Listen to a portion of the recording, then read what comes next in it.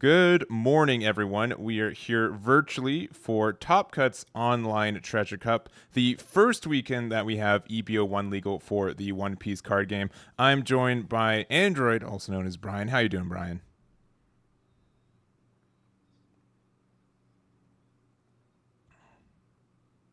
Mm-hmm.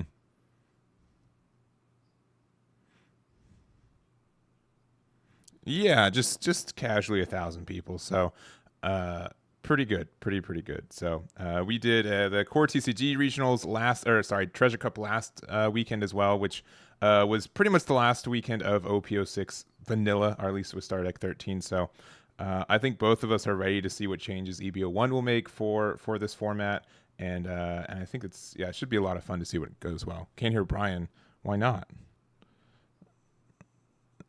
Okay, let me. Why would you not be able to hear Brian? Interesting. Interesting.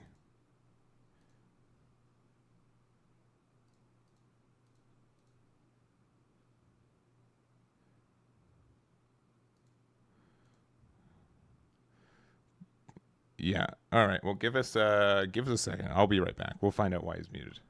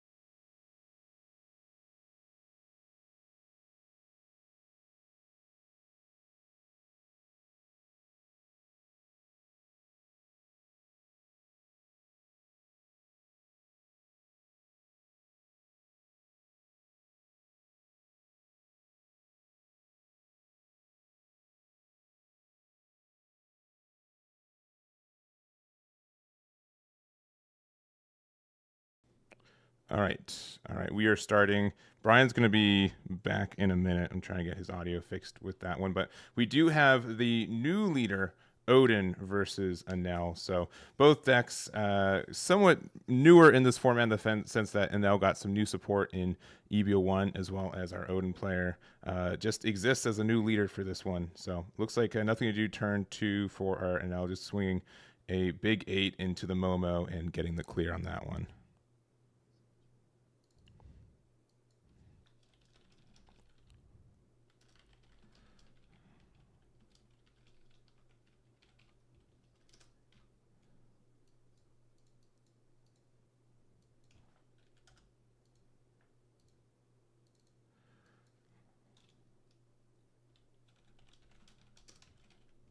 All right. All right. So we got our names as well. So we have Jorge on the Anel versus Jose on the Odin. And same thing, just not seeing the Hiyori on turn 2. Normally you like to use the Hiyori to go from 4 to play a 5-drop to be able to get your Odin effect off. And but unfortunately not seeing that one. So and Odin's one of our new leaders, as mentioned before. If you guys don't know what they do, let me get that brought up for you guys. But essentially, he's able to kind of get around the fact that a lot of the Odin or the Wano Country cards just don't have any counter, which is pretty tough for the deck. And being able to not only do that, but also become a 6K leader moderately easy is pretty important for the deck. So we have a Kiko Nojo on the other side. Another Wano Country card. Unfortunately, Odin can't play that one. I'm sure he would if you could, but Odin cannot do that. So going to 6, hopefully has a 5-drop to play off, so you can use the Odin effect. And we'll see if that's true.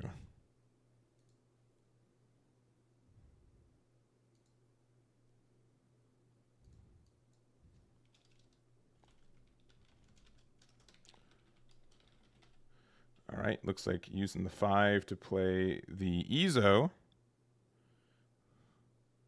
Oh, yeah, and just reading it off for their opponent.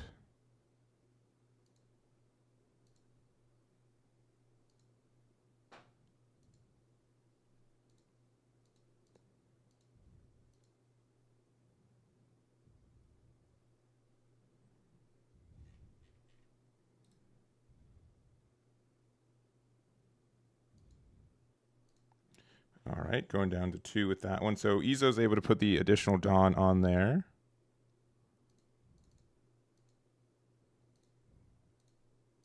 Pretty important card. Also not really, like you can use this for Newgate as well, which is one of the new cards for Newgate for that leader. Also, since it is technically a Whitebeard pirate, unfortunately the search for Whitebeard is normally the 1-drop Ezo, so it can't find itself. But this is, Anel's not feeling a lot of pressure, which is pretty good for them. Normally when the board goes wide is when you don't really get that it feels tough when you have a lot of attacks on boards. But Odin also does play the 8-cost Odin, which can be a really good finisher for trying to win.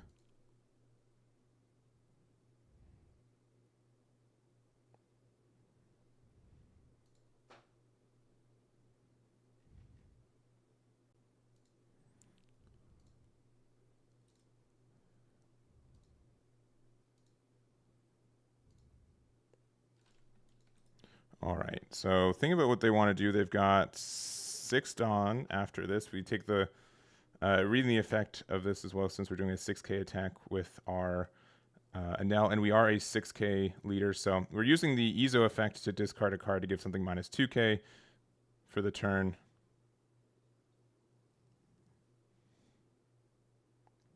And then we're going to use 1K counter using the leader effect and being able to get out of that attack as well.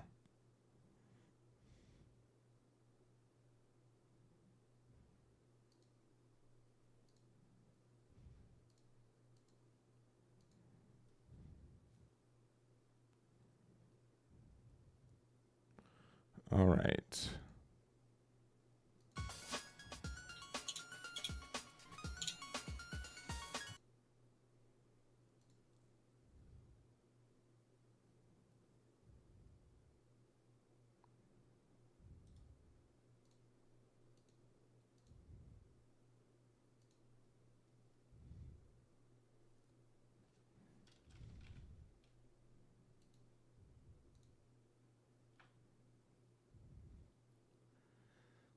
right, so they played Gadatsu, so we are at 4 life, so wasn't able to get rid of the Ezo. We're attacking with the Ezo once again. Quick 7k, so 2k, 1k to get out of it. Going to put one under a leader to get a plus 1k off its own effect, and then it's going to be another 7k attack going in.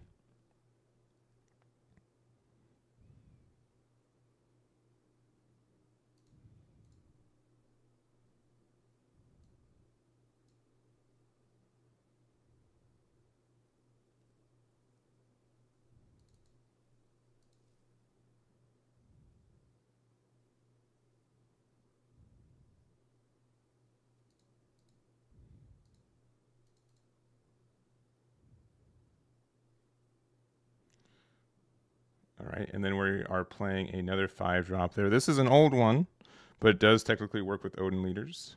I'll bring it up as well.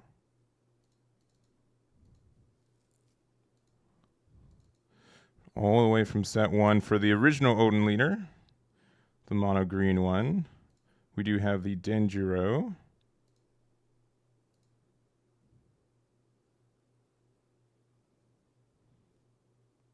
Being able to refresh 2 Dawn and attack is pretty nice. And worst thing about this card was it didn't have any counter, which again is kind of mitigated by the fact that our leader gives it counter. But it looks like we're just going to leave 2 Dawn open. And on the other side, we have Anel playing the 9-drop Yamato.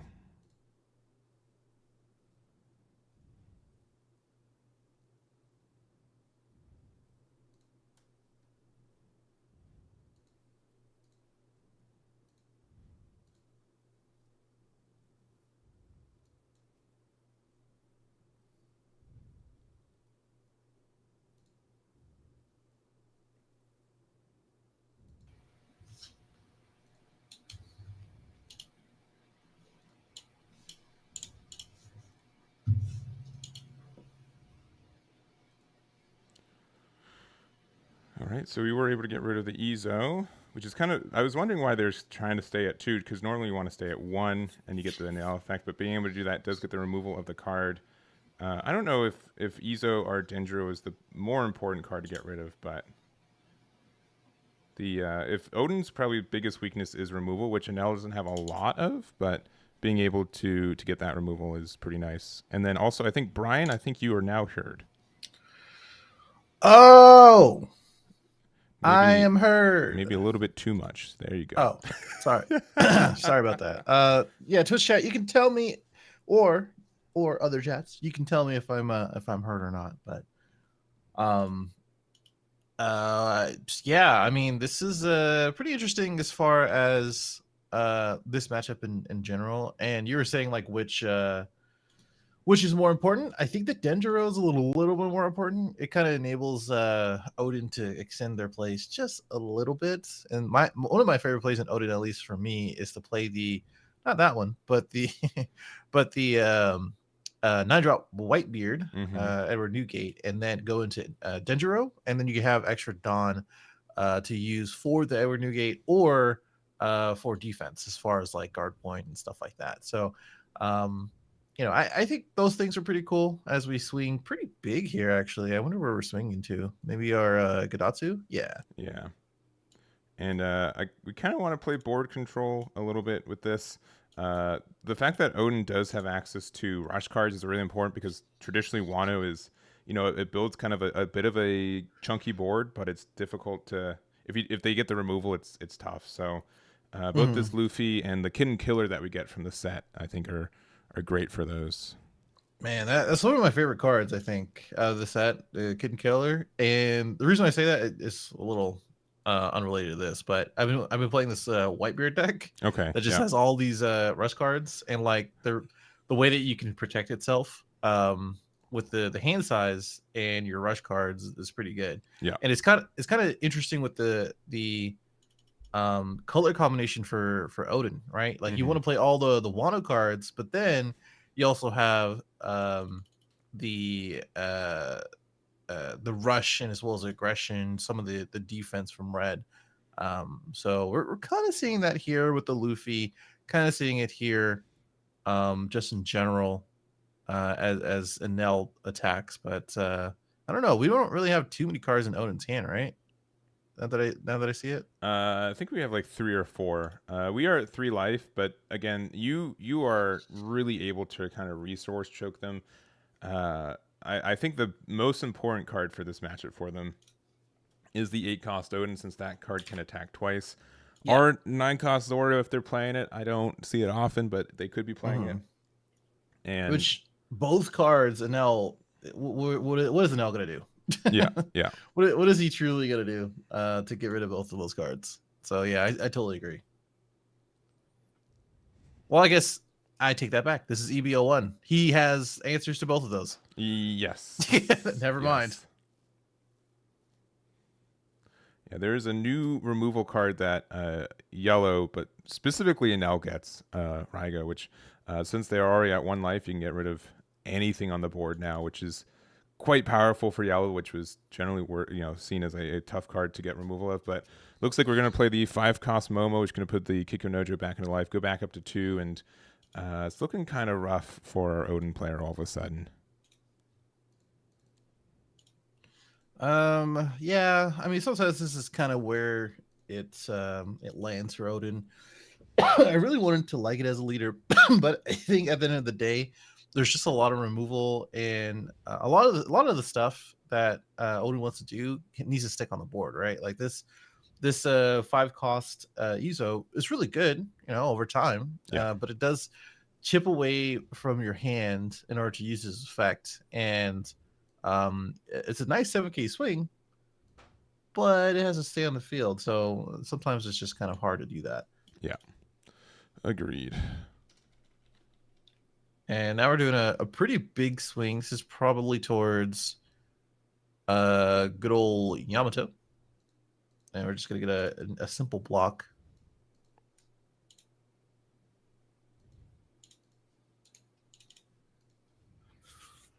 And it's going to pass back to Nell in a pretty good spot. Yamato is chilling. We use our effect, our Momo effect, to get our well, yeah.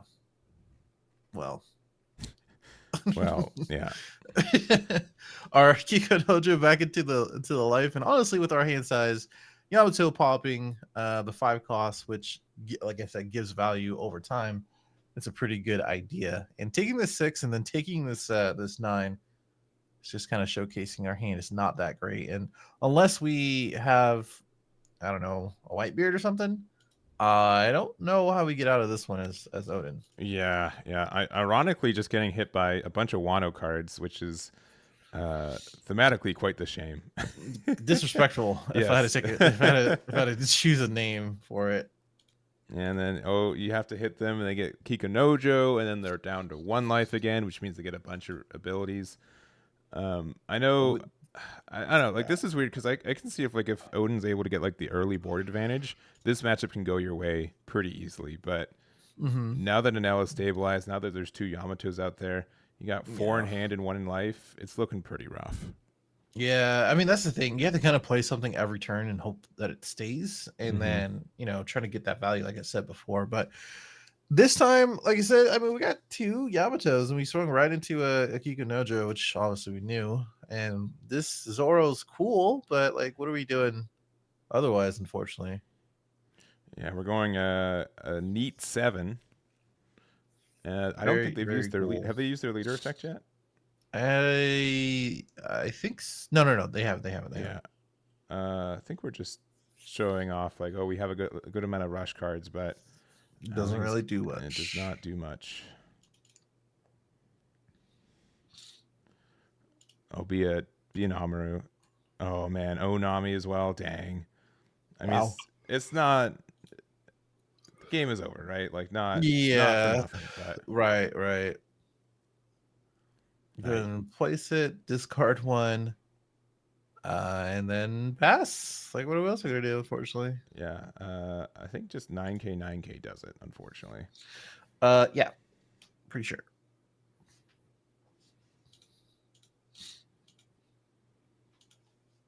All right, and all right, yeah, 9. That is 9 still. You're going 9 in, and scooping it on up. So We had 4K worth of counter. Yeah, so even another 9K would have got there. So Jorge is able to win with a Nell. Cool. All right. Well, I mean, if anything, that's kind of how it's been for Odin. Mm-hmm. You know, I like I said, I've really wanted to like Odin. I've really wanted to build him and have some success with him, but this is just kind of how it goes. Sometimes you don't have enough draw and it's just not strong enough as a package. The leader is cool though, very very cool leader, and just kind of falls short competitively. Yeah, yeah. But when it does set up, I think if we had like Hiyori on curve, it would have been good. Yeah, definitely. But that's the thing. You have to kind of rely on the deck to work. Yeah. It's kind of a hard ass sometimes.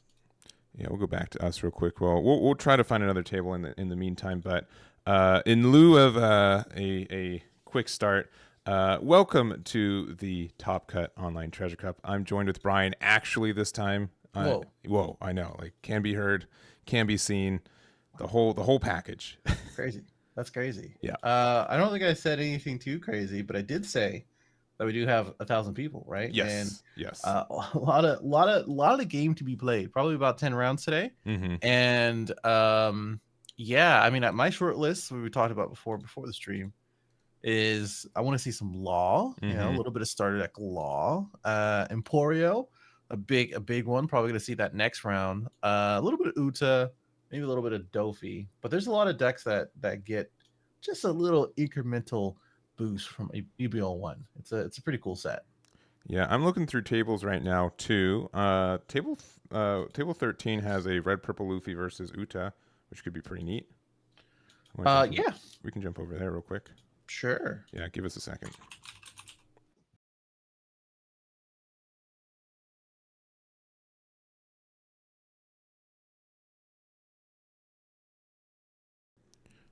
All right, let me get their name set up. But we have a red purple Luffy versus the starter deck Uta. Looks like Luffy's made it pretty late into this game. 2 life still and has a new gate out. New gate attack this turn, so leader's not a buffed one. But we're talking about starter deck 10 Law, but there are 2 other leaders that came out in that starter deck. And Law itself is the one, but Luffy's the one that we're watching right now. Yes. Everyone doesn't talk about Kid either, which is a dang shame. There's 2 leaders. Yeah. Sorry, I misspoke. There's only 2 leaders in there. There's the joke. I think Kid's cool. That is a good word for just like you think Odin's cool, right? I do. On a design standpoint. However, to make both of those work is quite the trek. The one thing about Luffy is that has a little white beard effect. The 6K leader. We got these 9 beers on board as well. We got a bunch of ways to ramp as well. And in this matchup, Uta kind of just sits back and says like, okay, go ahead and do your little ramp stuff, and I'm gonna get a bunch of cards in hand and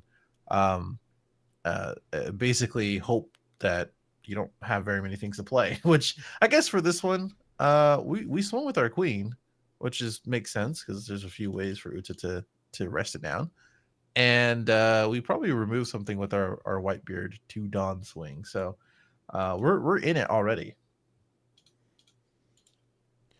Yeah, but we still have like 3 life, and I could see like some spots where like the new gate being on board is trouble. I won't lie, but if we're able to set up like a useless kid with blockers, Luffy doesn't really have like removal to get rid of that, right?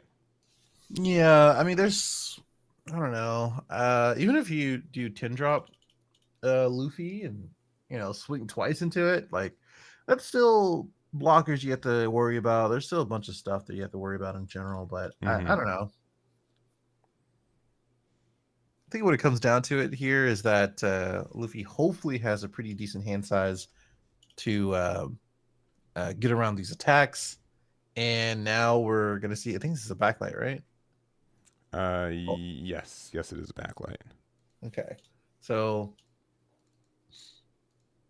we got rid of the queen, which is probably why our Luffy player swung with it. You know, it's not rocket science. There's a couple ways to rest it down, as well as to pop it, and that was one of them. And our Uta player is just drawing cards. Yeah, which is pretty standard. We're getting the copy of I'm Invincible as well, which is pretty strong. Mm-hmm. Was that off New Genesis, or was that? Oh, it That was was off Nami. the Nami, yeah. Oh, okay, gotcha. We only have 2 cards in hand. Uh-oh. And one of them's a card that does not have counter, that your opponent knows doesn't have counter. Correct. I think we're in a pretty good spot then for our Luffy player, if that's the case. Easily get rid of this this Zoro. 7k swing might do us some good. Or we can play another Ninebeard, which like is pretty good. Yeah, I mean, Luffy being at 2 life right now is insanely good. Yeah. You're up on card advantage as well. Mm-hmm. But looks like this is attaching a Dawn to Luffy generally means we do not have it, right? Yeah. Oh, we're going big swing. Okay, we get rid of the Zoro. I guess he didn't have anything else to do with it. I mean, he does still have the Luffy on board, right? So yeah, we're trying to swing around that. All right, we hit them down to 2. And again, yeah, just a lot of cards in hand for Luffy, but interesting that we didn't have anything that we really could commit to this turn. Right. Yeah. I mean, I can't really imagine there's not like anything to use, because most of the things that we do have are pretty big bodies. You know, we do have some rush cards as well as Luffy. There could be just ramp cards in hand or 2Ks, which has happened. You know, if you ended up playing Reputable Luffy over some time, you'll find that, you know, you do want to add a lot of 2Ks just because it's just, you know, the balance between the cards and counters that you have in the deck, you just kind of need them. So I think that's what's happening here. You just have a bunch of 2Ks and ramp cards you don't need. Yeah. We do also have 3 Dawn open, so I mean that's 3 guard points or radical beams.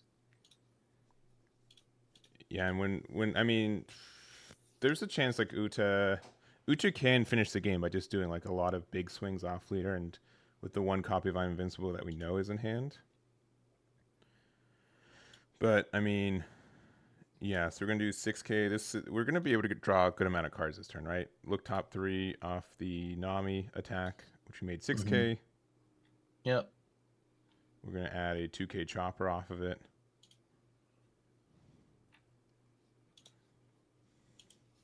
We're also gonna probably swing with our leader. It's so annoying because our leader basically says to swing to 6 as well, so it's just it's a very annoying thing for a Luffy player.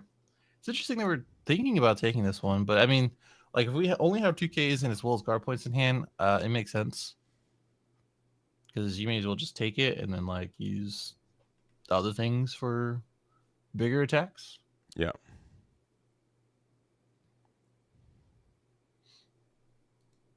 Trying to gather some Dawn. Intimidating. We might use I'm Invincible right now. So this should be 5 Dawn on it. So I think this is a 10K. I'd take it. Unless it's to the Ninebeard. I doubt it. Yeah, I mean that's only a 2K. Okay, so this is Red Hawk. Oh, sorry, we must be an 8K. How? 3 Dawn used 5. No, we should. Oh, for Uta. Yeah, she should be 10, right? Yeah, it should be 10. Unless we miscounted. I mean, it makes sense to go to 10 anyway because, you know, Radical Beam, but I don't know. Because I don't think we have a boost, and that doesn't get plus 5K. No, it does not. So honestly, we must be at 9. Yeah. Like I said, I mean, I wouldn't be mad at taking it either, but this is fine.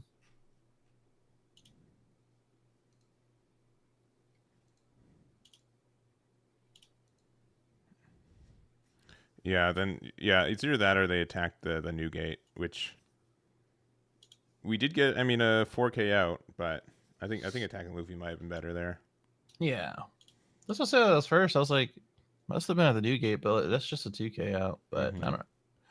I don't know. Nami does get Uh, the Oso. Yeah, the Usopp. It's just a 2K. Oh, gotcha. I don't think I played that card. Searchable. Makes sense. Getting a bunch of Dawn together. Still have 9 to play with. And I mean, like, we must not really have anything, right? If we're doing this.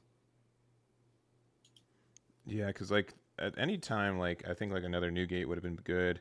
At some point, like 10-drop Luffy would have been great too. Mm-hmm. I mean Newgate's generically better for Yeah. making sure if they can't play like their new blue no blockers, but Mm-hmm. I don't know. We're still chipping them away. I think Red Purple Luffy still has the advantage. It just depends on how he navigates these next couple turns, right? Like, Yeah. just depends if he could defend, which he has 2 open. I'd imagine hopefully he has some more event cards to defend himself with. And, 2 life is still quite a lot for a 6K leader. Yeah. So,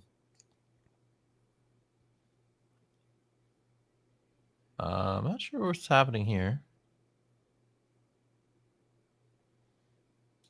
I'm guessing this is his hand, right? Yeah.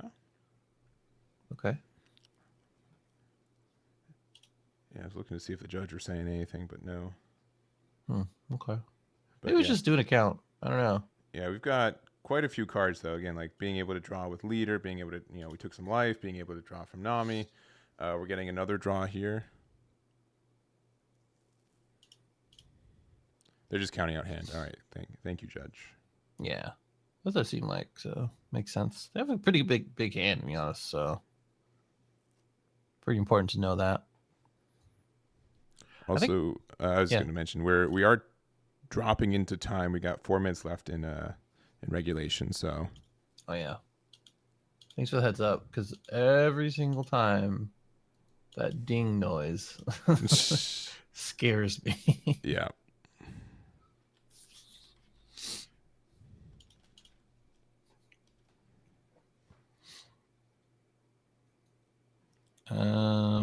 Okay. Well, I mean, we still got a good old Luffy swing. We can restand with Bard or something, depending on what our hand looks like. I mean, we have a pretty big hand, so I'd imagine we don't. It's not the case of Luffy where we don't have anything to play. I think they're just deciding how we want to go about it. I mean, Dofi's no longer an option this turn. Yeah. I don't think anyway.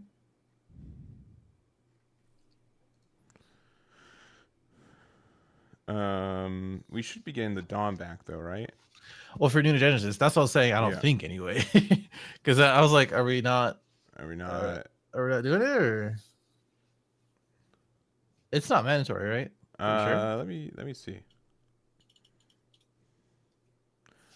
I guess not. Yeah, I'm pretty sure it's not. It's up to 1, huh? Maybe. Hold on. Oops. Yeah, up to 1. Yeah. Okay. Yeah, if they missed it, they missed it. Unfortunate. Or fortunate for a Luffy. Yeah, because that when you need to, attach Dawn to your leader to make it 6Ks just to pressure the leader, right?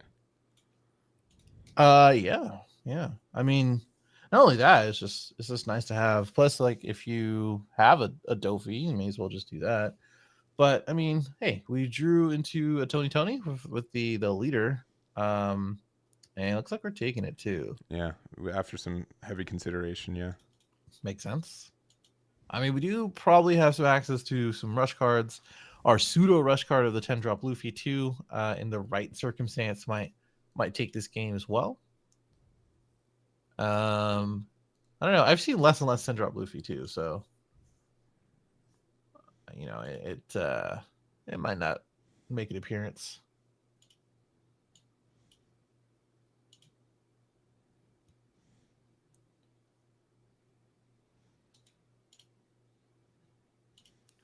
All right, so 10 Don to work with, which generally is like the tough part to get to with Luffy, but um, since we don't get a lot of card draw, since we don't get a lot of cycle, um, it's really difficult to capitalize once we get here consistently too, right? Because half our deck is Mhm. bombs, half the other deck is like getting to our bombs, and so there's such a chance to see all of one or all of the other and not just have a functional deck.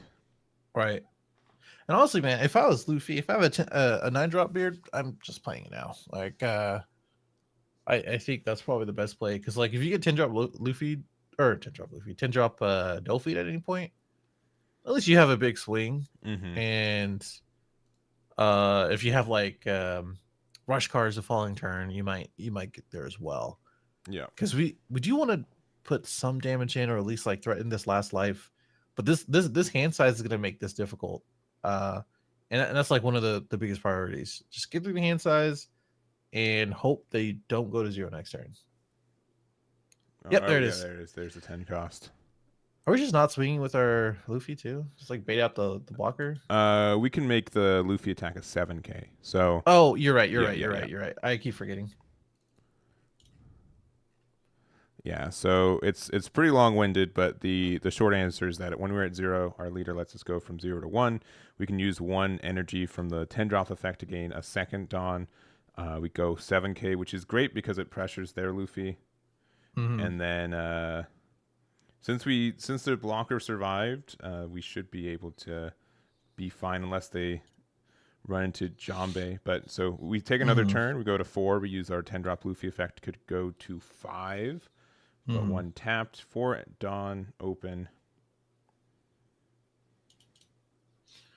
Yeah, well, that's pretty much the play I was thinking, but I think it's a turn early. I don't know. This one's a little rough, depending on their hand. Maybe this is just like their only play.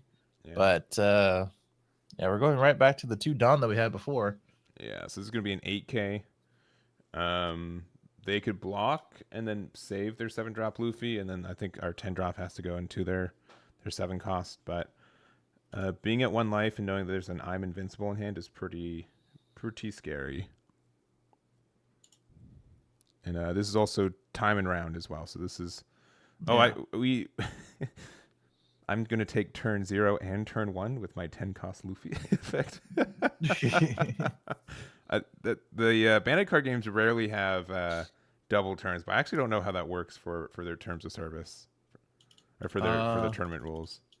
If you're turn maybe. 0 and then you take another turn, is that turn 1? I'm gonna guess it is, but I just haven't run into it ever. I'd imagine, yeah. I'd imagine. Well, I don't know. Maybe it's like a simultaneous thing. It's just like a one big turn 0. Let's see. Chad is saying it's the same turn and extra turn, Okay. which I am okay to see. Yeah. I mean, I'm cool with either. All right. And in this particular instance, I don't know if it makes too much of a big difference. Yeah. Well, we blocked and then we saved, and so we, our Luffy player is probably a little bit scared of losing this next turn. So Yeah. we're going turn 1 for Uta. That's the biggest thing about Uta. Like there's always a threat when you're at 1 because Mm-hmm. if I'm invincible, but it's a classic kid syndrome. I mean, we also can do the same thing if we do 10 drop Dofi. Because Mm-hmm. like the worst they can do is maybe a couple of rush cards next turn Yeah. to get through it. But if you 10 drop Luffy here or Dofi here, you literally rest down the 2 things that they can attack with. You're at 1 life. You have a pretty decent size hand. You're committing Dawn in order to swing with these rush cards too, Mm-hmm. and you can just do the I'm invincible play the following turn, and it's gonna be a relatively safe play. But I don't know, this Nami and this Uta, I feel like it's gonna, like, unless you have, which we do know they have I'm invincible. If you're really confident in that, then I would just go for that instead. Well, we're doing some numbers. Yeah, I'm guessing it's 9 on lead. I So think we should go 10. but we can't if we have double I'm invincible. Sure. But Well, there might be numbers where attacking with Nami just makes more sense. So we're just gonna go 6 first, it seems. I Yep. think. There's a 2K we knew that was in hand. Okay. Yeah. Another 2K to hand with the Sanji. So this is. Oh, sorry, they swung 7. So. Oh, with the Nami, yeah. Yeah, with the Nami, yeah. Okay. Well, this is game then, huh? Fairly sure, yeah. This is game. Yeah. Going again. Sure, hit them down to 0. Mm. But then, very likely that Luffy's just going to get the good numbers to get there. So we're at 5 Dawn. We're going to go to 7. Our 10 drop effect is going to let us go to 8. And then our Luffy effect is going to let us ramp another one. So we got a lot of Dawn. I think we have 8 active. So 6 plus 12 is, I think we can do 2 12s. Yeah, I think they'll do it. Yeah. And then 14 with our 10 drop. And right. That I believe that gets it. Wait a second. Oh, never mind. Yeah. 4 cards in hand. Yeah. We get it. Okay. So. We were just making sure. You got it for sure. So, but Cyril gets it, and they're going to be going into round 2, 1-0. So nice. But we're in time. We'll go back to us real quick. Let's see how Brian's looking today. Ooh, looking good. Oh, look at that guy. But we have that is the end of round 1 for the Top Cut Online Treasure Cup. We have 1,000 players today, so expected 10 rounds, so 9 more after this. We're going to take a tiny break because we are closing in on time for the round as is. But if you guys have a leader that you guys want us to see, let us know. We'll try our best to see what's undefeated after this one. I'm leaning towards Emporio because that'd probably be the deck I'd be at least highly considering playing for this event. Because I don't like winning, but I like having fun. But we'll see, Brian. Real quick, what would you play in this event if you were playing? Probably an L if I wanted to win, or at least have a decent record. Mm-hmm. If I didn't care, I'd probably play Sardic Law, maybe Delphi. Yeah. Along those lines. Oh, Whitebeard, yeah, the Whitebeard deck that I was talking about before. Yeah. Oh yeah, that one fun. Sounds very, very fun. Yeah. I think we'll definitely see some Nels. I think we'll definitely see some red purple laws as well as we go through the week, or not through the week, through the day. So yeah. Let's see. There's no Kiros. I think there's one Hannibal play. If the Hannibal player won, we might go to there round 2. So yeah, man, sure. yeah. Let's see. Give us a minute. We're gonna find something to cover for round 2, and we'll be right back.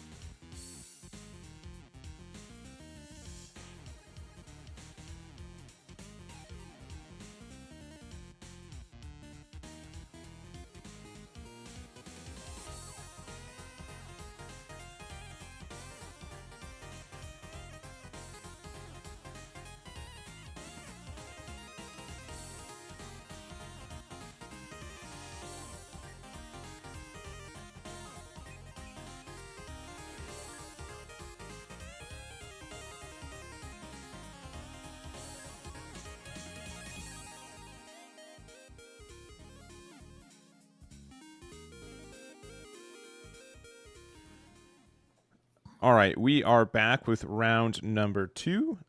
Thank you to Topcut for keeping us on their toes. They're running a pretty tight ship today. I'm cool with it. I'm cool with it. Get the games going quick and fast. Today, we are, let's see, 1,000 people in, over 1,000 people in for this treasure cup, and we're gonna take a look at Ivankov and Odin. You should have gone. You could have gone like Ivankov. That's just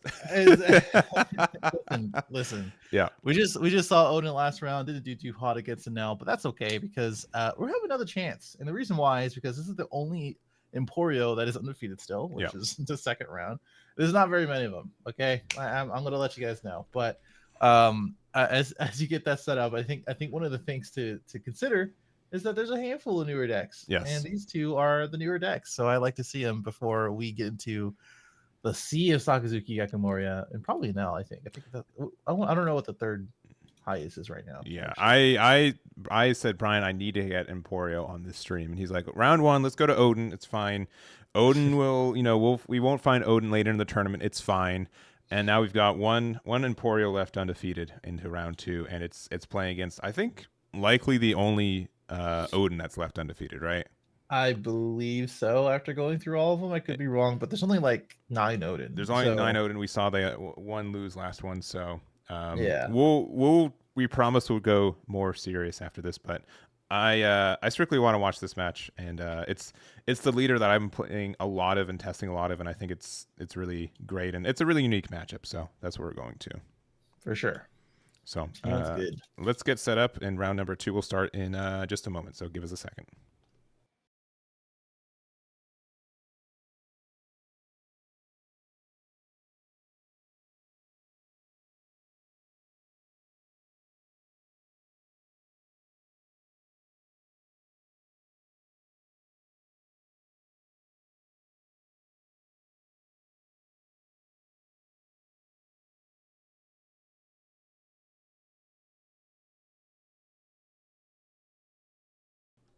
All right, we do have for us table number 70. Both players undefeated won their first round. We've got Nadir on the EB01 Odin versus Alex on the Emporio from the second set. I think it is second set. Emporio is one of the older leaders for this game, but it did get a good amount of support with the EB01 set.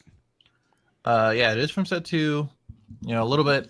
It's a little weird. It's always a French deck, right? It's always the deck that, one, it's hard to pilot for one, right? Yeah. Like it's so different from all these other decks. The combos for it are completely different from literally any other deck. Yeah.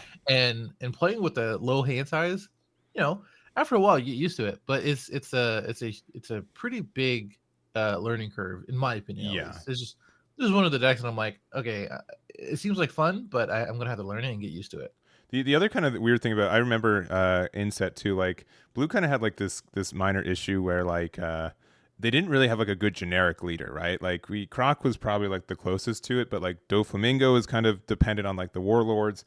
Emporio having its end of turn to draw 2 is really interesting because you have to be at 0 hand size. So but the card that I think has made this deck a lot more viable in my mind is the inclusion of the Ivankov, or not the Inazuma 6 cost from the expansion booster.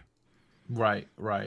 Yeah, that one is pretty interesting because you end up drawing 4, right? Yeah, if you're able to empty your hand, which is pretty easy to do, not in this card game, you're able to just draw 2 from leader effect and then 2 from Inazuma. So drawing 4 at the end of your turn seems pretty nice. Yeah, it's pretty good. And, I think there are a good amount of, tools as far as Ivankov goes. And, one of the ones that you kind of want to open with, or at least start with, is the stage card, because that just kind of enables you to get through the hand and get down to 0 a lot easier than others. But we'll have some other tools. I'm actually going to take a look at his deck list and familiarize myself with the stuff that he's put in here. Yeah, so we're using our own searcher for Odin real quick. We got another Momo looking top 5. You can find most cards in this deck, which is pretty strong. And it looks like we're going to get a 3-drop Nekomamushi blocker, which, again, with the Odin effect, we are able to get a plus 1k counter on that, which is quite nice. Mm-hmm. And we're going to pass back to Emporio. You know, one of the builds, which I don't know if it's going to be this one, is turboing out the 5 cost Yamato. Mm-hmm.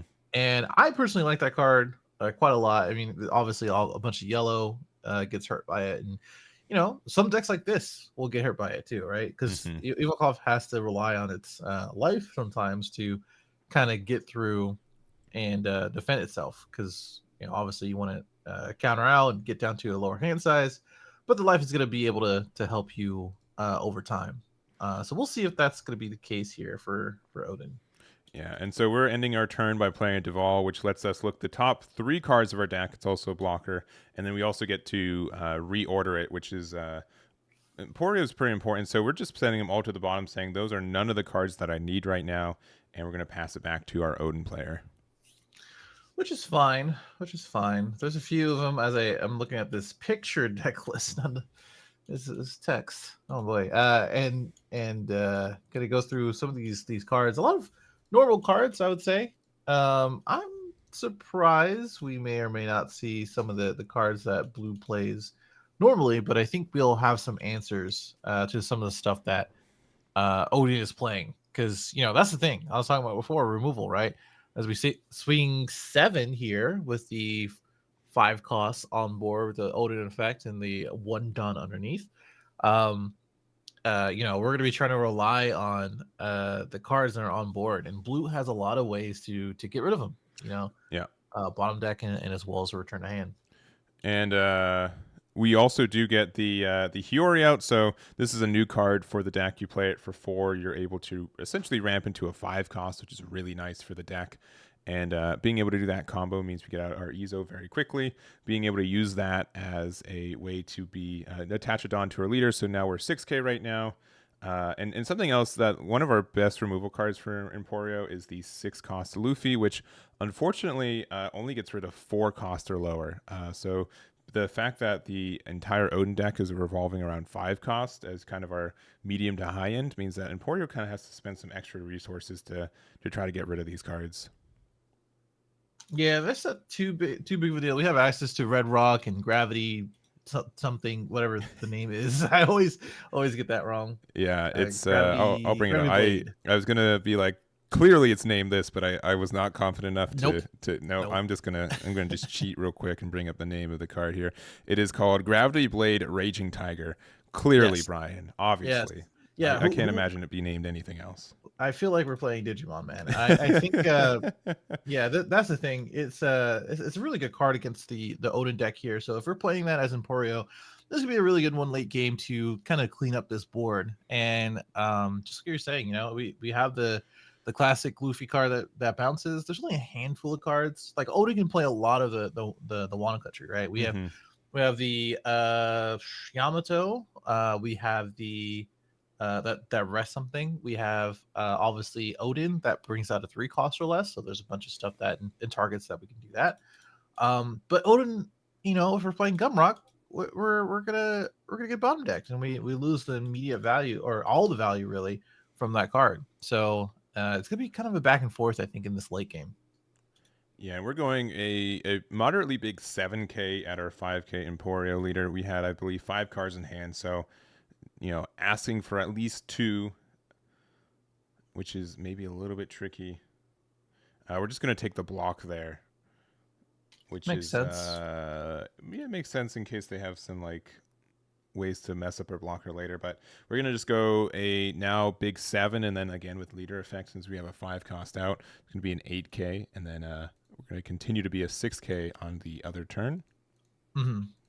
And this might be another 4 cost Sorori, right? Like we might see that. One thing to note about that, which I'm pretty sure you did last time, we do draw off of it, but I think this is just a blocker Neko.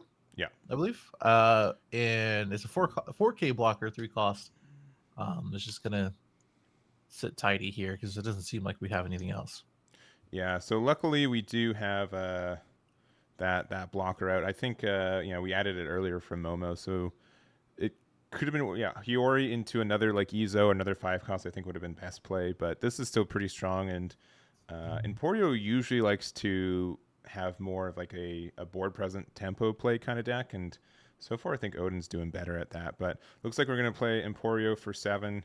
We're gonna play the Luffy there, and then we can use the effect to discard 2, which is another Luffy and a Dofi. So we're going to use those to bounce the Nekomamushi back into hand, which is quite fair, and then probably pass from there. But we're in a bit of a rough spot in the sense that we only have 3 cards in hand. We weren't really able to discard or get max value from that. And kind of the worst thing about Emporio is that if you are kind of behind, if you have like 2 cards in life and then or 2 cards in hand and they hit your life, you kind of have to take those, which gets you farther and farther away from your real value. Yeah. I mean, there was a chance, I think, just to get down to a little bit lower on these previous attacks, because you can just like over counter. But I mean, that might be counterintuitive over time. So I think this is fine. We have 3 in hand, and Odin literally cannot do anything about these cards. They're just gonna sit there for now. That is the big benefit of this this matchup for him, is that these are you're not removing these, and we played 2 big 7 costs or 7K attackers that are going to be pretty rough to deal with. Very much agreed. We have another one. One of the things to remember though for these Ezos is that they can pitch cards in order to -2, so you can just convert, some of the dead cards that you might have in your hand that doesn't have counter, or some of the 1 costs, then make it 2. So. And that does affect leader and as well as character cards, I do believe. Yeah, so we put a Dawn in there. We're going to be another 7K attack, and then I'm sure they're considering playing the Nekomamushi as well, which it looks like they are. So it's going to be 7K with leader effect and the Dawn that we attach with the Ezo. Emporio, I think, has to get out of this. If they do not get out of this, they're in a lot of trouble. Yeah, I can agree with you. I think if you get out of this and then maybe play a blocker or a gravity blade, it'd be a really good turn. I don't know, but we're a little apprehensive though. Mm-hmm. Yeah, my guess is that it's going to be a 3-1K kind of situation, which it is. And it's the Inazuma. You wanted to keep that because it would have been a fantastic card to play next turn. Yeah, that's a big bummer. Yeah. Well, it'll be passing with a blocker. You have 2 pretty big boys here to do some damage, hopefully. And if we have some removal, like I said, that would probably be a good idea to do now. Yeah, so we've got like this weird situation. Oh, do we have another Emporio? Oh, we do. All right, so since we have 1 card in hand, we get to draw 2. This is actually great. This is like a really good card for us to get. Oh, and we have the Inazuma. Oh man, we are nice. We are popping off. So the short answer is that we have a lot of value now. We are able to bounce the Neko back to hand with Luffy effect to discard 2. So if the 2 cards that we have in hand we don't like, we can refresh them. We get a double attack if that's the case, and then we have our 7K Emporio and our leader, which we can make 6K pretty easily. So this is pretty good. Pretty good for our Emporio player. Yeah, this is definitely where you want to be. It's the whole point of the deck, I think, too. And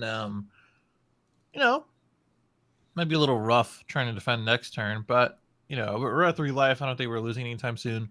And we're keeping these 2 cards. Oh, okay. No, we're not. I'm gonna go ahead and discard these cards and return back the Neko, blocker. Yeah.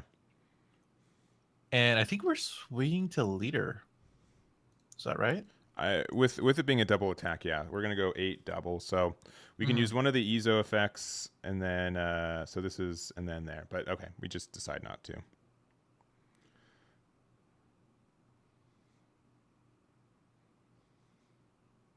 And then I think we do 6 and 7.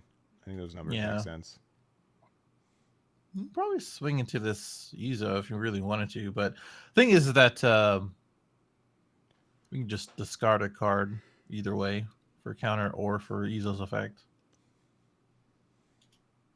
I wouldn't hate not swinging with the Emporio too, but I think we're probably swinging with it. Yeah, we got enough value from just applying pressure. So it looks like we 2K out. And then yeah, we're gonna go with the Emporio as well.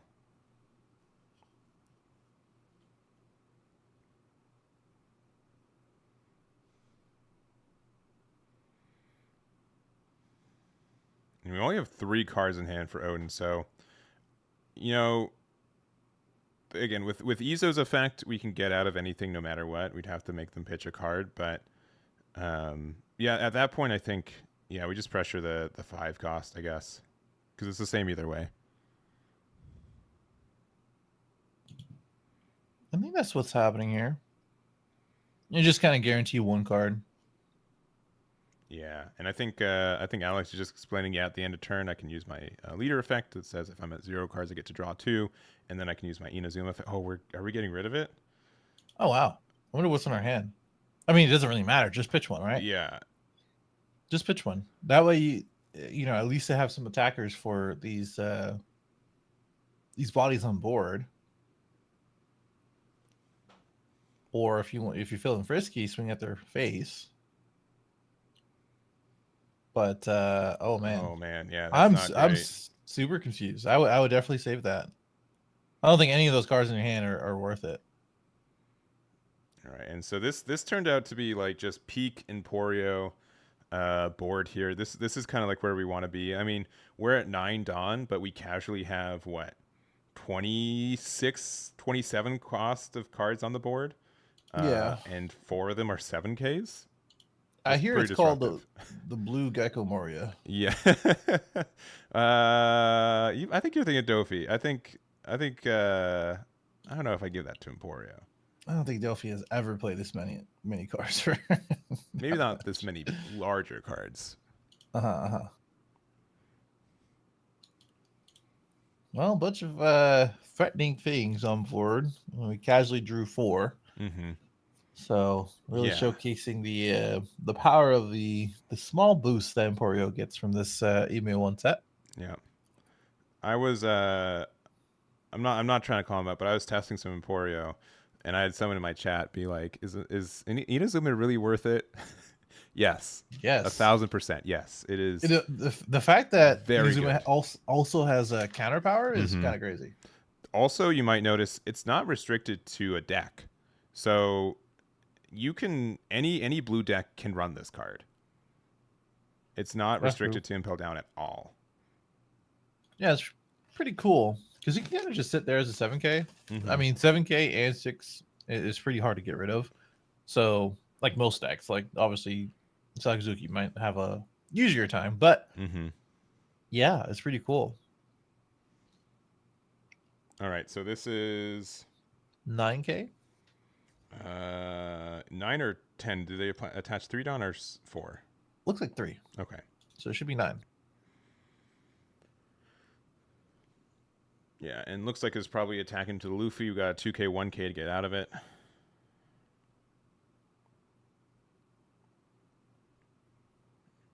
But yeah, I think this when you're able to just get so much tempo out of here, Odin just cannot keep up with this. I totally agree. I mean, this is the thing where most decks can't keep up with this. Like even if you really think about the top decks right now, like the most they can do, like Ekamori and Sakazuki, is maybe remove 2 of these things, right? And any other deck, it would be this situation where, okay, well, you have a bunch of stuff. You have 4 cards that have to defend with, and the following turn with the Inazuma still on field, you could go through the same exact process. Yeah. So pretty annoying to deal with. And with this 1 card out, not threatening double attack anymore, I don't know. We're going to be playing for 4, maybe a Hirori, and get into another 5-drop. That's probably our best case, and I don't know though. We just have such few cards. Oh, we got a Kid and Killer. Okay. But we still have 3 cards left in our life, so this is only a 5K attacker. Yep. And oh, just passing. Okay, all right. I was ready. Like I was on my unmute button. Like, hey, please remember that because this late in the game, in my head, like, oh, Kid and Killer's a 7K attacker every time.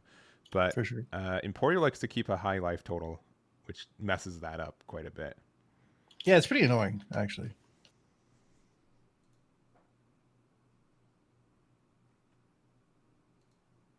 But that's all right.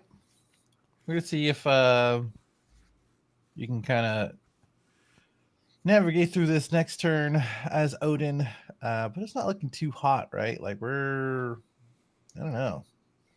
I think I the don't know. decision too is that if we can pressure down this Ezo pretty successfully, I think. They have I think 3 cards in hand. We can do 3 7K swings that require 3 cards out of hand, and then go from there, and just add 2 to our leader and get rid of it. If we have another Luffy, that's pretty rough.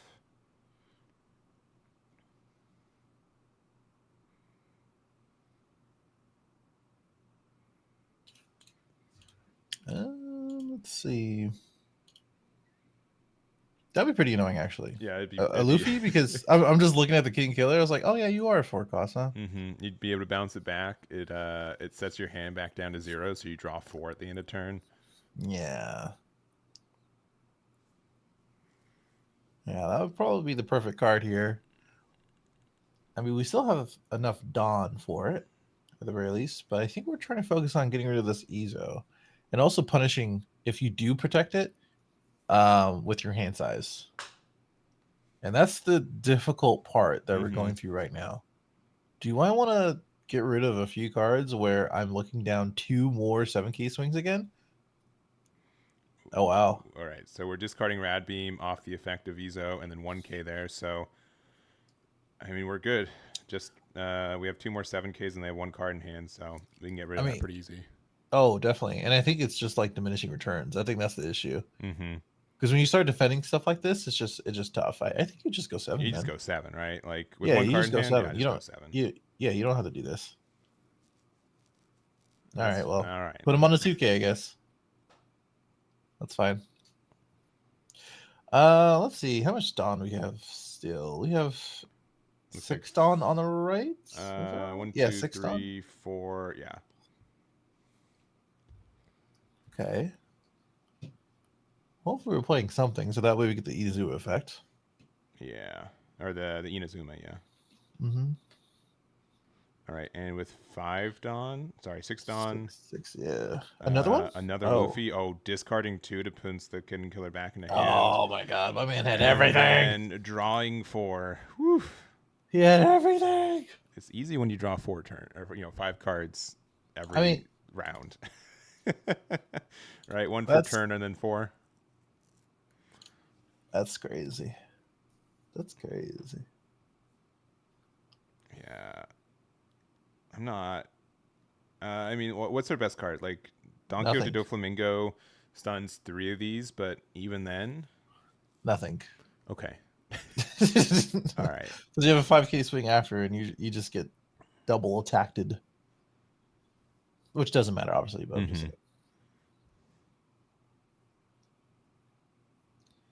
yeah, I don't think there's anything that Oda can do here. You could maybe All right, that's a start. You would have loved to see a 5 cost remain on the board, but it's fine. Yeah. That's the cool part. Doing the cool play. This is just gonna be a simple 7K swing, which you can swing leader, sure, but Yevokov will happily discard 2 to get down to a lower hand size. And we're leaving open, and we did see the Rad Beam last turn, so it could be in the deck. Oh, we're discarding 3 cards. Sure. That's disrespectful. We are okay with this. That's crazy. All right, well, pretty much where we want to be as Emporio. Only 4 cards in hand for Odin, and we're gonna, we're just gonna swing it out. I think that's true. I mean, we have 2 cards in hand. If they're bad cards, we can use Luffy to refresh them.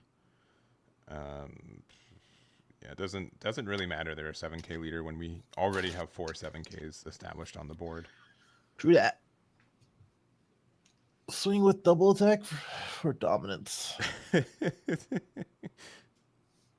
Perhaps. We're gonna go an interesting 8 at leader. He might.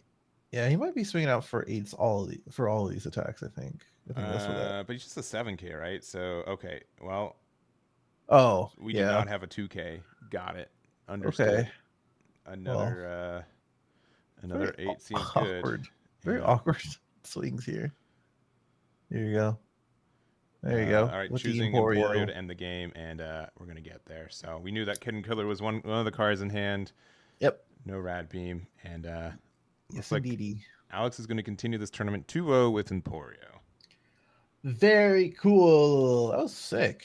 You draw 4 twice. What do you do against that?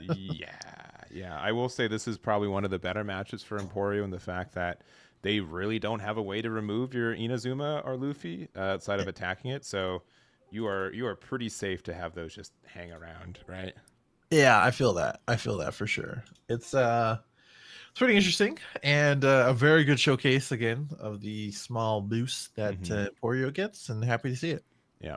And real quick, I see in chat, if you have 2 on board, no, because you have to have 2 or less cards in hand. So the second one will see that you're at 4, at resolution. So that would be super busted. But no, it's just, I mean, for considering how good in most card games draw 4 is, it is the most balanced way I think they could implement it. Yeah, I think in this game particularly for sure. Yeah.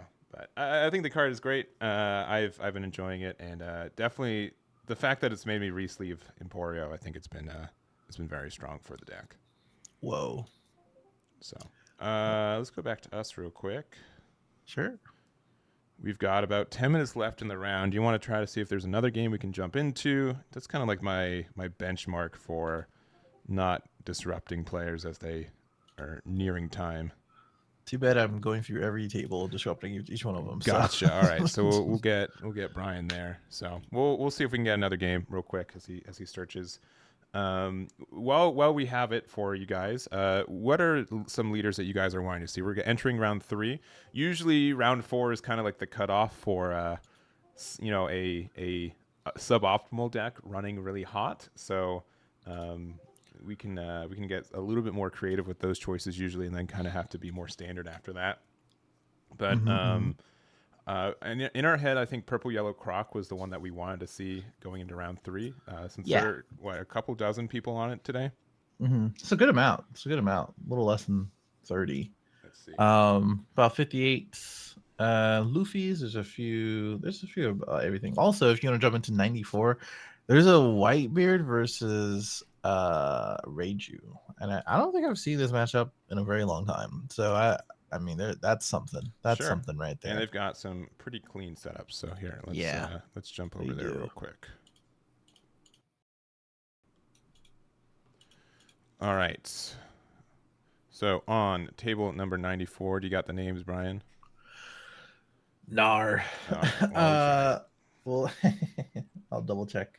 We've got Charles Newman on the top with the Newgate. And then on the bottom, we have Darian, who is on the Reiju.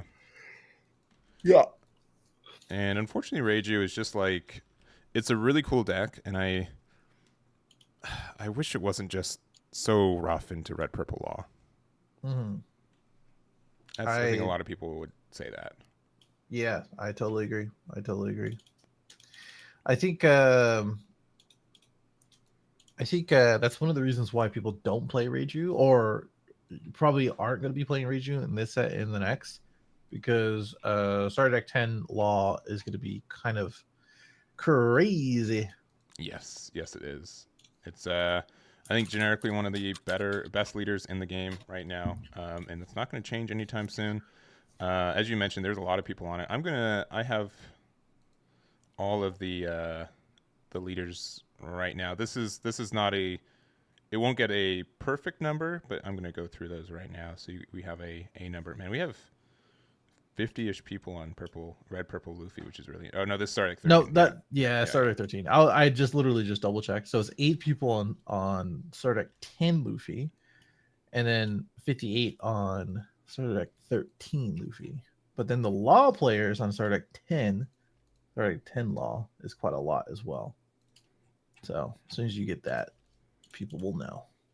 Yeah, I'm counting as best as I can right now with 1,000 players. I'm gonna need a lot of fingers and toes to get there. Thankfully, Google Sheets and Excel will do most of the work. Yeah, for you. yeah. All right, I'm cheating. All right, you got me. You got me. You got me. Also, our Reiju player looks like it's freezing. That's what I get for complimenting their setup. Yeah, you really tried. I am like, man, look, we got some good setups. It looks great. Wait, does he have cookies from Trader Joe's on the left? I think you'll find it's there, right? Oh, I guess so. Yeah. Well, we are still thinking as our Reiju player after a little bit of a hiccup. 2 Whitebeards and three Whitebeards. Oh boy, 3 Whitebeards in a row is pretty good as Whitebeard, I gotta say. And we're just chilling now. Also, so rule of we have about 10%, a little bit over 10% of the field, maybe closer to 15% is red purple law. It seems like That's pretty good. and not too bad. That's pretty crazy, actually. Pretty crazy.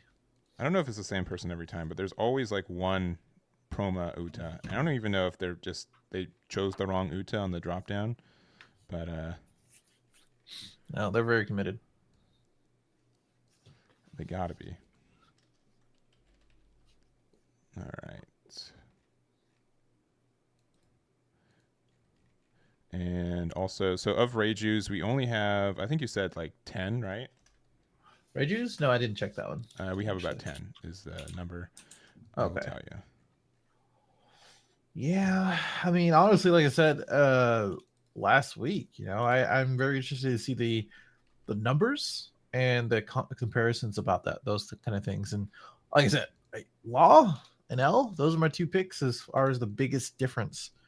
I think L has a good amount of them in this tournament, not like a whole ton.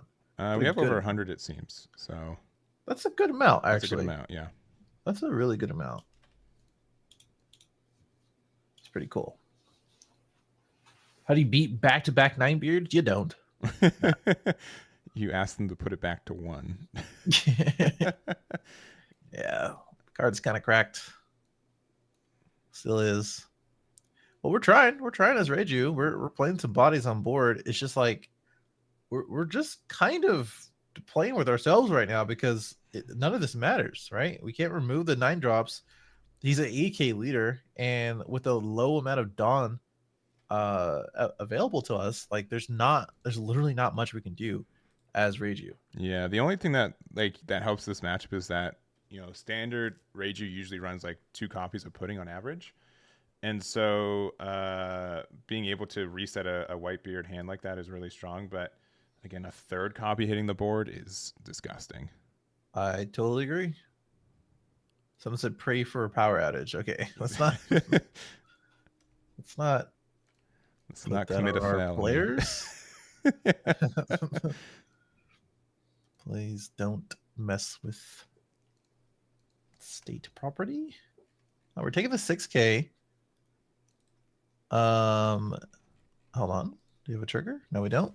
Taking the 6K, which means we're probably taking the 10K, but we're blocking it first. Another 10K comes down. Also, note to self: there are 3 iceberg players. I need to see how they're doing. Incredible. No, don't do this to the EZO. Okay, I was about to say. All right, well, we took it down with 3 Whitebeards in a row. Yeah. Not much to talk about there. We'll go back to this real quick. Yeah, that is Sure. that's what happens in that matchup sometimes. It's just like if you're able to stabilize, and I think like Reiju gets a good amount of pressure, but I think you have to find your 7-cost rusher. if you don't find your Ichis, you're in a bad spot. Yeah, him and a well-timed judge might be pretty good. Sure. I think it like overall, that matchup and as well as like Law, which I'd imagine like the Whitebeard players kept in mind. Um, it's kind of hard to get around an 8K leader when all your attackers are like 5K or 6K, right? Yeah.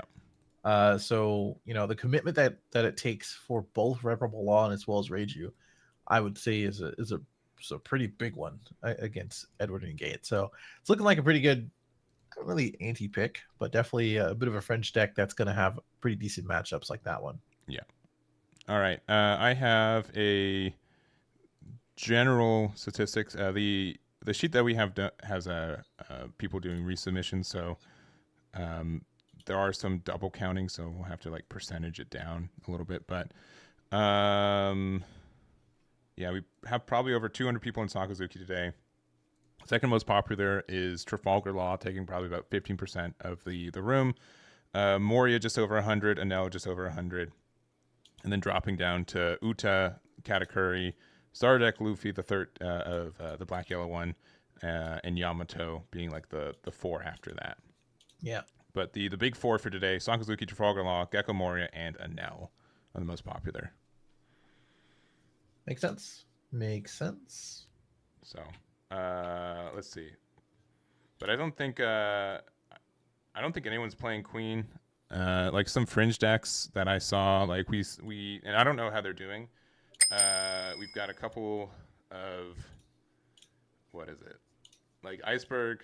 We have some people on Linlin. We've got some Zoro and Sanjis. We have some Dofis, both the green purple one and the blue one, because green purple technically did get some new cards too, which we can see how they're doing. Only like 7 people on Nami, which is pretty low. Normally we get a little bit more than that on the deck. And yeah, not a lot of on Reiju. Like 16 people on Perona, some purple yellow Crocs, which we're gonna make sure to check in on. But that's kind of the general idea for what it looks like. Yep, it's pretty interesting, if anything. Kind of expected of what people wanted to play, and honestly, Law is a pretty good deck. And if you have a decent, if you know how to pilot well, and if you draw pretty decently, which is easier now in the deck, you're gonna have a pretty good time. And it does have, in my opinion, a pretty favorable matchup against Sakazuki. Gecko Moria might be a little harder, and maybe Katakuri might be a little harder, but I think you can beat out Anel. I think you can beat out a couple other decks too, like that. Yeah, and there are about 50 black yellow Luffys today. I think I mentioned that, but I think I said like Star Deck Luffy. So, right. But we're going to try to find a match. We'll see what's still left undefeated on some of the fringe decks. See if there's any good matchups. Next round should be starting in like probably under 10 minutes. So. Very soon. Yeah. Give us a couple minutes and we'll be back with round number 3. We'll be right back.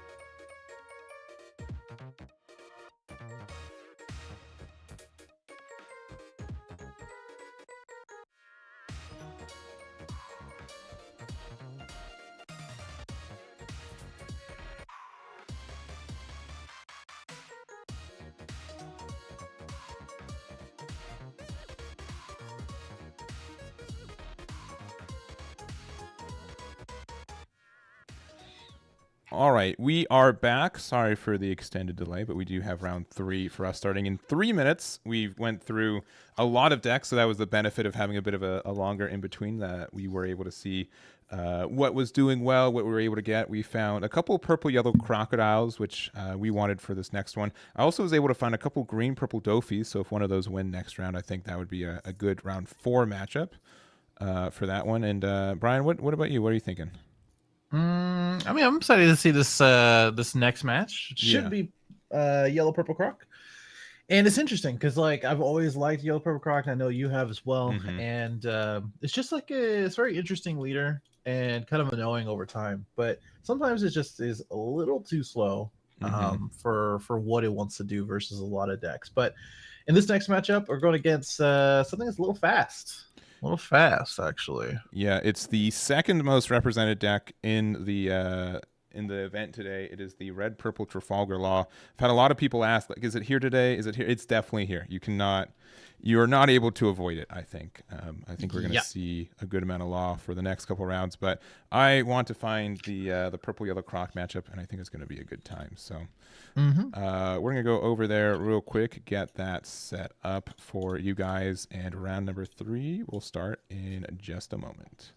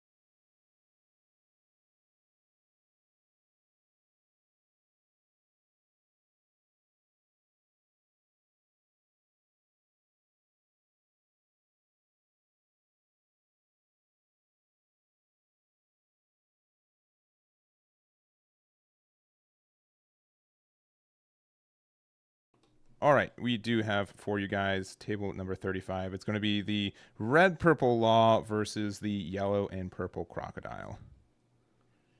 Yeah, I mean, this could go either way. You know, I think with Law, they can play quite a lot of things. Obviously, we have access to now the Kid Killer and a couple other things. Obviously, still probably playing Zoro and a number of other like aggressive cards, and all of these are going to be pretty annoying for Croc. But you know, Croc is no pushover. Over time, mid to late game, we can play a lot of bigger threats that Law can't really touch. And we have a good amount of defense through Blast Breaths, which is free, and a bunch of other cool purple cards that you might see. And of course, we're playing yellow. Like, don't forget, all the annoying yellow things that we can run into still exist in Crocodile. Yeah, and so we did hit a Miss Valentine off of our life, which goes Don -1, which Croc's able to reimburse real quick. And then we're going to be able to look top 5 for a Broke Works, which is going to be the 8-drop one. So we want to get that out pretty soon, and that helps the deck out a lot.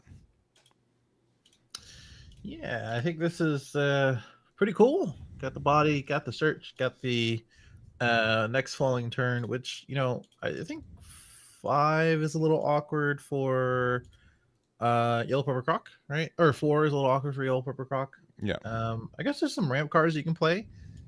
But I'm interested to see what he does with his Dawn outside of just like attacking, I guess. Yeah. I do believe this is the blocker, right? The 3-cost Shuria, I believe, or yes. I think that's the altar for it. Yes, I believe you're correct. So pretty obnoxious card if it's able to stick on the board. Very good at blocking, and also not too shabby at attacking either, especially with so many leaders getting like their being able to boost up their leader power. It's strong in a lot of ways. Yeah, and also it completely just answered my question. Bonclay comes down on that 4 curve. One of the biggest reasons to play this deck, of course, just answered right into my face. So good to see that. And also, Law is no stranger to that too. So we might see that come down on their end as well. We're actually swinging. We're actually swinging with the blocker here, getting the boost, which is pretty easy because you're, you know, the leader is at 5k. Just makes it a 5k. And just being a little aggressive here. Get out with a 1k counter, which is nice.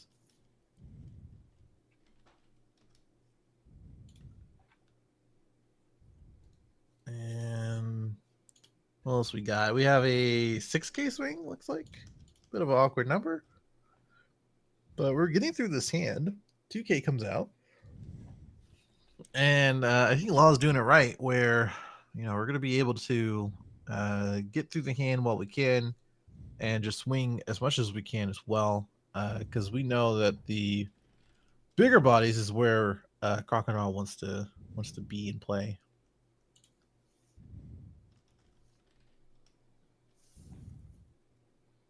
Just thinking 4 here, not quite at that 2 less life. Maybe that's what we're trying to swing into to play this Kid and Killer. But I believe we're just going to play a Beppo, which is better, I think, in this situation. Yeah, especially since there are like some trickery where we go Dawn minus, but we're almost always going to be behind the Croc when it comes to Dawn, and then playing the Sachi and Penguin out afterwards, get the 2 Dawn back, and the removal. Yeah, obviously Bond Clay can be very easily removed by the red purple law. Mm-hmm. Yeah, I think that's what the thing is here. What we're trying to figure out. What the right Dawn usage is. And honestly, you know, this is not bad. We got the Beppo, gonna be able to get that extra Dawn here. Also, swing with this swing with this 2 costs, only 2k. It's gonna be a 6k swing into our, I guess, the leader. I'm surprised we didn't swing into the blocker. And not really much else to do. I'm guessing we're just going to swing 8 into the blocker. Mm-hmm. Yeah, I think that'd be a good idea, honestly. Yeah, and just the pass, which it's unfortunate we're at 7 Dawn right now. 8 Dawn would have meant we could have played our big croc, but we are at Mhm. 3 life. The red purple law doesn't have like a super wide board right now, and not too terrible. Yeah, I mean, we went second, which I think for first or second is fine, depending on the deck list. Like Miss All Sunday is there, and now Bonclay is around as well. You know, Bonclay going first on 5 would bring you to 6 and go to 8 right after. So maybe that's kind of where our curve is. I mean, there's other cards too. There's Big Mom we can play on 7. I guess we just don't have that or play it. Um, and yeah, I mean, there's options for a Yellow Purple Croc. We're just not seeing them and taking this life. Oh, this is good. We get that extra Dawn back. I love, I love the little switcheroo. That was pretty good. And we're just gonna get the I believe this is a new card, right? Am I wrong on this? Which one? It, it is Okama Way. Oh yeah. So this one's kind of like the card to run in the deck. If you do not know this card exists, you will lose to it because it kind of switches how one piece works. If you play Dragon Ball, it reads like a Dragon Ball Super kind of counter, but you just switch the target to a different card. So if you put like Tenda on your leader trying to swing for game, you can say, "All right, cool, Okama Way, switch it to a Miss Valentine.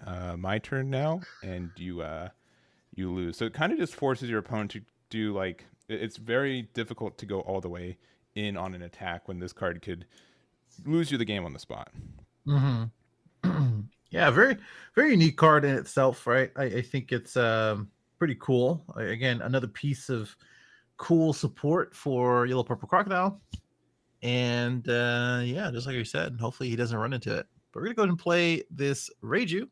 Do have 4 in hand, so we're gonna be able to draw 2, which is pretty nifty. Mm-hmm. Yeah, this is like one of the like unintentional supports for the deck where it just happens to work with it. Red Purple Law was needing card draw in the first place, and it just has a lot of synergy with the deck in general. Yeah, I do agree with that.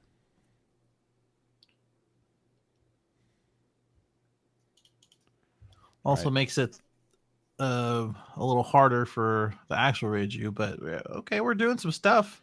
Yeah, and this is the kind of wide board that I'm more used to seeing from Red Purple Law, and a little bit tricky for Croc to handle this. So we are at we're going to 2 life down to 1. We have a trigger off of the Miss Double Finger, so we go Dawn -2, but we get to get 1 back.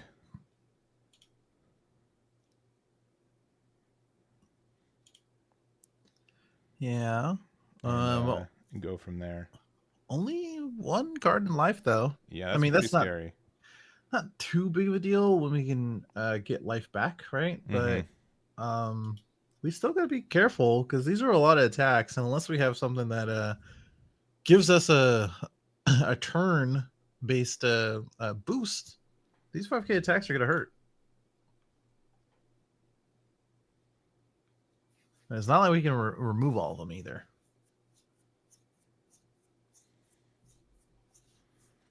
Yeah, I mean we are able to play 8-drop Croc. The biggest issue with that is that they have their copy of 4-cost Bond Clay on board, so that's a free 9k attack due to it. And that's pretty rough. So maybe if we have like Yamato is like the best card for us to play right now, since we'd be able to get rid of like the Bond Clay and heal one. But attaching 1 Dawn immediately means we do not have that card. Correct.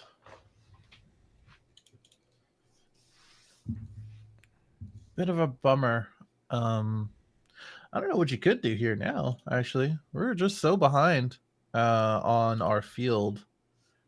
And sure, we can put like a Big Mom out, but like they can happily trash a card on their end. So the math is not mathing here.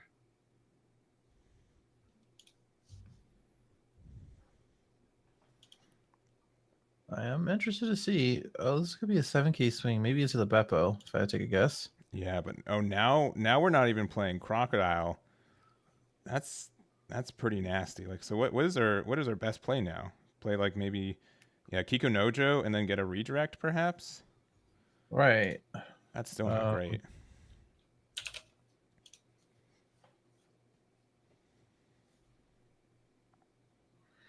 I don't know. I don't know. Yeah, I mean, we still have the cobble away. I mean,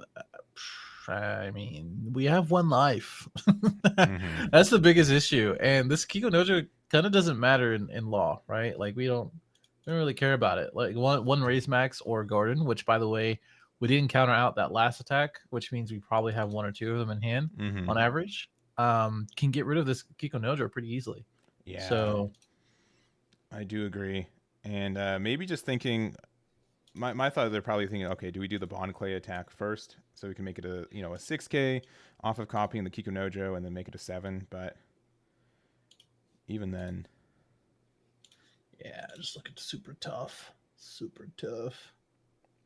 yep, there's the raise max as you said though. Yep. So leader effect for red purple law, in case you do not know, which you're gonna find out one way or the other, I think, in the next couple weeks, is that activate main. You can choose something cost 3K or less, put at the bottom of the opponent's deck, and then you get to play a 4 cost or less from your hand for free at a Dawn -3 cost. So pretty good at removing cards. Very good at removing cards without hitting their on KO effects, which you will do with the Kiko Nojo. So yeah, we're gonna do the -3. Bottom deck the Kiko Nojo so it doesn't get its on KO effect. And then we're gonna play out another Reiju, which, oh man, 2 more card draw. It's pretty nasty. It's kind of like that please stop kind of thing. Yeah. Yeah. I would just love for this to stop happening. Yeah. I think unfortunately we had to play out 8-drop Croc just for like the life potential for it, but looks like yeah. I will say, I mean, what? Unless they were worried about the Okama way on the Bond Clay attack, I think it was probably still just better to attack with Bond Clay first. Make it a 7K. Yeah, for sure. For sure. Yeah, just get that boost where you can. I mean, you really don't get anything like beneficial otherwise. Like you still have two or three Dawn open, right? So, Mm-hmm. yeah, just swing it with it, get the boost anyway, and then go from there. It should be okay. But we're now at 0 life, so it's kind of getting scary. Yeah, that is not what you want to see as our purple yellow Croc in general. Yeah, I think it's pretty fair that this matchup can be pretty tough. If Yamato hit the board last turn, I think we had a really good shot to maybe stabilize, but without it, they are going to continue to hit with these good numbers. Mm-hmm. All right, we're gonna use Okama Way. Gonna redirect into there to get out of a 6K attack, and then another 6. I think we're reading that there's no 2Ks left in hand. Oh, that one we played. Yeah. We just played that one. Yep, 7K. And oh no, not quite there, unfortunately. Yeah, Law was just a little too quick for our purple, yellow purple crocodile player. We just didn't get anything of substantial value. So that's a big bummer, real big bummer on this matchup. And on paper, looks pretty hard. But I think there was a chance to stabilize and as well as to get out of the hole, but just didn't get there this time. Yeah. So unfortunate for our purple yellow croc, but yeah, I think that kind of just shows the power of the Star Deck 10 law as it is, and no worries, we'll definitely see more throughout. So we can go back to us real quick. We got 20 minutes left in round, so we can probably find another game to go to for this one. But let's see. Should be no issue. What else do we got? We're jumping through tables. Yeah. Yes. This game looks close to the end. I see like there's a black yellow Luffy who's still undefeated. We have a Moria. We have some Sakazukis, believe it or not. Nami. We have Nami. Yeah, but it's going against law, which is just hard. That is difficult for the deck. Yeah, probably wrong time to play Nami. I think we have a Yamato versus Uta, but I think that's almost done. We have, oh my god, he's playing Straw Sword. Let's see. We have I don't know. The hardest thing is just trying to find a game that still has a little bit of game left in it. You know what I mean? Mm-hmm. Not a whole ton, I think. This one looks silly. Jump in table 56 and tell me what you think. All right, let's see what table 56 is all about. This looks silly. Yeah, it sure does. We can go to this one. Let's go over there. All right, so we have a star deck Uta versus an Enel. I think generally Uta has a good matchup for this. We do see an 8-drop kid at the bottom of life, so no doubt that Katakuri got the removal of that one. Mm-hmm. Let me get our names of our players real quick. I mean, as it stands for this one so far, I think I don't know. I mean, like, it's just pure life. We have a 4-life Uta, and they're in the late game with a pretty big hand. So, I mean, that's pretty good. I like, what more can you ask for as a Uta player? I think. Mm-hmm. But yeah, that's how I see it. I think they're in the lead. I think there's only so much that Enel can do, but he does have a board, and he does have a few different things to that he has access to. He needs that one. So a few Yamatos in these following turns might be pretty good, but looks like we're trying to get around these swings first. And I'm getting these names for you guys. So we have on the top, we have Elon on the star deck 11 Uta. And then on the other side, we have Alexander, who is on the Enel. Yeah, this is kind of like a weird matchup where, again, like I think Uta has like this really great early game pressure, and if we're able to capitalize on it, we're in a good spot. But now that we're in the spot where Enel can just play a big body every turn, it's pretty scary. They have one blocker up with the new Shirahoshi, so they can't really go for game right now. And I don't know, it stinks with that uses kit at the bottom, and we have so many resources that we could have that are just kind of locked away right now. Yeah, life total looking pretty good for Uta. Hand total looking pretty good, but outside of that, we're still dealing with 2 AK swings. Yeah. This very annoying blocker that we can arrest, which is good. And an ace that can probably come down next turn as well, or Yamato. Mm-hmm.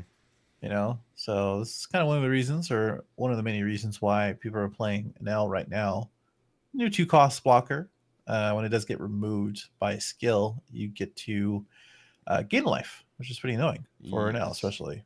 Now, Uta doesn't really have ways. Uta has a ways to get around this with like backlight, resting it instead. But yeah, as a cheap blocker, it's pretty obnoxious in this situation here. Oh, definitely, 100%.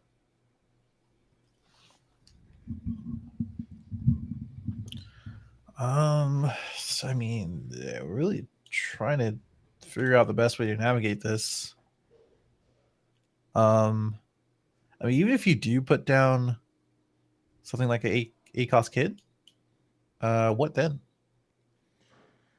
Yeah, because you don't really have the tools to defend it against all of these larger bodies that are already on board. So the other thing is that Uta generally doesn't have a lot of rush cards. If you want to attack more than once, you have to use I'm Invincible. But looks like if we're able to set them down to 0, I think that's the best way to do it and set up our own board. Yeah, I suppose so. We can easily block this. Considering I mean, like, backlight does get it to trigger, but like, I would think that Uta's gonna rest it before it pops it. Yeah. But we're gonna go ahead and take it. Looks like, and a beige Oh will yeah, stop the keep the leader leader. for sure. Yeah. That's fine. I mean, that's probably one of the reasons why they swung this way to kind of play that. And honestly, let's get the beige out now, Hmm. because like if we're on a I'm invincible play, I much rather have it now than when I'm doing that. Yeah, the kind of unfortunate thing about this too is that this prevents you from drawing a card, which is maybe the more important thing that you wanted to do. That's true. But you can afford to go a little bit wider here. If you've got like another 7 cost Luffy, that's pretty good. Establish another body on board. I Uh, mean, he might 10 drop. I don't know. That's the thing. uh, He might do that instead. Maybe.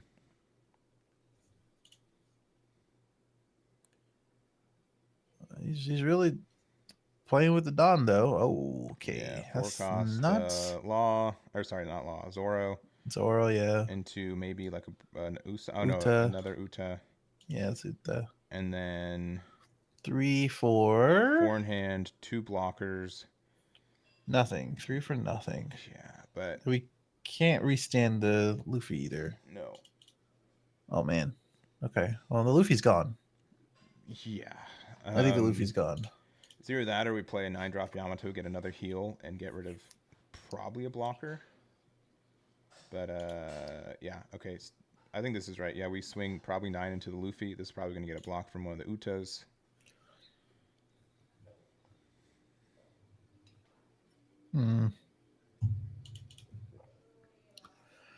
Okay. I don't know. I think we just let go that Luffy. In my opinion. It's the fact is that it's a blocker, yes, but I think the bigger thing about it is that it's helpful to try to go for game next turn too. Right.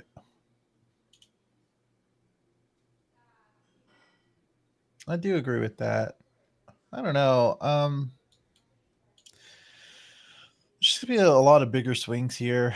And I guess if you have the hand to get around it, I guess this isn't like terrible. Mm-hmm.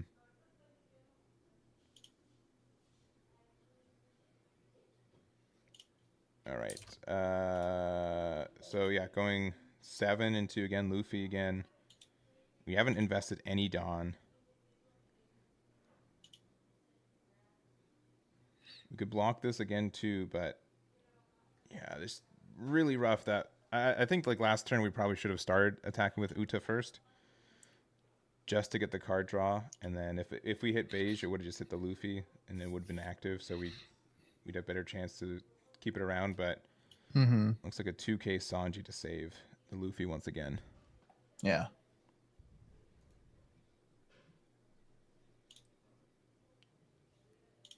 Oh yeah, 6 to lead. You're taking that like immediately. Oh please, thank you. I So appreciate kind. that. Yeah. Thank you. And yeah, that's what I was thinking. Yeah. Yamato.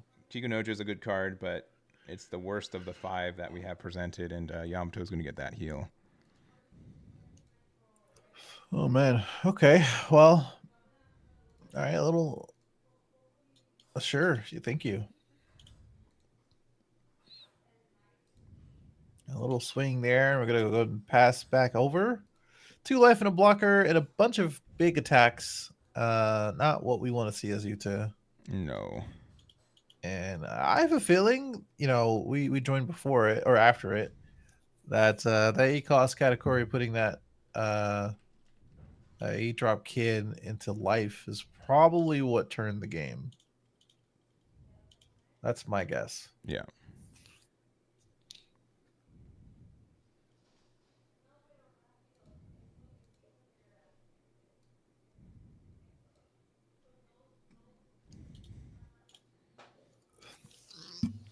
All right. Well, we're thinking 2 lives quite a bit. When it's technically 3 life, it's a lot. Or at least 3 chances for a really good trigger. 2 on the life already, and 1 from the top of the deck. All the same, right? Yeah, it's all really the same. And next turn they just have so many bodies that they can just hit over the Eustace kid if they want to. So yeah, I don't. Yeah, I think Anel's stabilized. I think they've gotten this one. yeah, I'm sure. I think that's the thing. Like I said, we saw the advantage of Uta being a high life total, but like these bodies on board, and now the life recovery for Enel has really just made it so difficult for our Uta player. Yeah, and that's kind of like why I like just taking hits early, just because it just gives me more defense tools and it helps me out. Because again, like almost always, I'm like, all right, my game plan is play 8 drop kid and defend it and see how that goes. Yeah, but when you get a drop categorized, That is true. I will not doesn't feel deny. great. All right, Yeah. we get a Brook.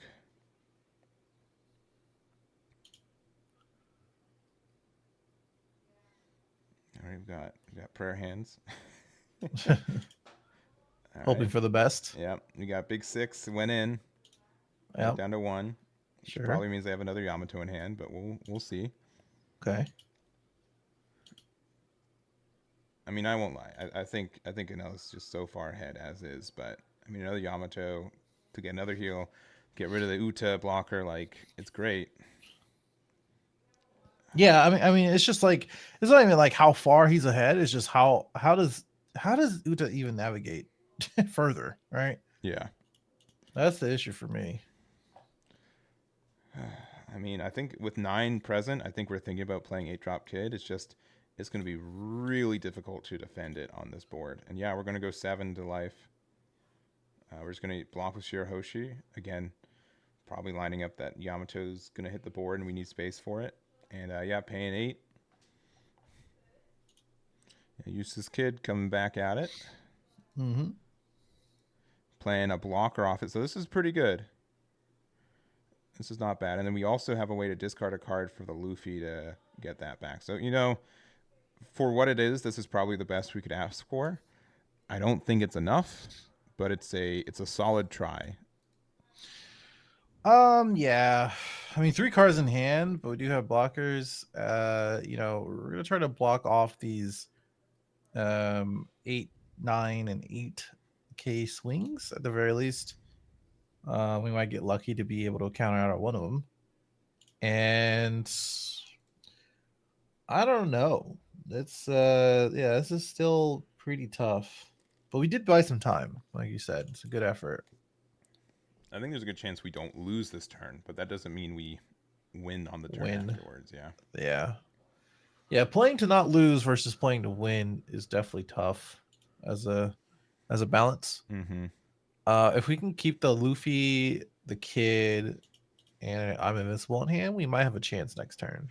Yeah, I mean, we have 2 cards in hand. I think basic math means we get there. Oh, never mind. But we got another Yamato. Getting rid Okay, of why not? the 3-drop blocker. Why not? Why not? We're gonna go Big 10. We're gonna probably block with Bluno with that pretty quickly. Mm-hmm.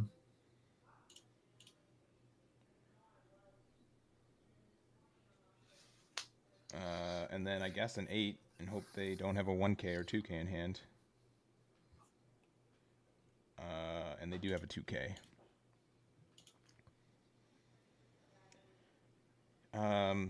There is an opening for Uta to win this though.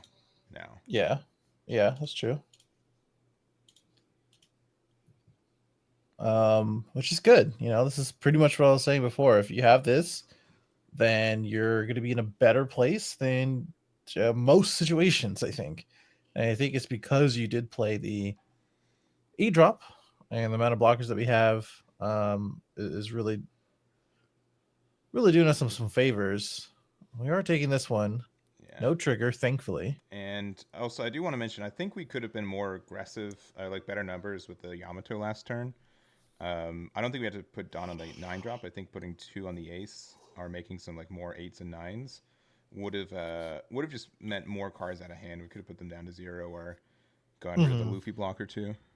Yeah, I think more 8s is better than anything else, for sure. Just doing a little Dawn math. I mean, if we have I'm invincible, so be it. We're gonna try to go for it. I think one of the 2 lives we're gonna see here as of now being a beige might ruin all the plans, but I don't think you have any other plan, right?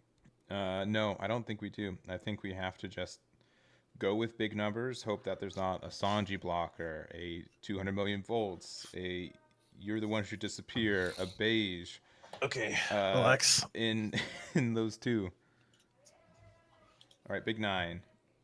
Are just enough 2Ks in hand, which 2K, 2K, I think that's another 2K or 1K. Regardless, that Yeah, is 10. So correct. now we need 2 copies of I'm Invincible And for them to go through, and for them to go through. Yeah. it's possible. You only have 2 cards in hand. Yeah. 2 7K swings might do it, or 3, right? Three. Yeah, 3 7K swings. They would be. I think they're 3 8K swings because we have three. We have 3 dawns for leader, and then 2 6s. Oh yeah. But I mean, it has to be these last 2 cards, which is a hard ask. Yeah. All right. Yeah. 8. Top card. I'm Invincible. It is a Nami, which is a draw.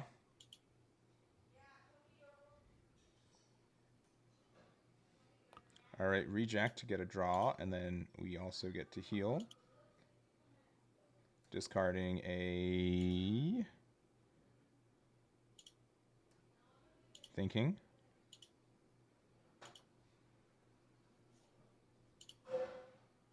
Okay. Okay, yeah, that's fine. We're not gonna use that. 3 dawn for I'm Invincible. But I don't unless the I mean, we know 1 card in hand is Nami, right? Yes, from the leader. Mm-hmm. Yeah. So the other 2 have to be I'm Invincible, which if we're not just going for it, it means we don't have it. It's a bit of a shame. Yeah, and Nami, maybe this can find like a Bluno. Just be another blocker for us. All right, maybe that can find us another Pluno. Yeah, we're digging deep for it. Even if, right? Like, all right, found us a 2K, so that's fine. And then I don't know from here. uh, well, let's see if he does. Yep.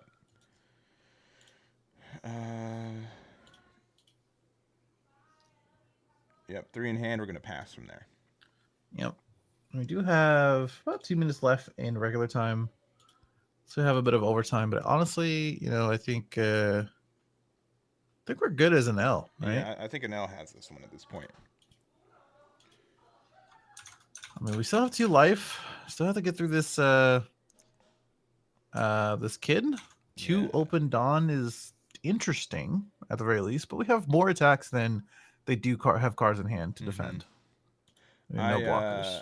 I think if we don't attach any dawn, there's a good chance that an L can still win this turn, though. That's how confident I think an L should be feeling. Unless, like, literally the last card, the other card in life is like what, Noah's Ark, which is suspect for many reasons. But who's playing that?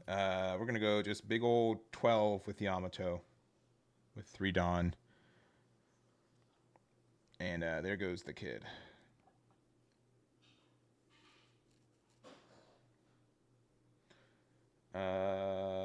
Just 5. Okay.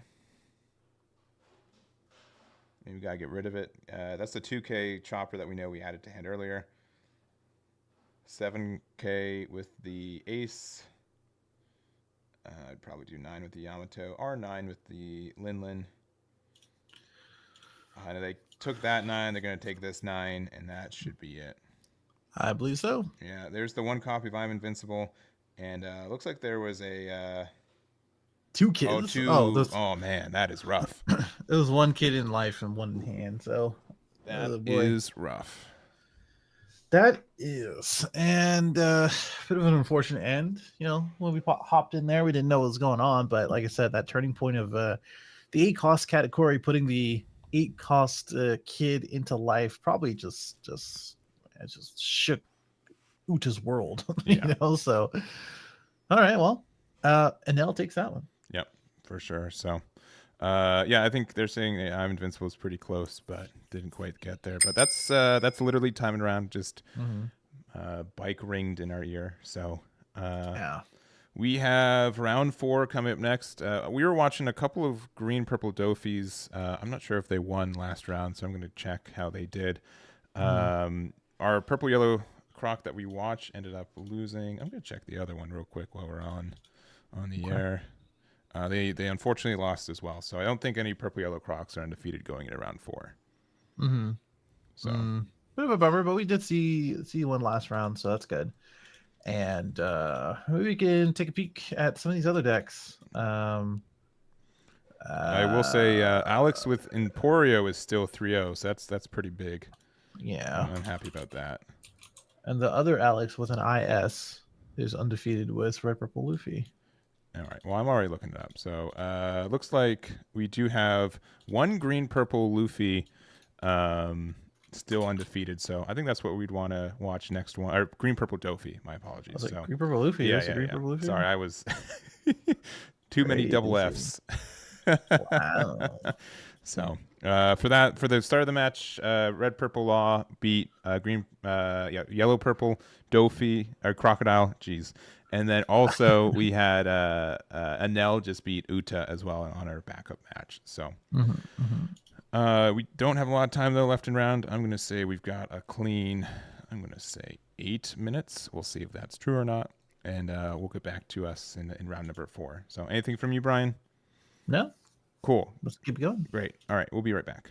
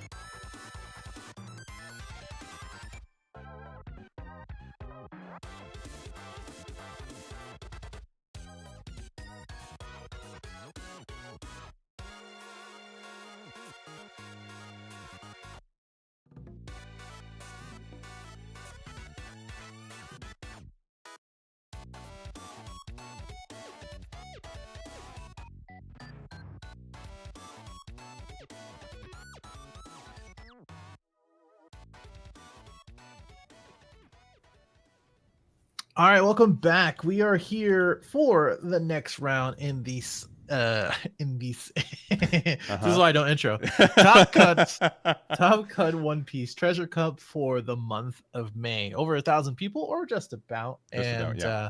yeah, we've seen a lot of good EB01 decks for the last few rounds, and it's been pretty cool. You Yeah. know, a lot of cool support, a lot of law, a good handful of NL as well, as far as the changes from last week to this being legal. But how has it been in your opinion? It's been good. We do have honestly, like, my favorite thing about like EB01 is that we just have so many decks that I think people just want to jump into and try out. Like, just so much stuff got new support, and which I think most of it wanted it. I think a lot of them were fan favorites. Some of them were for less fan favorites, but I'm still happy that we were able to get the support for it. So Mm-hmm. it's really cool. And so we're going to another deck that got a little bit of support. It was pretty much a really good deck in OPO4 and kind of dropped off. It's the green purple Dofi. Yeah, it had a really good showing when we had that very weird meta, but Mm-hmm. fun meta when Whitebeard was banned, and it wasn't banned overseas. So Yeah. you know, it had its time to shine. It's just, you know, since then, like, other decks have just kind of done a little bit better, and as well as just overall a better ceiling. But we're gonna see some cool stuff, I think, out of this green purple or green, yeah, green Green purple. purple Yeah. Dofi deck Yeah. versus yet another law. Yeah. So let's, they're setting up. Let's get over there real quick.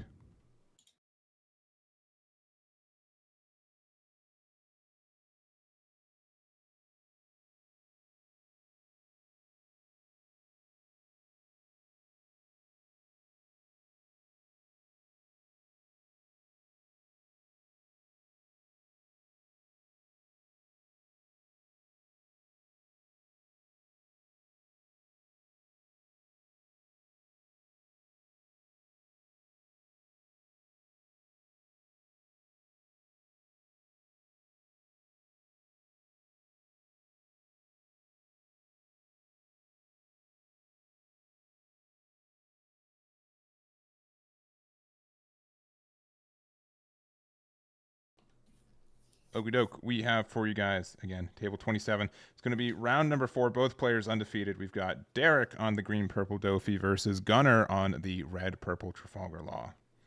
Yeah, I've seen the law a few times now. Haven't seen the green purple Dofi at all, and you know, it's a very cool leader.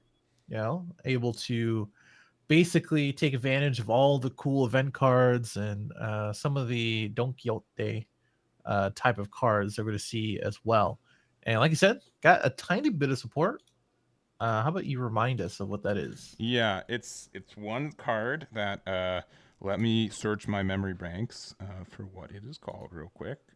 Sure. It is clearly called the the off white. So this is a Don Quixote Pirates 2-cost counter. Dofi is a leader that lets you get 2 Don back at the end of each turn, so it's pretty nice to have these 2-cost events. Give it to one of your leaders or characters plus 4k power for the battle. Then look at the top 3 cards of your deck, reveal up to 1 Don Quixote Pirates character, add it to your hand, then put the rest at the bottom of your deck. So pretty good, honestly. It's defense. It lets you draw cards, which is pretty tough for the deck, and yeah, generally a pretty good card. Yeah.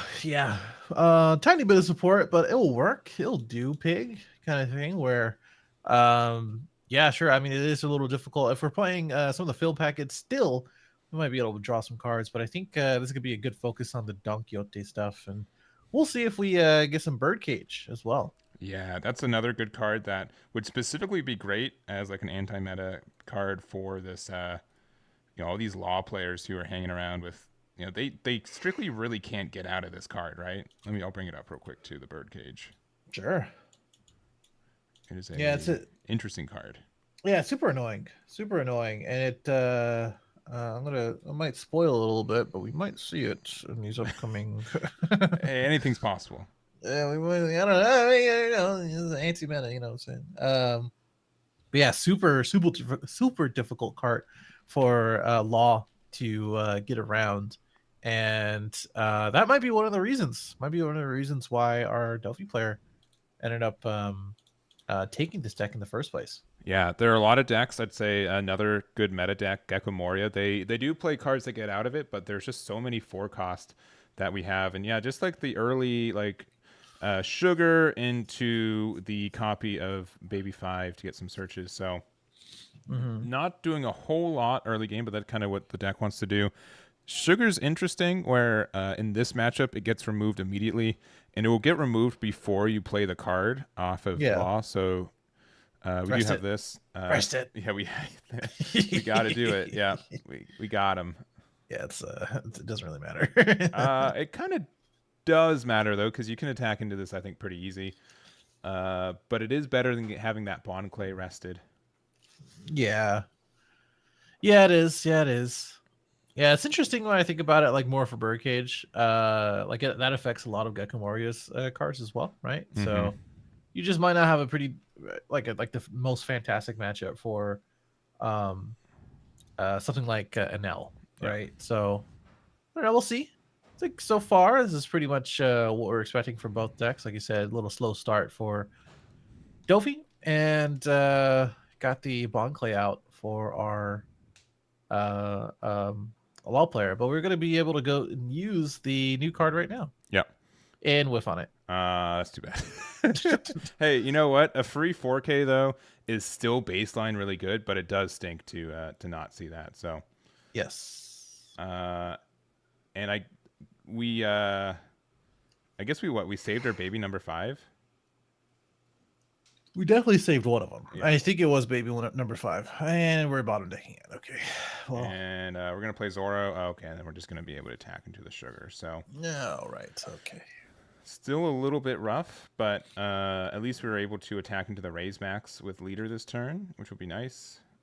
They're only at 3 Dawn, going to 5 next turn, and looks like they're probably going to pass after that.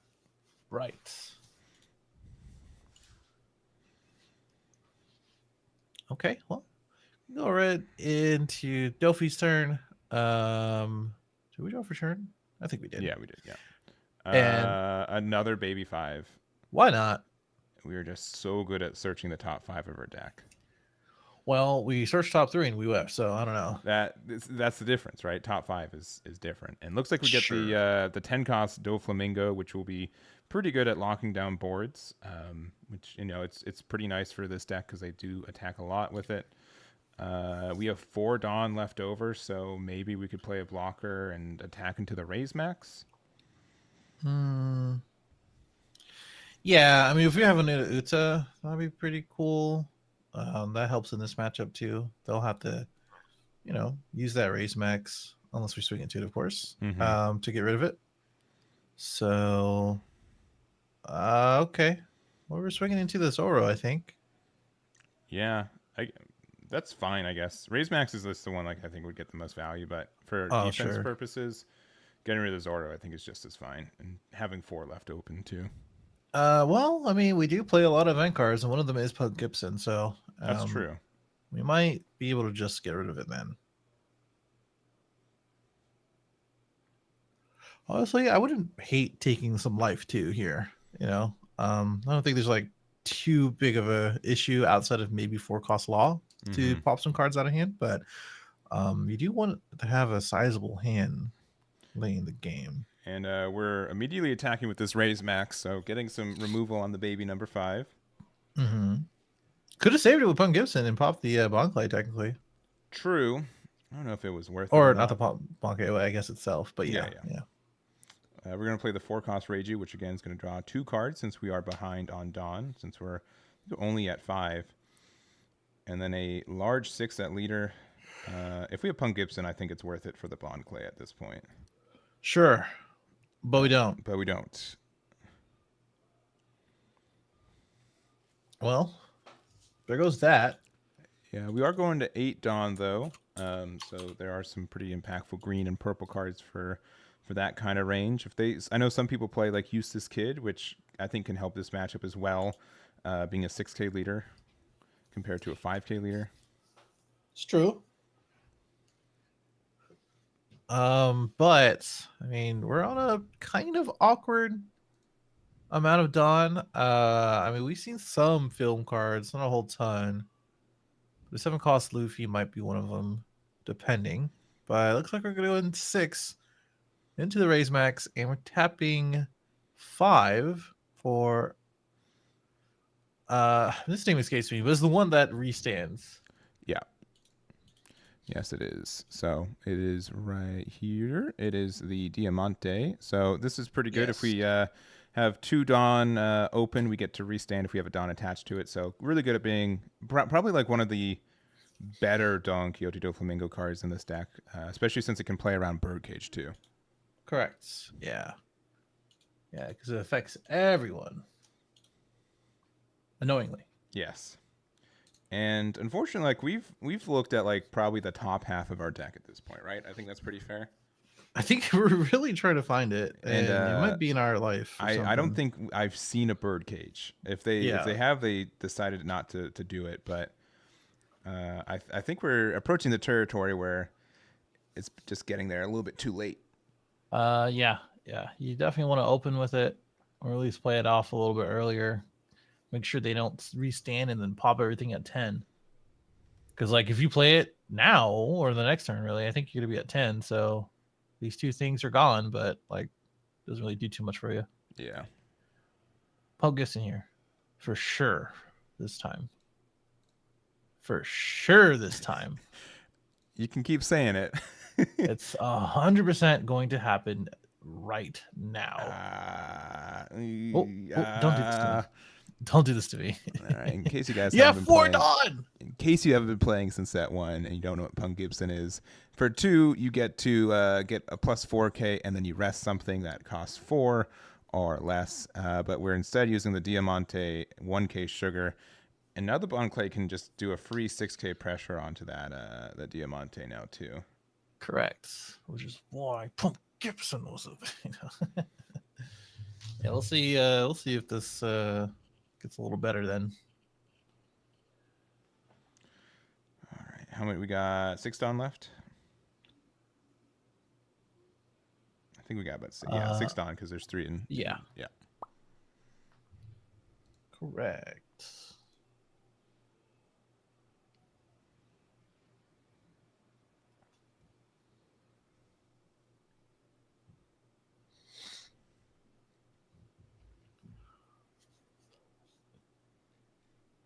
Okay. Okay.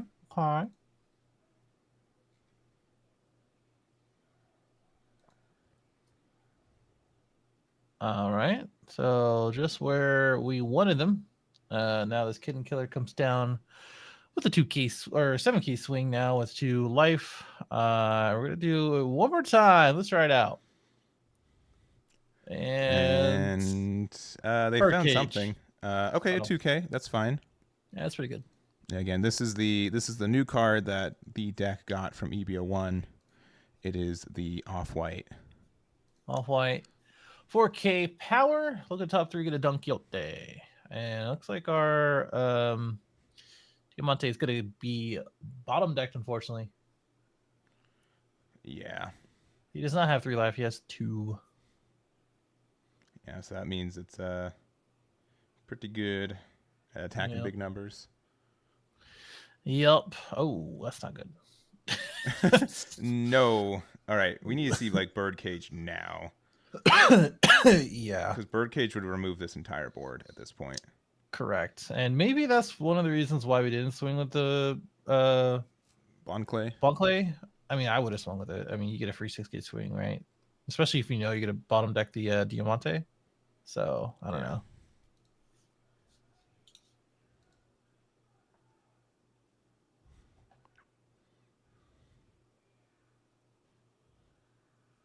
All right, I think this is going to be Birdcage. Yeah, it is. So finally, pretty good. If we have like a sugar to rest. No, probably not Diamante if I had to take a guess. A queen. Oh, so this This is the tech. All right.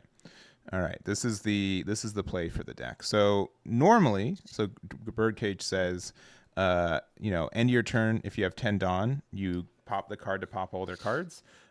With Queen, we go down to 9 Dawn because there's a 9 Dawn -1 effect. So Birdcage sticks around. We get to keep Like they just can't have stuff on board anymore. And the only bad thing is that again, like that Bond Clay is still around to wreak havoc. But looks like we have like Mm-hmm. 7 cards in hand, 1 in life, and we're gonna get 2 Dawn back with our leader effect. Right. It's pretty cool. Yeah, it's very, very strong. So now, kind of the thing you gotta worry about is that if you play anything, if you get use a sugar or anything like that, you will be able to get the removal of whatever they play on their turn. If you attack with anything with rush, you're gonna lose that again at the end of turn with Birdcage. So Yep. very strong. Yep. So pretty much everything that Law plays, they're gonna lose. 10-drop Dofi is also a thing, but I mean, I think we're gonna place that. I don't really need that per se. Monclay might be able to do something here with little Dawn effort.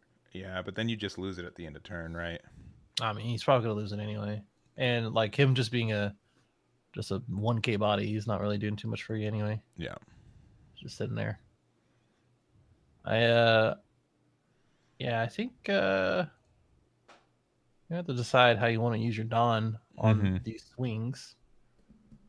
Because like you said, any of these rush cards are just like null and void now because of the Birdcage. And yeah, I feel like Birdcage is definitely earning its name. Yeah, because I it looks like Scunner's having quite the decision. Like, what do I do here?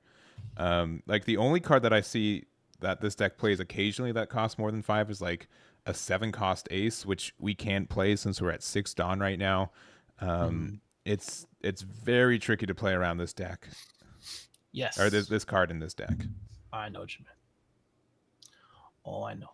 Ooh, a second Bond Clay though, so that does kind of keep our attackers up and dissuades them from having a like 10-cost Dofi or something of the like. Mm-hmm.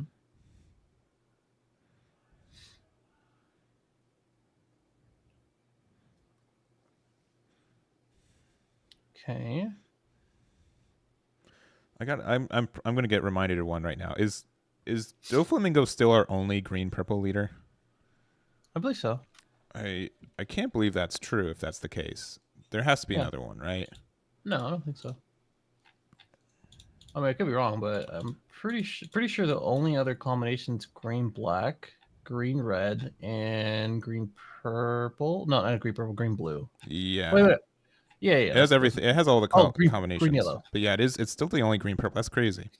Yeah. When like red and green has like 5 and like yellow and black has like 3. Like it's really interesting that it's the one they haven't reinvested as a new leader kind of thing.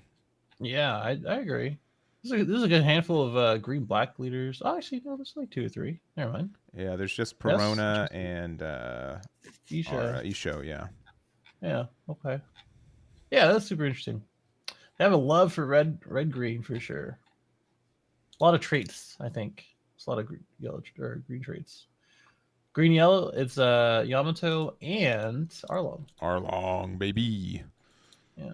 All right, and then see another copy of Queen. So again, we're down to 9 Dawn at the end of our turn, so we were able to continue to keep the Birdcage around. How annoying. Yeah, that's super annoying. Please stop. Is what the law player is saying.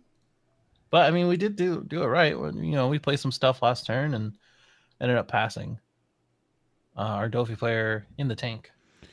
Yeah, because we have to discard a card, I believe, right?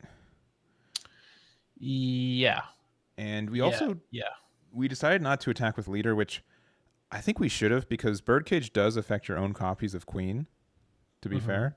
But maybe they were afraid of like a Punk Gibson or something resting and getting stuck under Birdcage again. Yeah.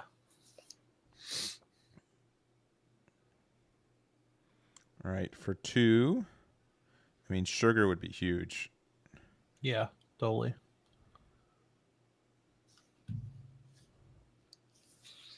Oh, I think I think Judge is telling them, I don't think they discard off the second Queen. No, they didn't.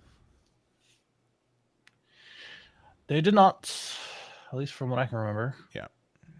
All right, there you go. All right, another I think that's Ragnarok, right? additionally a new card? Yes, the one that pops 8 or 6 or more. I believe. Yeah. It also loses a Dawn, which is important for like a situation like this.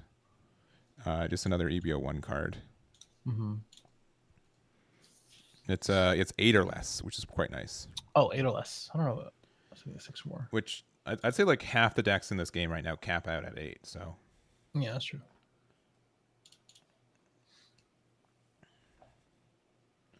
All right, Otama to get out of the 6K, and then if we have a sugar, we play it, but we don't, so we're leaving those up. And Birdcage remains on board due to being at 9 down at the end of turn again. Wonderful. And real quick, he did tap for the baby 5. It was simply he tapped it, and then he was reminded that he was at he didn't discard for queen yet, so he resolved the queen and then continued on the baby 5. Yeah. Because we paid 5 for queen, 2 for the baby 5, put 1 underneath leader, and then we refreshed 2 at the end of turn. It's a good amount of cards in hand, too. Yeah. I mean, we took a lot of life. We resolved 2 queens, so that makes sense. We can do these 6K attacks with the Bond Clay, which is kind of nice, but looks like we're going to just start with a 7K. We're going to get a... Yeah, finally your boys has arrived. There you go. Yeah, any of those targets is fine, really. Yeah.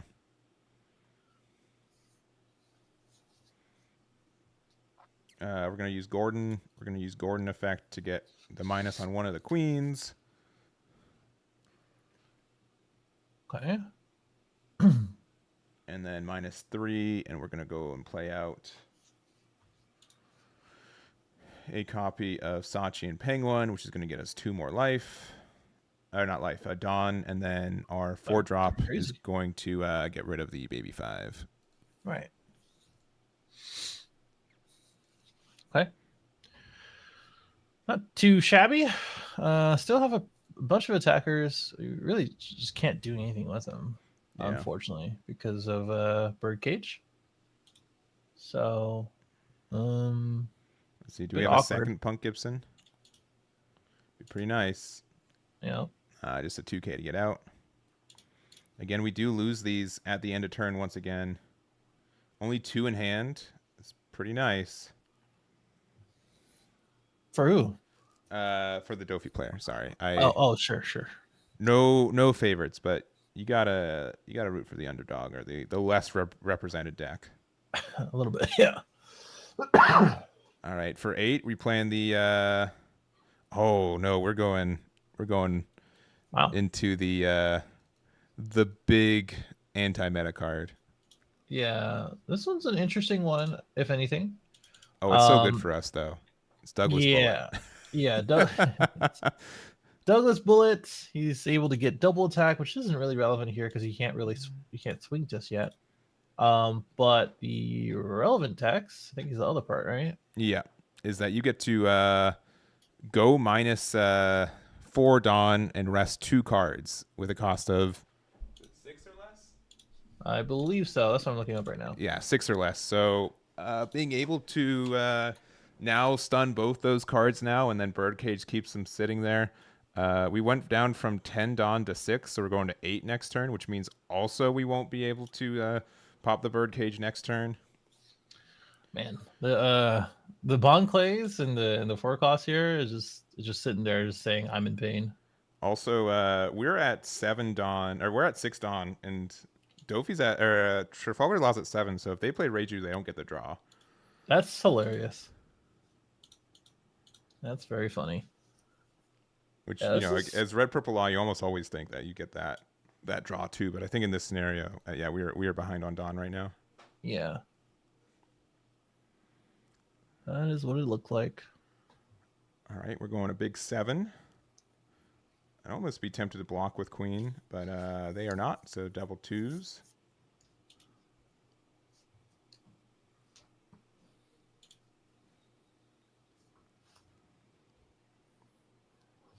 All right, another off-white. No whiff, no whiff, no whiff, no whiff. Oh. You got it. That one's on you. I don't know. I don't care what you say. That's You a ruined bummer. that one for him. That's a bummer.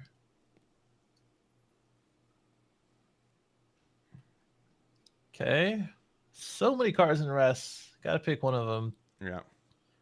That is pretty irrelevant, unfortunately. It is a blocker, so but we'd have to do like the Doesn't matter. -4 first, but That's yeah. uh What? oh, and then law. Okay. So 2 block. Okay. I mean, All right. it's Never still mind. though.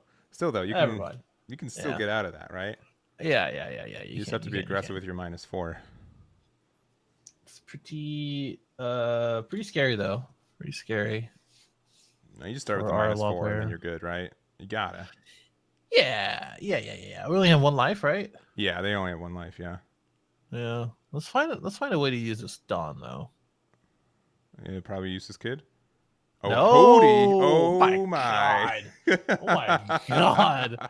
This is ridiculous. All right. Start with the big old 6. Hold up. All right, we're missing because we got some kind of tech, and the tech is, of course, how could I forget? We're a green leader. Why would we not be playing the best card in the dang game? That's so silly. This is so silly. And then Big 10 to end it. Yeah, not getting there. Hey. Shout out to him, right? Like, big shout out to Derek for taking this win. Gunner, hey, you're playing one of the best decks ever. It's really cool. It's awesome. But Dofi, come on. Like, that was just, these last few turns were something else. So shout out to him. I will say, Gunner played definitely to the best of their abilities. This seems like a really hard counter to his deck. So definitely shout outs to playing it out and trying to get there. But man, he was getting close. He was getting close. Really close. I think it was close to just out, numbering him. Douglas Bullet, I think once that hit the board, that was game over though. Like Birdcage was the first step. Douglas Bullet was the last step. Yeah, that's tough, man. Holy, that's super tough. So it looks like we had a Dofi, another Hody Jones, and there. Only thing I'd say about the deck is that probably a couple more off-white targets needed, but yeah, definitely. Very maybe good. No more whiffing. We'll go back to us real quick. Sure. I'm interested to follow that green purple Dofi player. Yeah, he's 4-0 right now, right? Yes, sure is. So we have 9 or 10 rounds expected today. Likely 10, but maybe 9. So we'll see there. But approaching the halfway mark, regardless, and being undefeated is a good start for the day. Right. I totally agree. And it's but the deck that gets the people going. Let's put it that way. For sure. So that was pretty cool. We have like 10-ish minutes left. Let's we're gonna look at some tables real quick. See if there's anything worth watching, and if not, we might just take an early break. So let's see. Probably, fine with that. Oh, let's go to table 2 real quick. Actually, we got a Perona, which might be where or table 4. Sorry, table 4. Yep. Let's go over there real quick. Okay.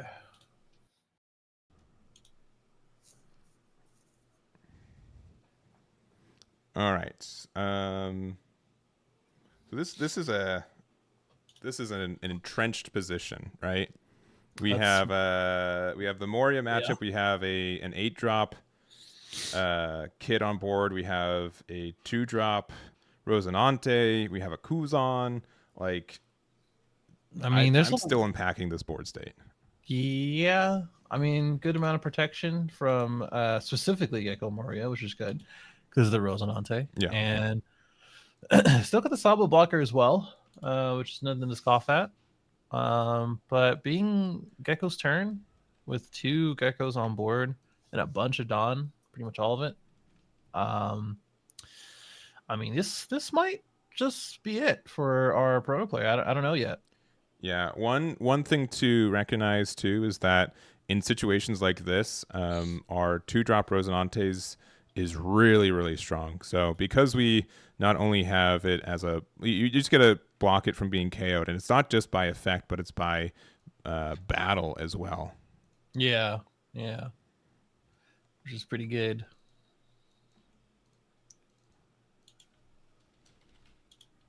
All right, and I got the names real quick. We've got Gerald on the top with Perona versus Edwin on the bottom with Moria. Cat. And there's a cat cam. Sorry, Cat.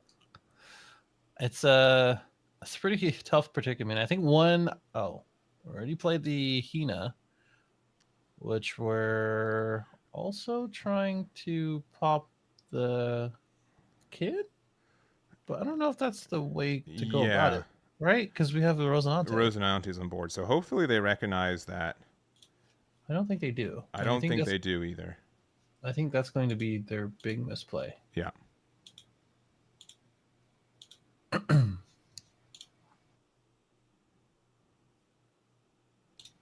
Yeah. Just asking to pay 2.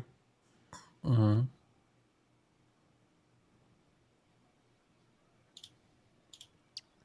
Yeah, this is gonna hurt. Yeah, so we reduced it away, and then we're using Rosinante effect, and it protects it. So we used a lot of resources, and that one Rosinante is able to protect it.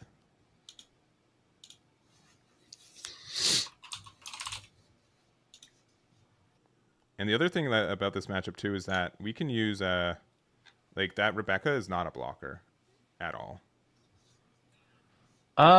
No, it's not. All right, and we've got 2K, 1K to get out of it. The valiant attempt. I guess the on play is fine, but yeah, it's block, yeah.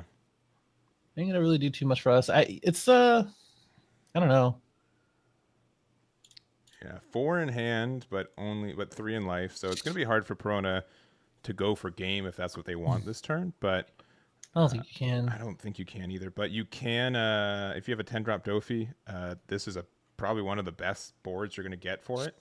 Yeah, but then you can't use your kit effects. So yeah, but you can stun half the board. Yeah, you can stun everything. You'd only be worried about an Absalom attack. Yeah. Sure. Yeah, so immediately Perona resting the Rebecca. I mean, 4 cards in hand. I think.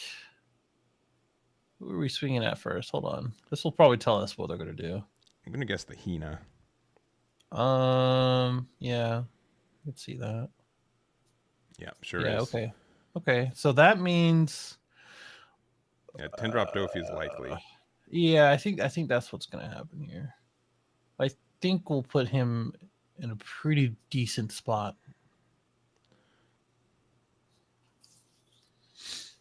We're taking a life, I'm guessing.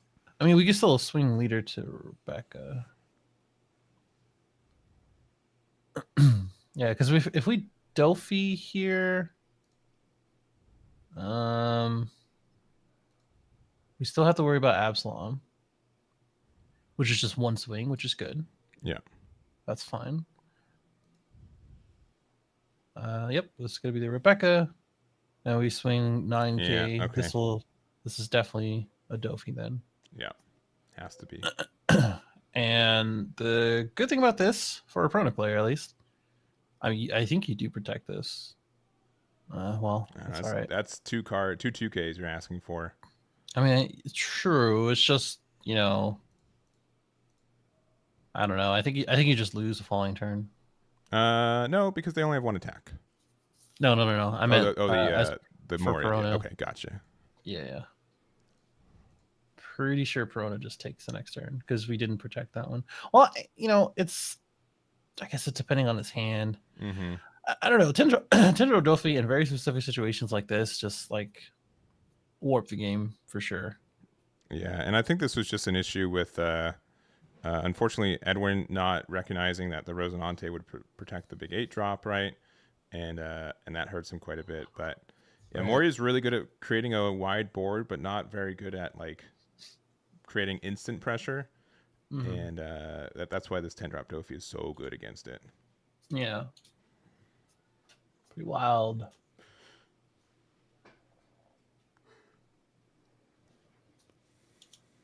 All right, for 5, I'm guessing a Sabo. Yep, sure is.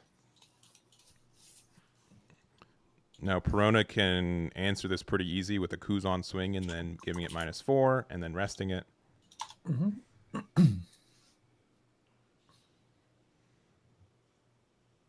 All right, getting rid of a Moria and Kuzan with no counter. Okay.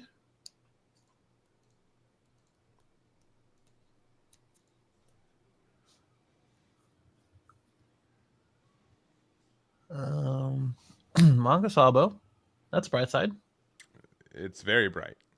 It looks like we're going 6 into, I'm guessing, the Kuzan, but could be leader. Oh, into leader. Wow. Okay. Sure. I mean, the other annoying part is that we still have Kid. So, like, Yeah. you know, bearing a decent hand at the end of it, we're still going to be okay on that side. But I think we're going to play another Sabo. We have only 4 left. All right, so Borsalino, which again doesn't we can matter. just rest immediately. Doesn't matter at all. So draw a card. Rest it, please. Thanks. Yeah, pretty much. Yep, you got it.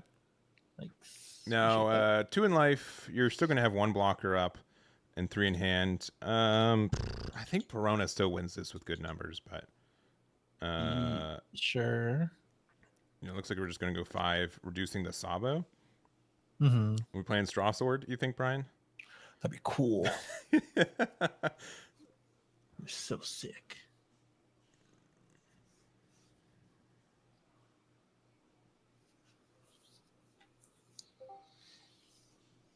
Okay.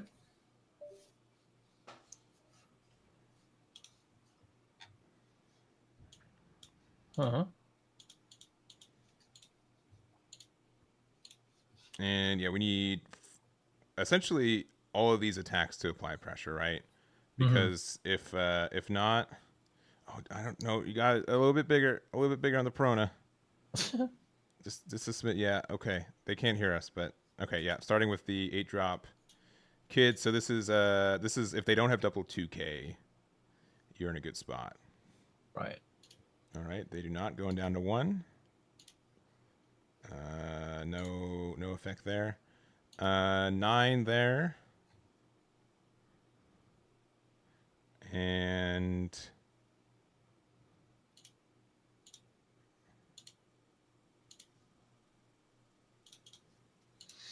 yep, okay. And then with 10 Dawn on a 10 and 15, you can go 12 and 13. So 2 on Dofi, and then just big Perona swing.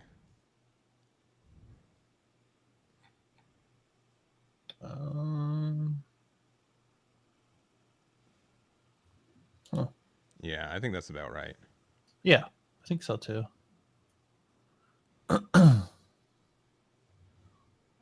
You have enough Dawn to go pretty big on both. And that's all you really need. You just need 2 really big attacks. And if we're doing 2, 4, 6, 8, that's 8. That's 13. So you do 2 13 attacks, 13k attacks. I think you can do that, right? Yeah, I think that. Yeah, I think. No, with 10 Dawn, we can do 12 and 13. Yeah, that's still fine. Yeah, that's more often than not. You're still fine. Oh, that's not. Come that's on, not invest it. some That's Dawn. not it. That's not it. That's not it.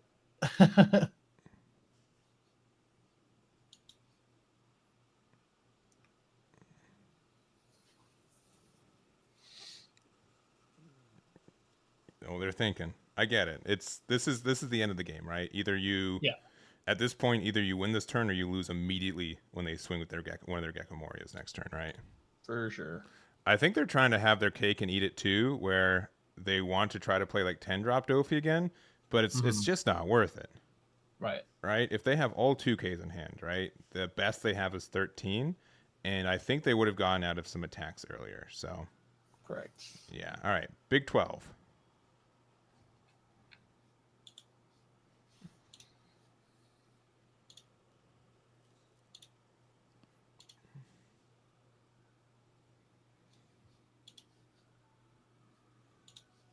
And then they have 8 left, so the Perona swing becomes a 13. Okay. Yep, there's the block. All right, if you can't get out of a 12, I doubt you can get out of a 13, and that is the case. So we had 4K worth of counter, brand new Rebecca, and the Suru. So not enough, unfortunately. Not enough. And we'll go back to us. Two So. really big swings did it, like I said, and that's all you really needed at the end of the day. That's it. Yeah, and no issue. Just taking the extra second, making sure your numbers add up right. This determines the game, right? But obviously doing really well with Perona 4-0 right now, and we caught the tail end of that game. There's a good chance we try to see Gerald for the start of round 5 since they're still undefeated. Might not be a bad idea for sure. Yeah. So we're going to take a tiny break. Overtime was just called as well, so. This break I expect to be shorter since there's not as many drops. So I'm gonna say like 8 minutes. So anything from you, Brian? We're gonna probably take our time to see what's left with the, No, yeah, I'm good. We'll see how that Ivankov players is doing as well, just to make sure, and kind of go from there, I think. Yeah, that's true too. So give us a minute. We'll be back, and round number 5 will be next.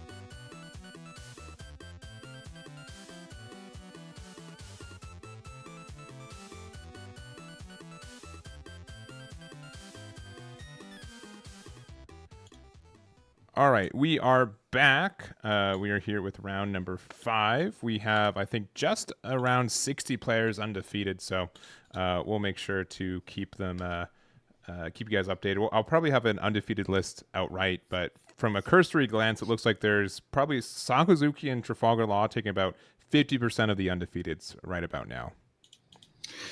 Not too surprising. Both of them have a good chunk of the tournament as far as deck population, but 2 decks that are not quite as large as what we're going to watch now, which is Perona versus Yamato. Yeah, we found a match that both players are undefeated. We dodged both of those, and let's see how this match goes real quick.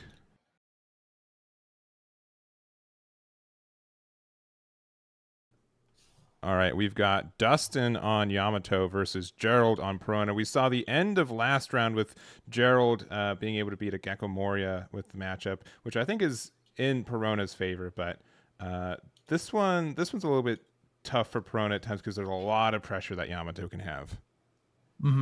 Yeah, I mean that's the thing about the Yamato deck in general, right? Like you're gonna have to basically just wane through the amount of aggression and just, hey, I'm gonna put 4 Donner underneath my double attack leader. You're gonna go ahead and take 2 cards, thanks, kind of thing. And as a 4 life leader, it's a lot trickier because at 5 life there's some like weird times when you're at 1 and your Yamato has to get that 2 more damage in still. But as a 4 life leader, you get a lot of extra against the one. Yamato gets a lot of extra pressure because you go 4 to 2 to 0. Yeah, it's pretty interesting. I think Yamato in general has that sort of advantage against a lot of multicolor leaders in general. Like Sakazuki, obviously, is the biggest target for that. Being in the biggest amount of representation for most events. So it's always been that I would say tier 1.5 kind of deck that people have to worry about. Yeah, for sure. And we did see, again, something that I think could help the matchup in the favor of Gerald is that we did see they are playing 8-drop Kid, so that Yamato doesn't have like super clean ways to deal with that card. So if we're able to set that up. Conversely, Yamato has like so many different builds. They could also be on more of the Fortress defensive build and also playing the 8-drop Kid. So it's going to be interesting how this matchup shakes out. Yeah, I do agree with that. And just getting our mulligans going. I think the timer officially has started, so these players are good to go to get it started. And depending on who goes first, might depend on who gets to start doing a little bit of aggression. I think there's a couple cards out of EB01 that makes Yamato a little bit different. I think there is the You Are My Samurai build floating around as well. But since we did see that kid, that might be a little bit different. Yeah, I think honestly, getting this blocker out early against Yamato is great. Also, Perona deciding to go second is huge for the matchup because you do want to be able to be on your even curve. Most of your cards are even costed, so that helps you out a lot. And the Rosie early is fantastic for you. For sure. Yeah, it's going to be a pretty good one because this is going to probably be an easy block. Yeah, the easy block here. And going second as Yamato is a little bit different, especially if you're playing the Skyline stuff like Ohm. There's a good amount of targets for costs, like Kika Nojo and Cracker and stuff like that. Ooh, so, getting a second blocker is this is a really good start for Perona. I think they have the early advantage from a 2-drop blocker to a 4-drop blocker. The 4-drop Sports Delino, so it's a little bit more difficult to handle. That means a lot for this. Yeah, I totally agree. I mean, it's not impossible to get around this. Not impossible to start doing some damage anyway as Yamato. But personally, I would just swing 6, have him block, and then play a 4-cost. Could be Ohm, could be Cracker, could be any of the other ones I was talking about. Yeah. Also, you guys shout out Dustin using an Eggman die. That does help the matchup a little bit, I'm sure. Oh, it doesn't, no. Unfortunately. Contrary to popular belief. It's a widely known superstition. If you want to lose the dice roll, I can recommend my dice every day of the week. Let me tell you. Surely. So, but we did play the Ezo, which is able to get the rest on the Borsellino. Then we're going 7 double into the Perona. which is, again, it's tempting to take this. It means that we get 2 more cards, but it also means that any Kikunojos come out of life. You get to use the activate main from Yamato, and going down to that 2 life pretty quickly. Yeah, that's pretty good. Now our leader effect is also live. The Zizo, annoyingly, is probably going to be live as well. Not going to get around the 6K block, but that's fine. We're not using the proto effect to arrest it, but we're just going to go ahead and swing. And that's okay.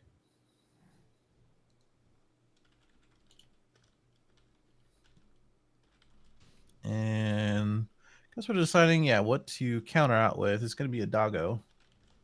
So no ohm, but we're prioritizing trying to get him down to 2. Which is fine, because like I said, the leader effect is going to be pretty good. We do rest it and do KO it, which is nice. Mm-hmm. And the last 2 Dawn being used here is also super clutch. Yeah, we're using the Baby 5 to look for a Don Quixote do Flamingo card. And Ryuma's a fantastic card, especially in this meta. I think, again, there's so many decks that care about 4 costs. So I think my guess, Gerald's playing this deck because it can potentially have a really good matchup into Law. All of their cards are 4 costs. We can rest it, play Ryuma on the same turn to get the KO on something, and make it tricky for them to really set up a board. Yeah. And they can get around the on KO effect of Ryuma too, but if they can't, they have to attack into it. It usually trades 1 for 1 for whatever was attacking into it as well.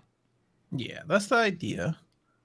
I mean, unless we start playing, some 7-drop moms or I don't know, Yamatos or something like that. I mean, it seems like this is a pretty traditional, low to the ground Yamato build.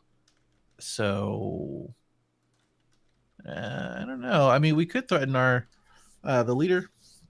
We go 8 and then play a 4 cost.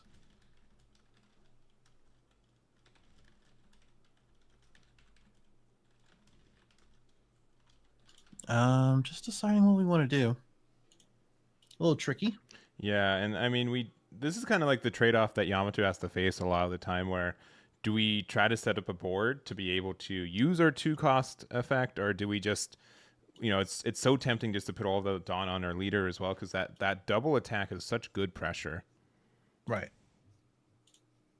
Yeah. Every single turn, it is until you're at 0, it is something that is pretty annoying to deal with. Yeah.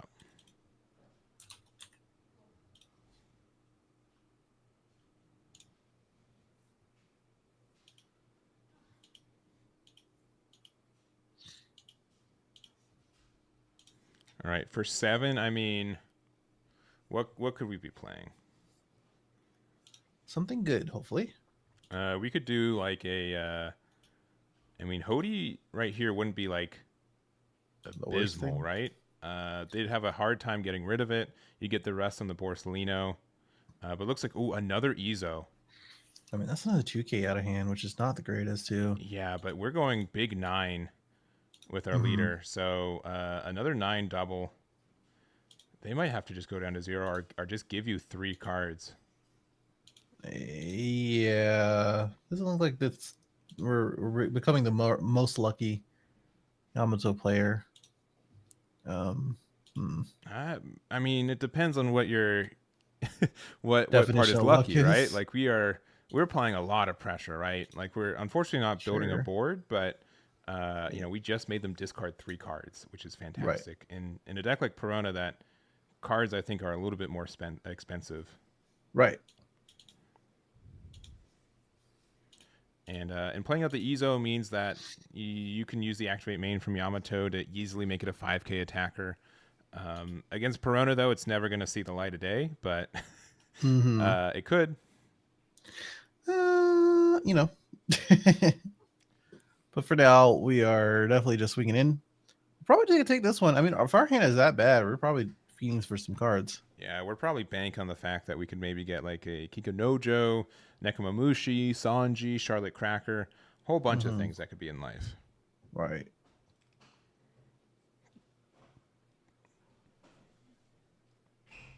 All right, going down to 2.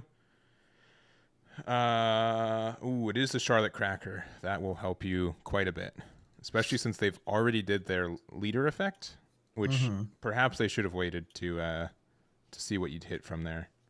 True that. And since it's 2 life to 2 right now, Charlotte Cracker does not get its effect, but just being another body for us to be able to put Dawn onto is quite nice.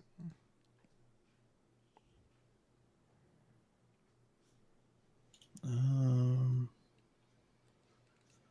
mean, yeah, no double attack, no boost.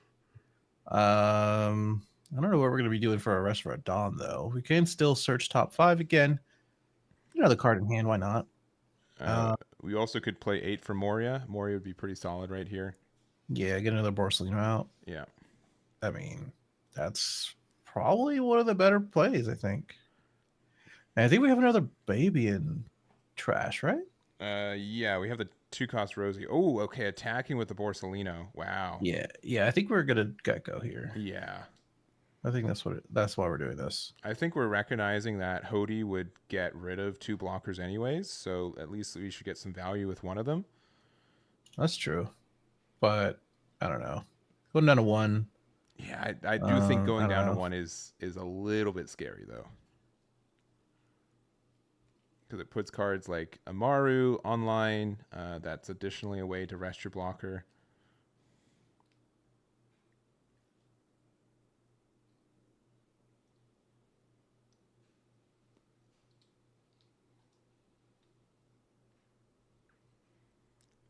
Oh wow! All right, getting out of it. Yeah, that's insane. Because like, if we went down to 1, Charlotte Cracker also becomes a double attacker as well. So having 2 sources of double attack, and one of them we can pump up with leader effect is also very helpful. That's true. But I mean, I don't think. Are we deciding if we're gonna combo or not on this, or We just oh, okay. Yeah. Oh, okay. I was like, what are we waiting for here? But yeah, okay. Pretty much what I was saying before. And removing the baby, since we don't really need that, and then we're just gonna go ahead and pass. So, I mean, this is cool. If you have Howdy, then that's fine too. We only have 4 cards in hand. Yeah. I mean, we will get the boost from Cracker, which will, in turn make it a 7. We have an 8. We have leader effect for 2 Dawn. We can place another either one. And I think we should have taken it though. I think we should have gone down to 1 because it again puts Amaru online. Like Amaru into like putting a Dawn underneath Cracker off leader effect, like just gets you such a big double. Yeah, I agree.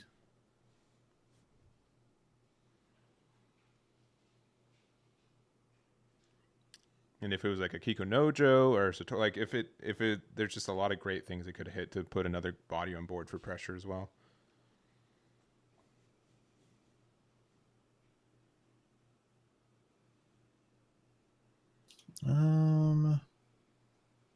Yeah, I don't know. If your hand is like pretty limited here, which it seems like it is, I mean, you have Howdy Jones and you have maybe 8-drop, but 8-drop without a decent hand is not great. And I think since you already have the Cracker and it is kind of just works really well with the Howdy play. I mean, you may as well go for that. Oh, that's true. That's true. You can do Hody Jones and from you go down to 1 anyway. Yeah, you go down to 1 anyways. Yeah. Okay, I think that might be the play. Yeah. Yep, you were correct. Yep. So I think this is pretty much it. Like if you're gonna take game or at least attempt to, try to do it through Cracker and as well as your leader in Howdy and hope that he doesn't have anything. Yeah, I mean that's generic. Yeah. One Piece 101. Do they have it? That's too bad. Well, my logic is that like when you do this, you're gonna go swing 8, which is what we're gonna do. Yep, 8 double. So it's 2 2Ks, and if they use 2 2Ks and they go down to 1 card in hand, you just swing 7, and then you just hope that they don't have anything else. Yeah, you are giving them 2 more cards in hand, which is quite scary, but Yeah, but you have 2 more swings, and those cards with the amount of stuff that black and green now has that has no counter power, it might be enough. Yeah, I think the only issue I had with this is that the order was messed up in the sense that we should have, if we were attacking life, we should have done it first, and then we could have, potentially pressured the Charlotte Cracker instead. Mm-hmm. Oh, and we are taking the 2. That is Okay. a little scary. Yep. I think you just swing 5 and then swing 10 and then be done with it. Yeah. I think And if we have we're a done 200 here. million volts, we get to go an additional plus 1K. True that. Double rest of Borsellino, thank you. Yeah, please please rest it. Shouldn't we have a 3 open? Unless we're No, probably at 9. We're at 9. We're at yeah. 9, okay. Yeah. That makes sense.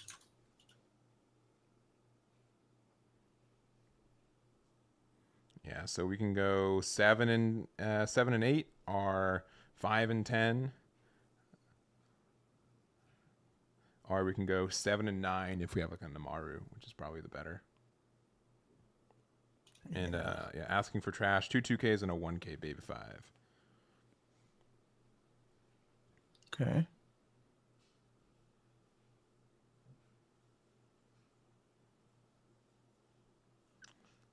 Oh, we're thinking, all right, asking for a 2K.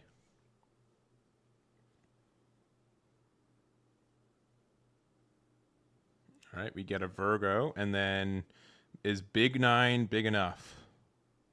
2K to 7. That is up to 9, so that ties it. No, sorry, up to 10. That's when. No, yeah, he 2K? got it. Yeah, Yeah, he all got right. it out. All right. And with the quickness, we're untapping everything. And we're just gonna swing twice and probably be fine.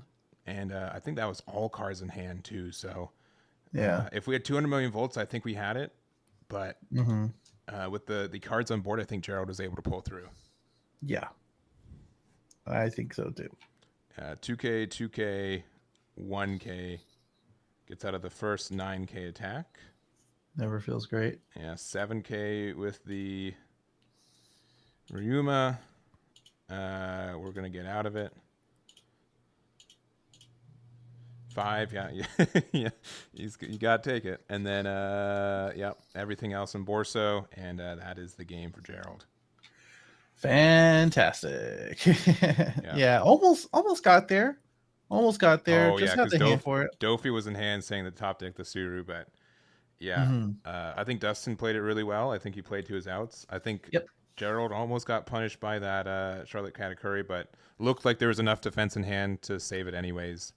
So it just yeah, the exact numbers. Yep. Just a fact of counter. Yeah. And yeah, pretty cool. Our Perona player does continue to be undefeated into round 6. Still have plenty of time in this round though, so we can probably find another. Yeah, let's go back to us real quick. So I mean, we do know that our Emporio player is still undefeated. So let's see if their game's still going on, where they're at. They're at table 3. Let's see if what that game looks like right now.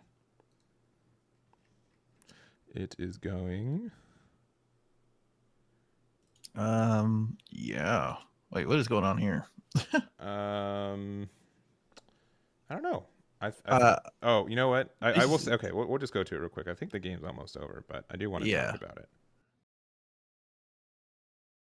Pretty cool setup on Emporio's end. Yeah. So I would argue that you are ahead in this matchup as Emporio.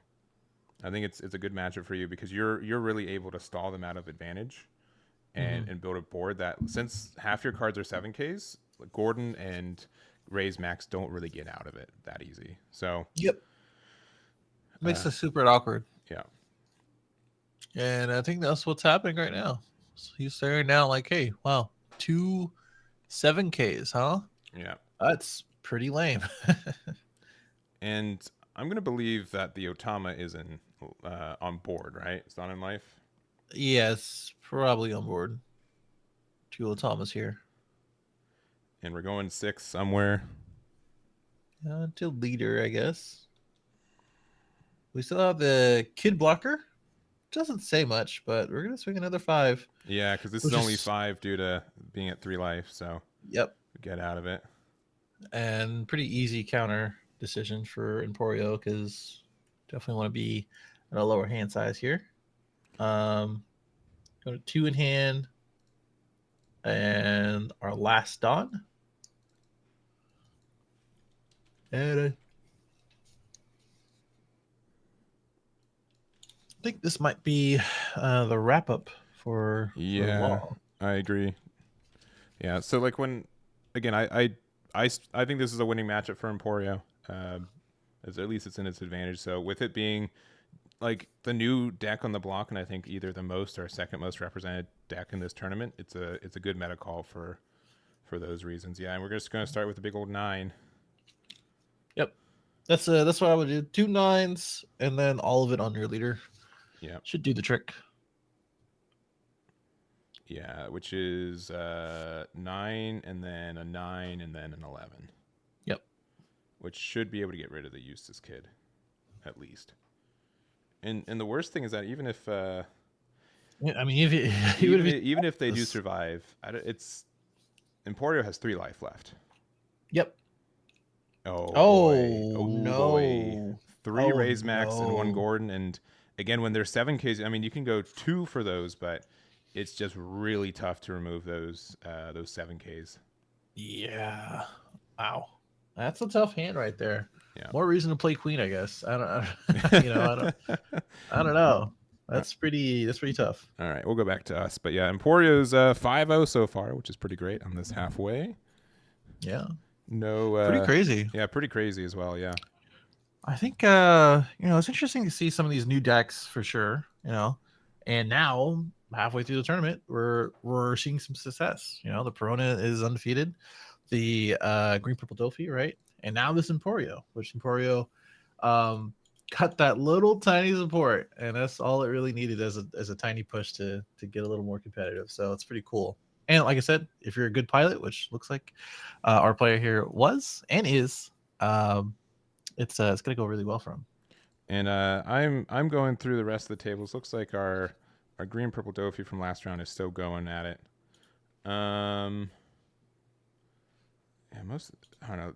Half these decks when they're like I just saw a black yellow Luffy. We might try to see a black yellow Luffy next round if they're still undefeated. I'll try to take a better. I mean, there's a good amount of them still. Yeah, I think not undefeated, but just in general. Yeah, I think there's at least one undefeated going to this one, but let's see. Yeah, there's a lot of them. There's a lot. But I think red purple law is just a rough matchup for it too, which again is present today. Very, very present today. Someone should tell me what the good matchup is for Luffy, because always seems to be the conversation of, man, this is a tough matchup. Yeah. And real quick, I think table 24 has some game left in it, so we'll go over there real quick. Okay. All right. This will probably be the last game we jump into, but we got black yellow Luffy down to 1 life. Unsure how big it is, but it doesn't really matter since it's going back to their turn. We've got Moria immediately. Oh, nice. Immediately, which is going to be fantastic for you. Yeah, we're going to be able to do the ace from our trash, get that boost immediately. So it's now a 7K leader, and then pitch a card, be able to put the other 2, including the Sabo that's on here. So we have a pseudo life protection, drawing 2. And yeah, looks really good for us. Yeah. So I will say, like, the black yellow Luffy, if you're able to do this where you're able to loop and have like 1 left in life, like have like this kind of lopsided one, it's pretty good. Obviously Sabo's good. It's less good against specifically Sakazuki because they have ways around it, but yeah, it's still a good card. We are a 9K leader right now, which is absurd. Yep. And another card in life as well. Yeah. Yeah, too bad we couldn't get rid of this Kuzan. Because it might spell some trouble for us. I need to hide these real quick. Okay. All right, they're back. You're good. Okay, amazing. Thank you. I think we have about 4 cards in Sakazuki's hand. We're just checking some 2Ks and maybe what we've used so far. I don't think we saw too many Ice Ages, so maybe that's what they were checking as well. I believe so. It's tricky to ask them how many Ice Ages because you know it's the first card they bottom deck off their effects, right? So it can be really deceptive, like, oh, no Ice Ages, huh? But then if you don't remember that they bottom deck like 3 earlier, then it's just a little deceptive at time. Yeah. I'll get that. All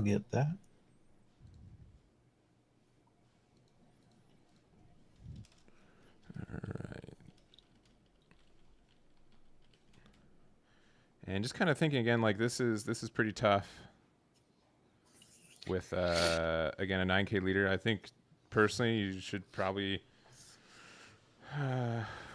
try to maybe get rid of the ace just because it's the smaller target and you can get that removal. We have Kuzan on board as well, which can bottom deck the Sabo.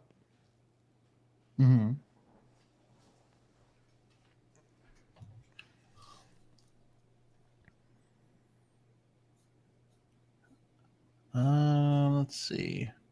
I mean, we're a 9K leader, right? So yeah. I mean, if you have an Ice Age, or not even Ice Age, I guess literally any other reduction would be good. Suru, I think just Ice, Mepo, another Hina, yeah, plus stage, plus leader is good, and then we can.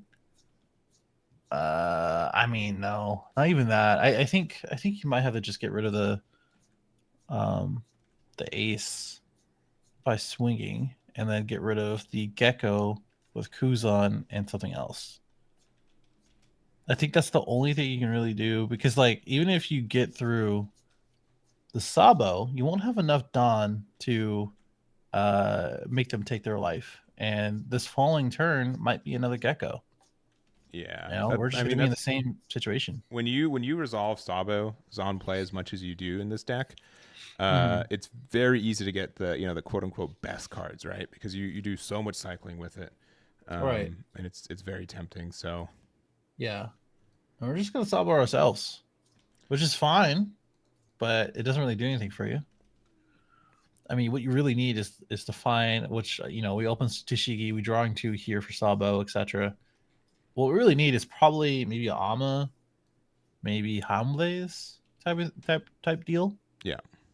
And start removing some of these guys on board. It's just really difficult.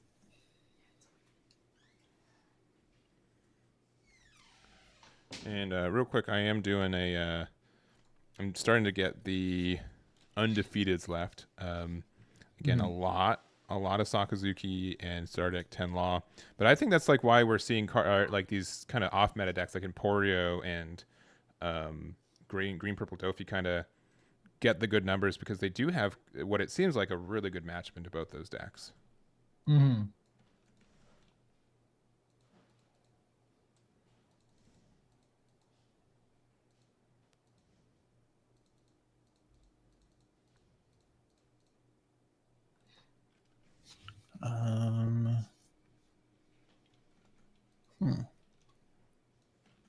Yeah, sorry. They're still thinking. I mean, it's tough, right? Because you surely have like a Houndblaze or something that can bottom deck stuff, which is great too because it removes it from being able to be put back into our life with Luffy. But I think the numbers are probably close, but not quite where they want them to be, right? It's just the fact that we already used a bunch of Dawn for our Sabo, which basically just says we can't swing at their leader anymore. And if we're gonna be using some Dawn for like to swing into the ace, because we're just swinging for reduction at this point, we don't have enough Dawn to actually get rid of stuff afterwards.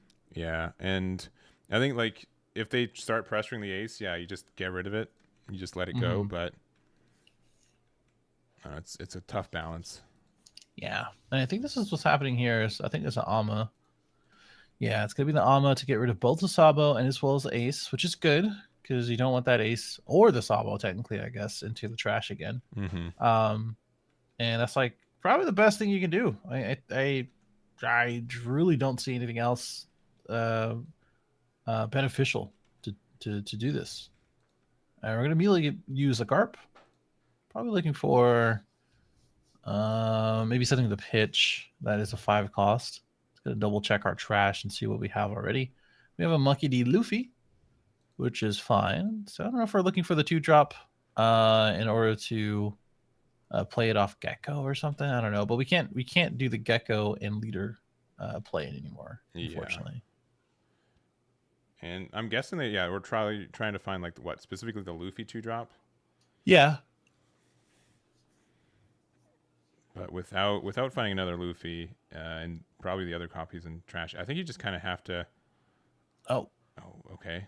This is a free block because you have 2 of them. Yeah. I mean, one of them might be lost because of the Gecko swing, but no biggie. You don't really want to use any of your cards in hand, but it could be wrong. I mean, you only have 2. I think probably Gecko swings into the Sabo if you do block this. If I take a guess. Yeah, I believe you're correct. Oh no, we're gonna use one of the 2 cards that we have in hand. Gonna be able to use the Monkey D. Luffy effect to get that bad boy out. Let's make sure to use our 5-drop Monkey D. Luffy effect first before we put anything in to life. But I guess hopefully we don't miss that option. Hirori goes away. Gonna play 2 for the ace that we saw. Okay. So looking pretty good. We get like the pressure, but the issue is that and we're a 9K leader, but we do not have a Sabo blocker, which is pretty impactful. I agree. But we're at least we're a 7K leader for the following turn. Yeah, and I think we're just gonna do the pressure. We're gonna do 9K in the lead, block with Sabo, and then 11K into lead, and another block with Sabo. Interesting. Might be into Guzan. It might be. But at this point, like when you don't have any protection anyways, I'm just assuming all my cards can get removed. I'd rather put them down to 0 or pressure them down to 0. That's fair.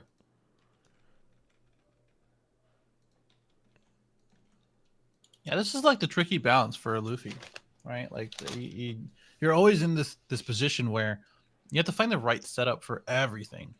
Yeah. And that includes offense and defense. Like every move counts for Sardec Luffy, and unfortunately, like that's not for everybody. It takes, like I said, for Emporio, it just takes a really good pilot. I think the other thing is that like it's kind of like a lot of diminishing returns. Like Moria helps that out a little bit, but you are slowly losing hand size as the game goes longer. Because you have to, like, it's expensive to be able to use your effect outside of Moria too. Any 2-drops you're playing are playing out of hand, which means you don't get them. It's one more card you lose out of there. So if you don't have blockers, or if your opponent can get like 4 9K attacks, sometimes they just win with that too. Exactly.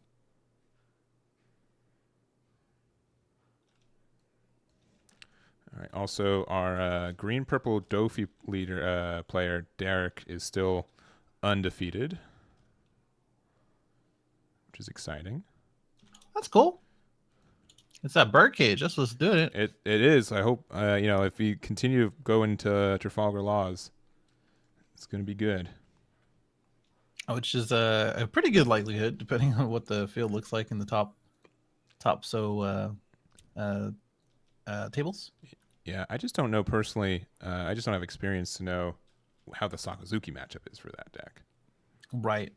That's true. Which, guessing based off green-purple Dofi not doing anything in OP05, probably not great, but maybe there's some new tools that have helped the matchup in in EB01 and OP06 that we just don't know about. That's fair.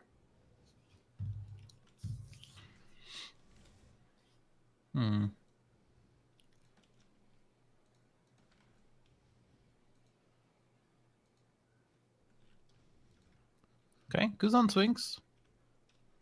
Don't know who or what is going to be reduced. These are just free swings because everything is a 7K or more. Mm-hmm. Yeah, Super annoying. Just to get some removal reduction, but Mm-hmm. good thing to know is that Luffy will not really be able to get rid of that 5-cost Sabo unless they have one of their own 5-cost Sabos. So Yeah, it's pretty safe.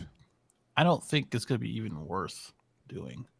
Because if you have enough attackers and enough Dawn just to swing out. Because the Dawn that you use, because you're going to have to use 2 Dawn. Well, I guess since he didn't take a life, you have to use 5 Dawn period. And then the rest of the Dawn has to go through into swings. So, I don't know. I'm going to get a Rebecca and as well as a Tashigi. Probably getting a 2-cost or a 2K from our trash. And then Tashigi, hopefully, will get another 2K for us. And we can stave off some of this craziness that Luffy's going to bring us next turn. Yeah, 2 blockers does help. And again, it doesn't really matter that they're not protected because Luffy doesn't have a fantastic way to remove these anyways. Mm-hmm. But there might just be the case of some big numbers are good enough as well. Oh, we're going to Houndblade something. I didn't even notice. Well, we might actually Ama 2 things. Mm-hmm. Yeah, Ama it is. Dang, that's tough. I hate this. Ama's a good card, believe it or not. I don't want to get canceled for saying so, but it's pretty good. Already ahead of you. Don't clip it, all right? We're just gonna put it on Twitter. No. Hey, come on. So Be kind. that way. Mm-hmm. All right. This is one of our last matches as well. Yes, time in the regular time.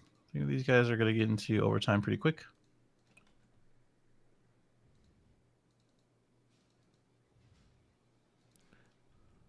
All right, and I've been a little bit quiet because I've been trying to get what leaders are undefeated going to this next round. Since we'll have 31 players who are undefeated as is. This is one of the matchups for it. Sakazuki versus Black Yellow Luffy. Real quick, I have a couple Utas. We have our Perona, Doflamingo, and Emporio still undefeated that we've been watching throughout the stream. What else we got? Looks like we're waiting on a couple tables left. But yeah, honestly, from where it was at the beginning of April, a lot of diversity, or at least the end of April to this. A lot of people trying a lot of new stuff, which is really cool. It's nice to see. Everyone knows what the 1, 2, maybe 3 top decks are, and it's nice to see some variety. And I think this Star Deck 13 did give us a little bit. Oh, we whiffed. Yeah, it was just that reaction. It's just tough to look at. Yeah, with 2 blockers. Oh boy, and this is the issue, right? Like the setup of the Moria is very strong. Like you can, and we just have, I don't know, going -1 is awful. Awful this late in the game.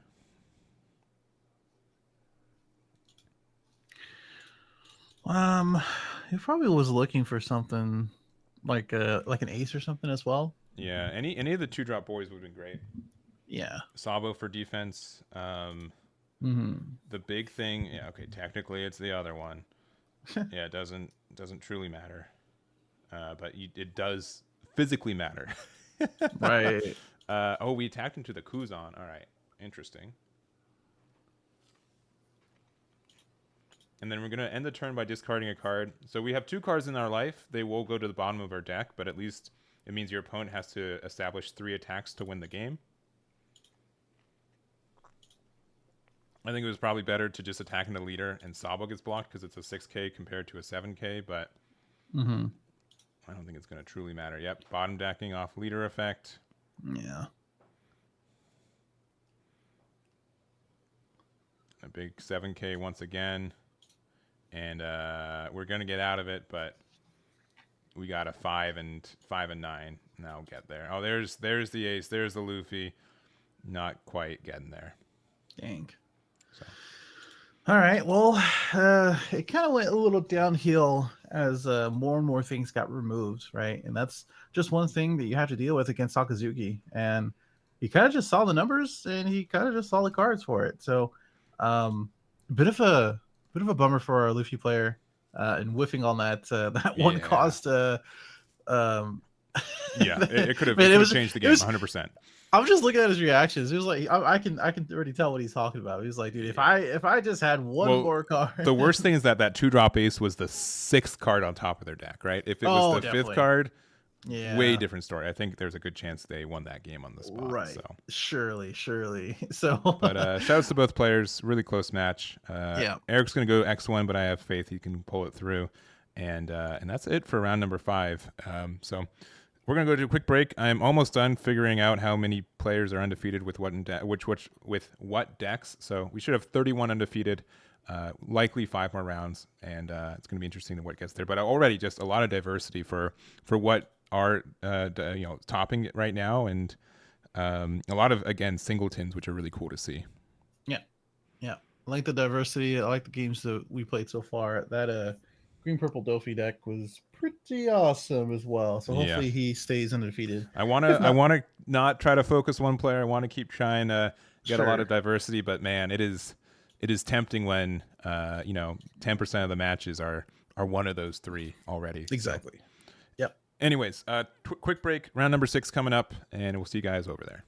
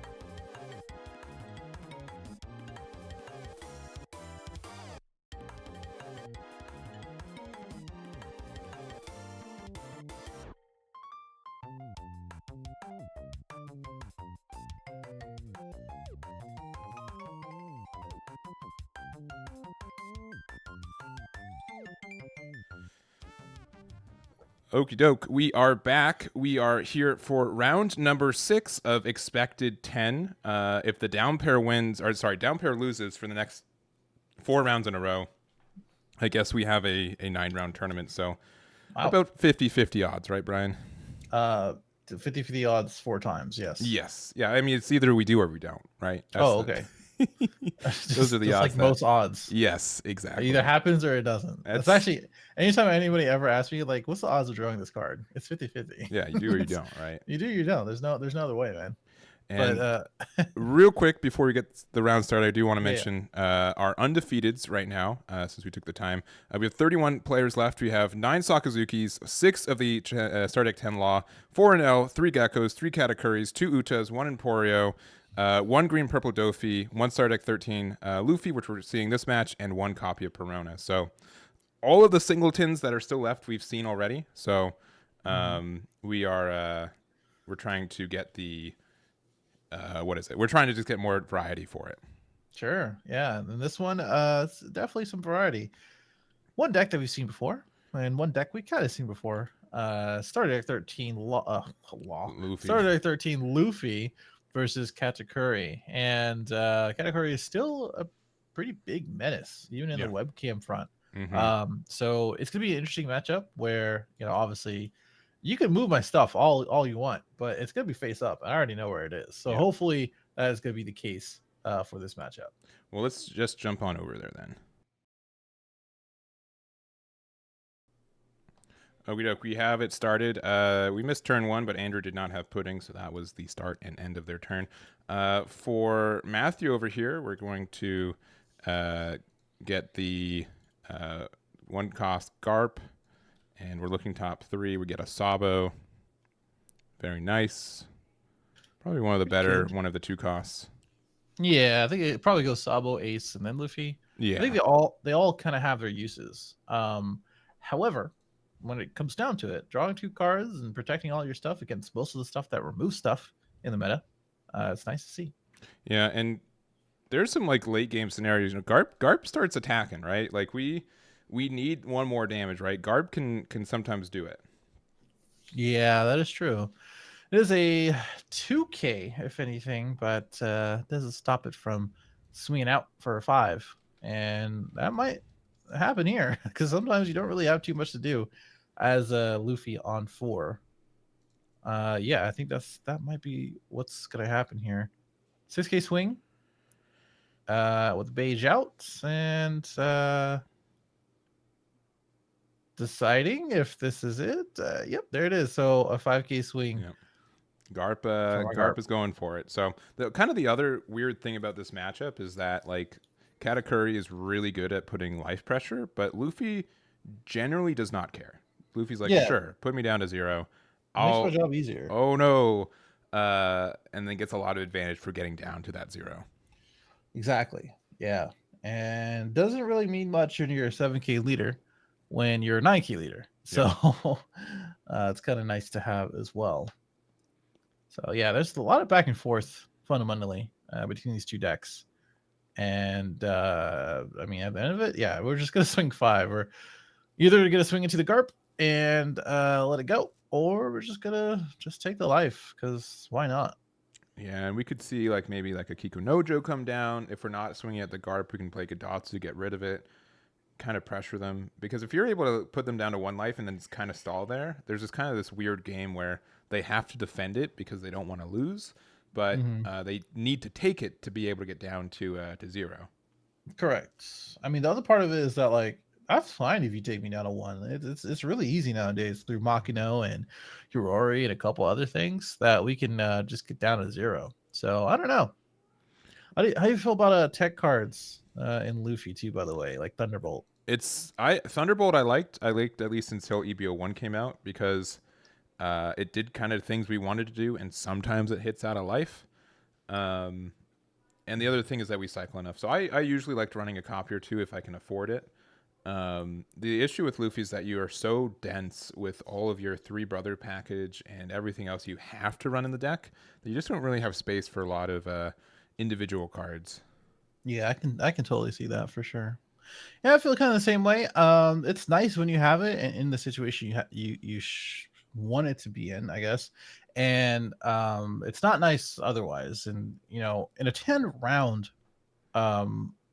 event, you kind of just need to do the same thing over and over again and have a little bit of versatility throughout. Yeah, 10 rounds, best of 1, no doubt. Yeah, that too. Yeah, without sideboards, without the best of 3, it is a little difficult to get the consistency down. And I think personally, I know this is probably gonna be a little controversial. Best of 3 in this game would be a completely different game, in my opinion. Yes. Even without sideboards, even without sideboards. It would take forever, exponentially longer to finish. Oh, 100%. It is. Yeah. Oh man, I don't know. I like best of 3. It helps the better player win, but as I shift from more to a player to a organizer, or on that side, like, man, the time increases. Yeah, it takes a long time. The days just got 1.5 times longer. 100%. Yeah, it's fine. We are now implementing some top cut stuff that has best of 3, so that's good. We are gonna get out of this with 2 cards. Interestingly enough, I feel like we could have just took that one though. No, that was the Sabo. That was a Sabo discard. Oh, I'm sorry. Yeah, I'm yeah, sorry. yeah, I looked good, away you're and No, I was distracting you. Got him, No, chat. Okay. 2 cards into the trash. Pretty good. Sabo is just perfect for this deck. So that way you can use Gekamoria and other things like that in order to use your leader effect and all that synergy. And we've seen that last round as well, which is nice. Also, shout out to Andrew. His shirt's cool. Oh yeah. That's it. We I mean, the nice thing, like, a lot of people have just so much personalized, like, One Piece stuff, like, bunch of fans for this game. Oh, for sure. And the IP in general. Oh yeah, it's huge. All right, they're gonna take a life off Linlin. Not too surprising on that one.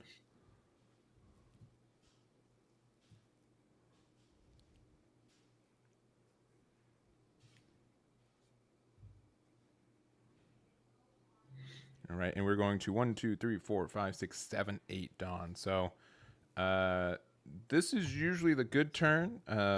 We should be able to, use something to get down to 0 life, use leader effect, and be able to play a couple boys. Looks like we find another 2-cost Sabo there. Yeah. Very nice. Hori might come down, Makino might come down. Yeah. Just really all depends what we have in our is hand. probably the best one. Oh, definitely. Let's get that draw. 5-cost Luffy's probably the worst one. Nah, it's fine. We get the draw at least, but we won't be able to. We're 1 Dawn short from being able to at least play something from life and get a 2-drop out. Yeah.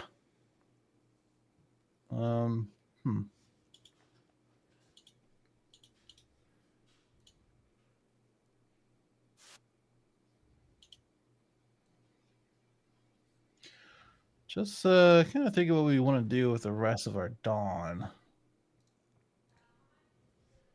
And let's swing out here.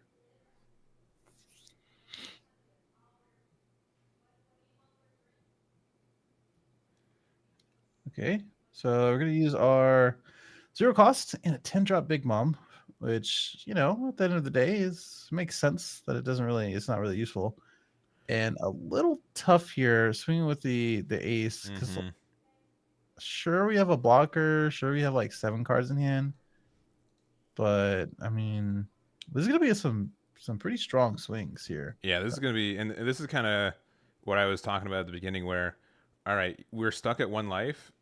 We would be infinitely happier if we were at 0 right now, but I think Andrew's really identified that, and being able to keep them off their really good play and have to use resources are just, it's going to be tough to defend this too, because there's a lot of great bodies on board. Luffy's still just a 5k right now. Only thing I think that could make it better is that we had 1 more Dawn for a 10-drop. If we 10-dropped and then attack with board, I think that'd just be a lot of pressure right now. Yeah, but we pitched 1. Correct. And we have no Dawn to use. Correct. So not happening this time for sure. But we do have an ace to bully. That's something. We have an ace to bully. And this ace does not have protection either. We played it the previous turn. Correct, because we probably drew into it with ace or Sabo. And they're bullying the ace instead. What? The 7 cost. Or the 5/7. They attacked into that instead. Well, that's what I was saying. Yeah, we have we have an ace to bully. So I think that's the right route to do. And then personally, if you have an 8 cost category, I think you just put Pero back in. And then I would actually be tempted to put Garp back into their life, only because they don't get that back to hand based on how game mechanics work with the Black Yellow Luffy. Mm-hmm. And then it just kind of makes it weird for them to even get down to 0 life again. Actually, yeah, that sounds funny. Let's do that. You know what? It's round 6. It's casual gaming. Let's just do the fun play. That'll probably work out. Sounds a lot more fun. Yeah, because if you put the 5 cost Sabo back into life, they want that there anyways, right? Mm-hmm.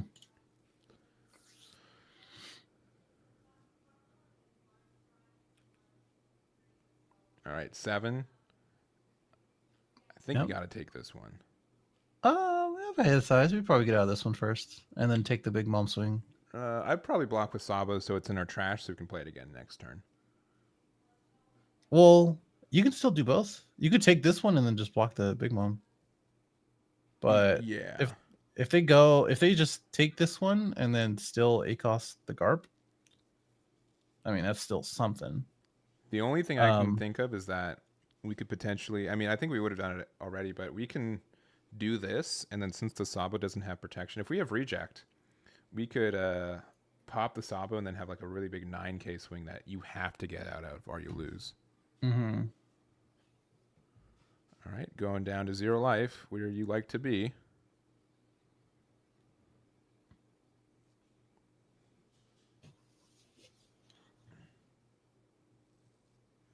All right, get hit by the 8. Not the most fun. Sure is not. There's the block. We can use this for later, which is good. They're gonna have a. Okay, I was gonna say, you know what, rush ace here would have been a lot of pressure, but no. Instead, a Pero Sparrow and a Brule, which that leader Katakuri is looking like a bad character card. but he is he's just leading the troops there. So that is 5 bodies on board and 1 leader. That's great. All right. Cool, I suppose. We're at 2 life as category. I don't think we're losing just yet, but do have an army, if anything. Yeah. And Big Mom says whatever. I would say. Well, he's saying whatever to Big Mom if you can get back down to 0, that is.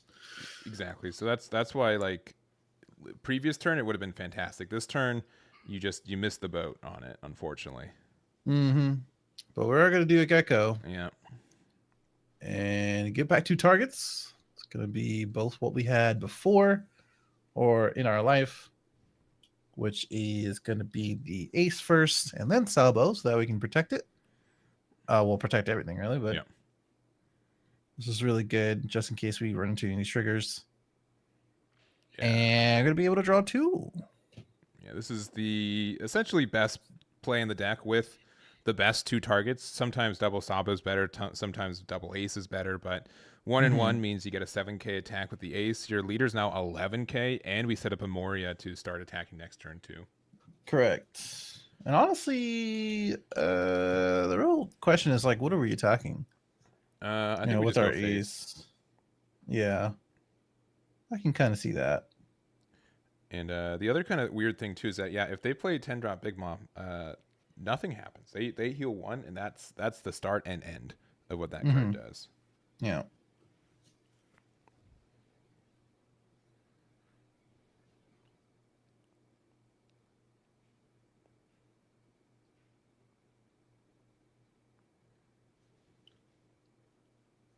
All right. Well, swing 7 to lead with ace. Swing a bunch more afterwards. So you're probably the pitch 2 cards here, and then block the big leader swing. And we're just gonna be a 9K leader and hope for the best. And I haven't done the best at keeping track of what cards that category does know in life, but they do know. I think they know the top card of their life, and they left it there. Yeah. There's just something.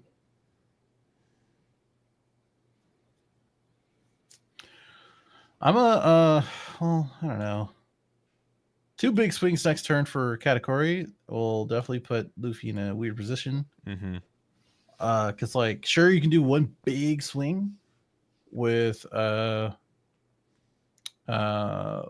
on here, but the Sabo is just gonna come right back. And that's like the issue with it. And sometimes, like, if you're able to go wide enough on board, you can start attacking with the Sabo, and then you get to bring it back, and then it refreshes its protection effect. So. Yeah,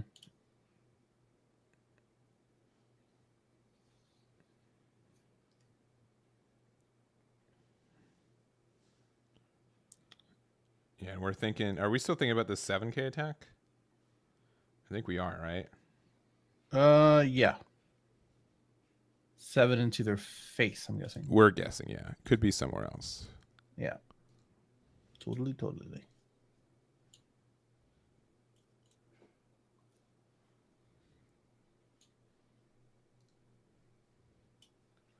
I just say pitch 2, man. That's fine. Yeah, plenty of GKs in your deck. So one of them probably is in your hand. Unless your hand is like super bricky. Yeah.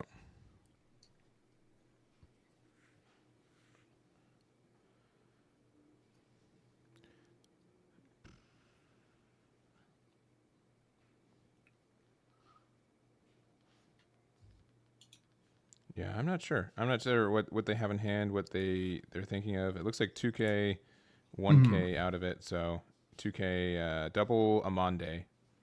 Okay, then, sure. Big 11. Brule is probably going to take one for the team. Yeah, it sure is. Do your job, Brule. And this kind of reminds me what happens sometimes in like the Newgate matchup where you go to 0 life and you're fine with it because you have a lot of defense, and it just shuts off their 7 cost Linland, their 10 cost Linlands, all of those cards from being really optimal for you, and it's very strong. Right. And so real quick, we are a 9K leader as Luffy. We have a Sabo on board as well, which is a blocker, which has protection, and looks like about 7 cards in hand. I mean, 7 cards, 9K leader, better than a white bearded and 9 beard, you know? Correct. So it's pretty cool. We're going to play Bully the ace first. I mean, like I said, two big swings will still do the trick for a lot of different reasons. Because, like, you can go, let's see, 13, actually. Looks like we're just going to start, bullying the ace, though. 7, or 8 into 7. I think that's fine. You could probably say, or you can probably do 1.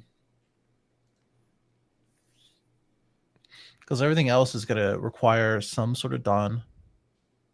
So this might be a bait for a 10 drop, which 10 drop, it doesn't really do anything for you. Yeah. Just gives you a big body and a life, which is, still pretty good. Yeah, I think you saved the first one. And then make him add some. Yeah, that's the right move. Okay. Yeah, you definitely save that first one. Make them use a Dawn. And honestly, based on our category play demeanor, I don't think we had anything else to do. It doesn't. I mean, I will say 10 drop Big Mom demands respect, right? You do have to pressure it, but if we have another 8 drop Moria, I think Black Yellow Luffy's slated to win this game. Yeah, I can see that for sure. Setting up another blocker is impactful too. We're gonna discard something. Probably target. Yep, Sabo. Yep. Let's put a Sabo ace. Another Sabo ace. Very good. Okay, cool. So we have another gecko. That's basically what we're saying. Uh, Oh wait, no, we're no, just we're gonna. just doing it the hard way, which it's Still pretty good. good. Don't get me wrong. It's just using a lot of resources to do so. I mean, I think it's fine because you're actually left over some Dawn to use to attack with, right? Yeah, you have what, 3 or 4? Yeah, 4 Dawn, which we can just use for all of these bigger attacks, and we're almost gonna be guaranteed, right? Mhm. Because like the first 7 key swing is probably to go through, and then we go 999. I don't think Oh we're no, winning this 9 turn, out of 10. but I think that if we can pressure the 8-drop Linlin and get it off the board, I think we can win the turn afterwards. Sure, I could see that too. Maybe go like 10 with the gecko. Yeah. Just use that one Dawn and then just like swing out for the rest. I mean, we're already at 11k with the leader, right? So we can just do that real quick. Yeah. Especially because I kind of want to swing with leader first just to make sure that I don't get beiged. And this 11k is just sitting there. Yeah, I don't know, man. I think you just go for it. I think you just go for the win. I mean, the only thing that's going to stop you is maybe a Mara or Beige. I guess it's 0 cost, but that Yeah. he hasn't really. I mean, I'm just saying that, you know. And also, no, that's only once. That's only once. 3 cards. Only 3 cards to worry about. Crazy. And honestly, if you do run into any triggers, you're not really using any Dawn here. So I think that's the idea. Where, yeah, let me just swing with these 7s, and then if you do end up getting a trigger that actually helps you, like a blocker or something, I'm just gonna swing at your big mom. Yep, these guys can attack. yeah, 1 Sabo can attack, 1 Ace can attack, and both everything has protection because Sabo was played last. Correct. That's exactly what you're gonna do, and what is right.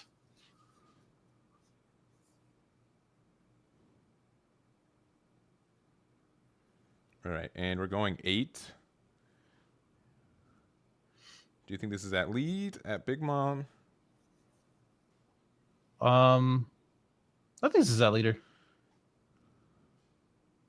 You can get out of a 7. The concept is that you're going to be able to get out of a 8. Oh, okay. Well, I think this is probably game if we just swing out with our blockers, right? And we don't run into anything. It's a heck of a call out, right? I'm doing it. It's saying I'm doing it. What? Okay, so like let's back up then. So if we don't do it, we're currently I think what we do is you just remove Linlin and pass. That's so. I know it's so lame. scary I know of it's you to lame. say. I know it's That's lame. so scary for you to say. I get it's lame, but that's so scary for you to say. I don't know. I think you go for it, man. He's giving it to you. You have so much Dawn. You have everything. He's giving it to you, man. It's 2 cards. Don't be afraid of monsters under the bed. The one card. There's only 1 card at the end of the end of the life that he put down. Sure. double beige wins. It's not double beige. But I know. It's not double beige. Okay, all right. Chat, be ready. Go for it. All right. I want to hear from chat. You guys are way too quiet.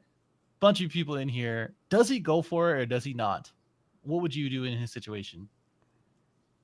I think he's swinging. Oh, okay. This is the right way because if you run into. Okay, sure. Yeah. Oh, you just draw 1 for reject. This is where it gets tricky. I think we attack with leader first because worst case, with 2 cards in hand, they can't have more than a 9k. That's true. That is true. Double beige is in there 100%. You are lying to yourself. And we just saw it wasn't. Yeah, you just swing with leader here. Yeah, because then we have 3 Dawn left over. If they have 2 cards in hand, they can't get out of a 9k, and it plays around that if you attack Sabo first, that you get beiged. And if they have 0 cost event, you just pass turn. Maybe you attack into Linlin 8-drop just to get the pressure there, but yeah, okay. Yeah, deciding the same thing. Here's 11. 1 card's not getting out of that. Okay, we're good. Yeah, but we still got it. This is literally the worst trigger that they can have. But only one of our Sabos can attack. Oh yeah, you're right. Yeah, right. Yeah. Yeah, but okay. This is the thing, okay. Here's the thing, though. No. For real though. With the last trigger was the only one that we actually had to think about, Mhm. and the brulee trigger is the only one that was unknown. Yes. So like in this line, this is the only way you can go about it if you wanted to take game. And since we couldn't, I mean that's just the chance that you take. I do think Matthew did for going for game. I think they took the right route. You're going to get punished by that brulee or anything like it any day of the week with it. So we're just going to see. I think the only thing is I probably would have pressured that 8-drop Linlen and passed after that. I have so much advantage on board, and it would be tricky for them to remove my cards, and they have to rely you don't on a have top advantage. deck. No, you don't have advantage on board because you're wasting it. Because if you're passing afterwards, you're just wasting that advantage. Now, with all of these attackers, like the best you can do is just have a decent hand and block 2 of the big attacks. You see what I'm saying? Kind of, but like 8-drop Linlen would be gone, 3-drop Brulee wouldn't be on board. They just have the Gadatsu, Pero, and Big Mom, and you'd still be a 9k leader with 4 in hand. But then you still have to get through 3 life and go through the same process that we just did. Sure. Right? Maybe. Right? Because like that seems terrible. Plus, they could also play another Big Mom, go to 4 life, and then go through the same process. They would have been at 2 life. They would have been at 2 life because you knocked them down 2. Yeah. Oh, okay. Yeah. Oh, yeah, because of the brulee. Yeah. Okay. Brulee was last, so. Gotcha. All right, so 12k swing. It's probably be a block, right? This one's probably gonna get blocked, right? There's no interaction with these Sabos, regardless. Mm-hmm.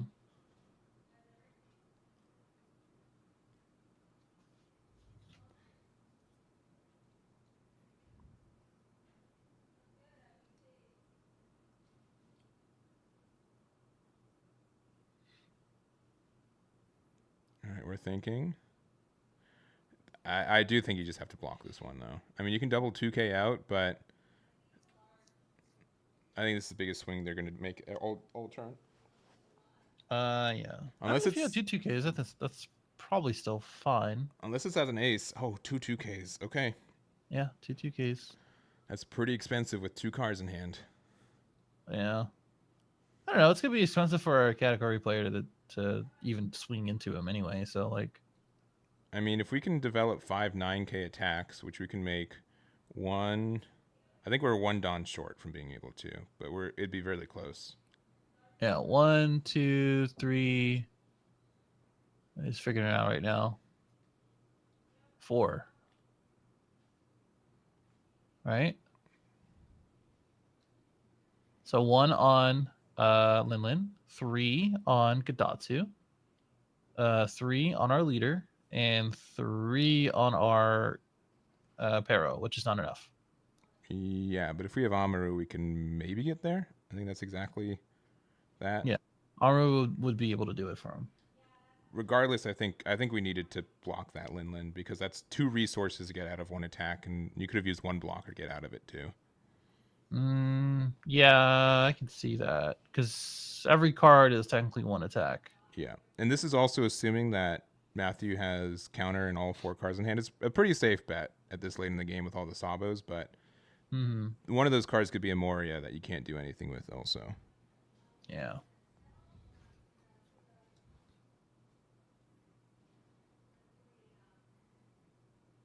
Yeah, I know both players were nervous when they were entering the game, so no doubt 30 minutes later, just as if not more nervous, but we get a 1k out of that 9k, 1 in hand. All right, put 3 there. Another 9k.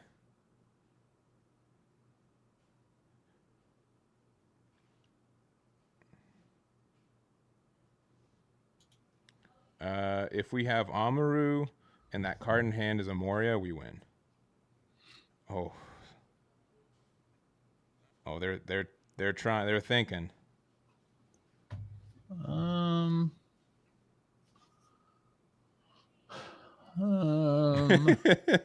That's what I've been saying.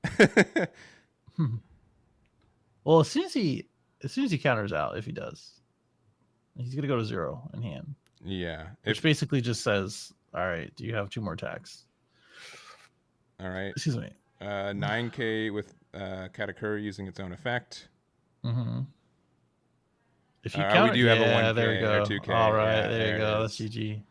Yeah. And that then just the doesn't. block. Yeah, Oh, we you did don't have the have to- Amaru too. Oh man, so Yeah. close. Okay. So yeah. close. I was ready for him to say Amaru. Yeah. Or tap 2 for Amaru. Yeah, and just to reveal a Mori in hand because Yeah. people can get real greedy with that card, but But see, if you played it safe, nah. you have no proof. You have no proof. No, there's no way he could have won that. tangible He's proof. No, zero way for him to win that if he Nah. played it safe. Nah, Anyways. We're fine. Nah. Yeah. But I think it was really close. I think they made it a little bit closer than they needed to. I think the Sabo block won you the game on the spot with that hand, but you are still doing very well. Both players got 5 wins. We have our category player 5-1. So shouts to Andrew. He's got quite the run left, and I think he's had a good shot with it. And then also to our winner, Matthew, with the Black Yellow Luffy with a 6-0. 4 more rounds to go, likely. So, you know, the 2/3-ish part of this day, but yeah, very close. Yeah, I totally agree. And if you missed that, it was Black Yellow starter deck Luffy taking that one against Katakuri. And we have, 4 more rounds to go after this, huh? Yeah, 3 or 4 more rounds, likely 4. I'm going to look at what's left. It looks like our green purple Doflamingo player did get an L for this one, and if I believe chat, then I think our Emporio player still playing. Yeah. It's too late into the round. We'll just see if they get on the other side, but Luffy's hanging out, Emporio might be hanging out, and I think Perona got their first loss of the day. So we'll know what's undefeated. Outside of that, the options are Sakazuki, Law, Anel, Moria, Katakuri, and Uta, with 1 less Katakuri, 2 left, still deciding. But we're going to take a break, and we'll be right back with round 7 of Likely 10. See you guys in a moment. Bye.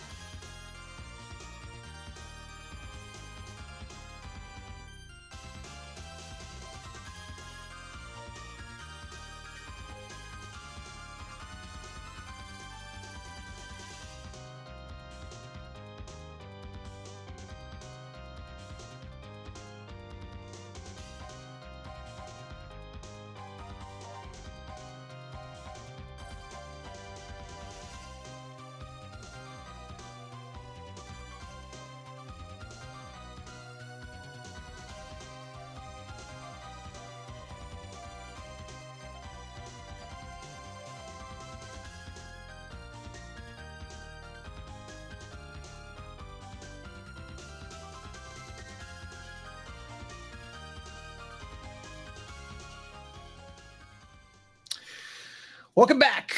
We're here for the Top Cut Treasure Cup for May, and almost 1,000 people. If you haven't checked it out or seen the previous rounds, we've seen some really cool new EB01 supported decks, and as well as leaders, a couple of them, not very many. Yeah. Odin. And we are here for round 7 of 10, guaranteed now. And we're actually going to be following the Emporio leader / player. We actually have a pretty cool matchup. Yeah, it's the same that we saw Emporio win previously. And real quick, for our 16 undefeated, which means that we do have a guaranteed of 4 more rounds to up to 10. It is 5 Sakazukis, 4 Trafalgar Laws, 2 Gekomorios, 2 Anel, 1 Uta, 1 Emporio, and a Luffy that we just saw win last round. So correct. Still pretty diverse. Law and Sakazuki taking 50% of that. But I don't know. I publicly said I would be taking Emporio if I was playing this event. And to see it 6-0 right now, I'm pretty excited. The one person though, so hey. It's fine. They're gonna do great. I think the Law matchup's pretty good for the deck if we see our pieces. So yeah. We'll see how it goes. We're gonna go over there. We're gonna get set up, and we'll see you guys in just a couple minutes.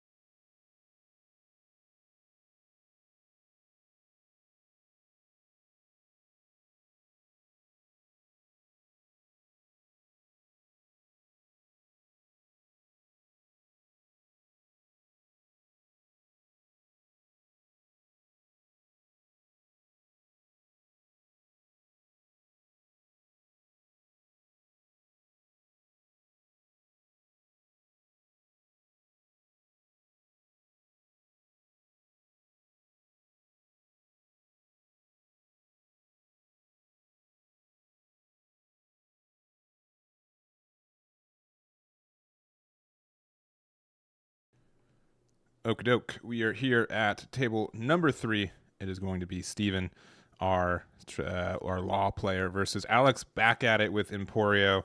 And we'll see how the matchup goes a second time for Emporio for this one. You didn't want to try that last name, huh? Neither. No, I'm bad at speaking.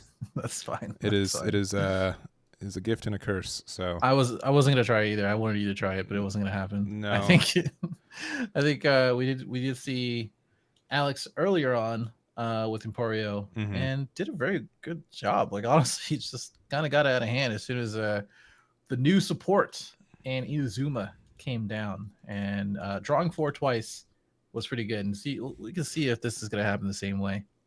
Yeah, and if you guys don't know the Emporio leader, he is on screen right now, or it is on screen right now with the end of turn, draw 2 if your card, you have 0 cards in hand, which is a little bit tricky in this game at times to be down to 0. But being able to draw is great. It means your hand size is always 2, which is great unless your opponent has 3 cards on board to attack. But I do think it's a deck that just gets a lot of value because of that. It has a lot of defense, and it's really good at staying at a high life total, which there are a lot of decks that are dependent on you being at low life totals too. So you get some weird edge cases where I think this gets some good matchups in this current meta. Yeah, I think the biggest thing about this matchup, or one of the biggest things, is the fact that a lot of Emporio's cards that they want to play is 7K. Yeah. So because of that, it is quite interesting to see how Law kind of navigates around that, because it's super hard, if that wasn't clear. All right, and looks like we are getting set up real quick. Asking how they want it cut.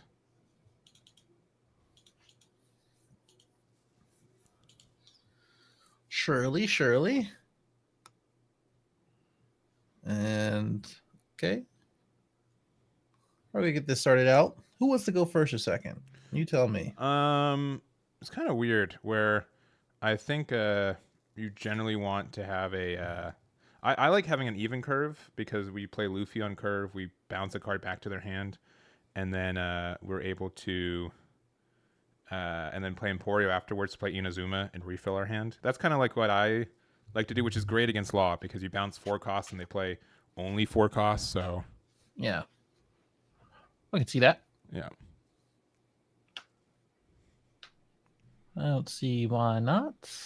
Plus, I mean, I think going on Curve and being able to see the cards that they need to see as Law, one of the new ones, of course, is going to be the Bonclay. So going second might be pretty good for them too because of that.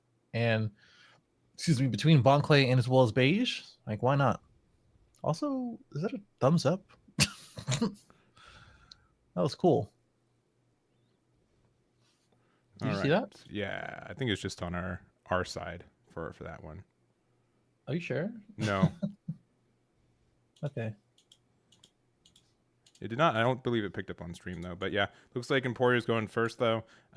Just no buggy turn 1, turn 2. Just put 3 on leader and attack in.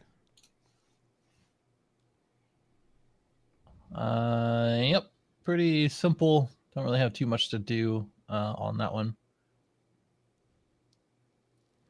All right, and then we have Zoro coming on in, swinging a big 6K. Slightly big. But 2K will get out of it for sure. I'm definitely going into the Matrix for both of these guys, but on 5 Dawn, I have a couple things that we could play. Yeah, we've seen them play like the 5/7 Crocodile, which being a 5/7 is pretty tricky for you to remove. I also wouldn't dislike just putting a lot of Dawn onto Zoro, attacking into it too. Yeah. We might just swing into it and make him pitch a card anyway. I think that's what's going to happen here. And yeah, I wouldn't hate the vanilla coming down. Knuckle coming down instead. And we're going to see, yeah, the crocodile. All right.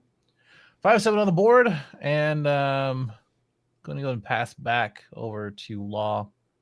I'm going to see a couple different things here, I think, as Law. 5 cost kit is always nice. And there's a few other cards that we can kind of take hold of. But 5 cost kit into -3, maybe? Into a Zoro says a few different swings. But I think overall, you know, staring down that 7K crocodile is kind of annoying. Yeah, it sure is. So we'd need like a Gordon and like an Otama.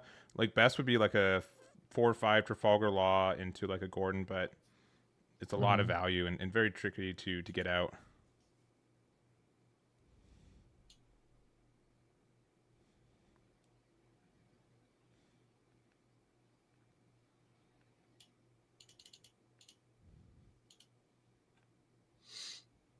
Okay.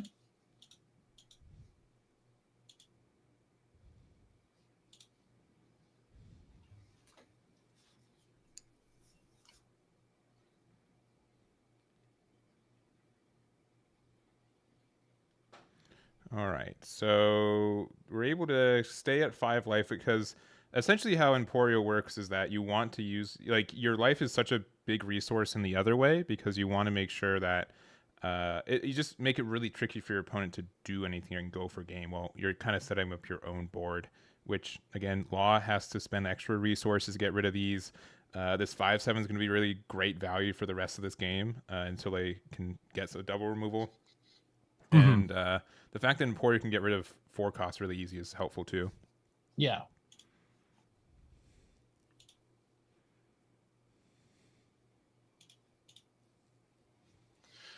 I think doing some damage here, or at least attempting to, it's probably pretty important. Like I said, you know, getting another Zoro through after leader effect. It kind of feels bad sometimes, though, right? Oh, No, okay, see, never like mind. this. How can this feel good, right? Gordon and Raise Max. That gets the minus there. So I have to play something first, though. yeah, just to get like Max Dawn advantage, but that's still pretty rough. Yeah, I was gonna say, like, I mean, this is not terrible. I was gonna say, you know, minusing something without actually being able to bottom something feels really bad. Yeah. So -3, get the Croc out. Get another Zoro. Maybe Kid and Killer. Either one. No. Okay, we're gonna be able to draw instead. That's pretty good. Like we have so many options this law. It's crazy. Yeah, and so like that that copy of the Bond Clay is pretty obnoxious because it will be, if we play these 7Ks, it will be able to be a 7K as well. Yeah.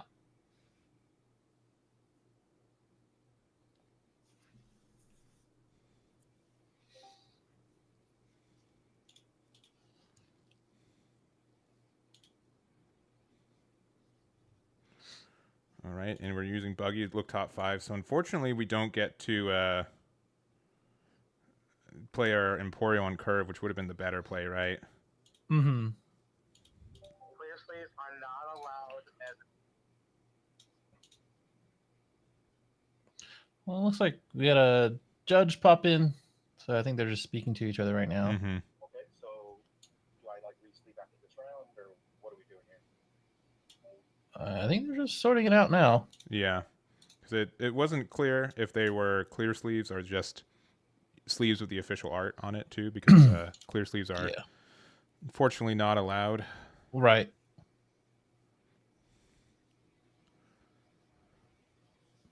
And looks like they might be going through the process of telling them that clear sleeves are not allowed. Mm-hmm.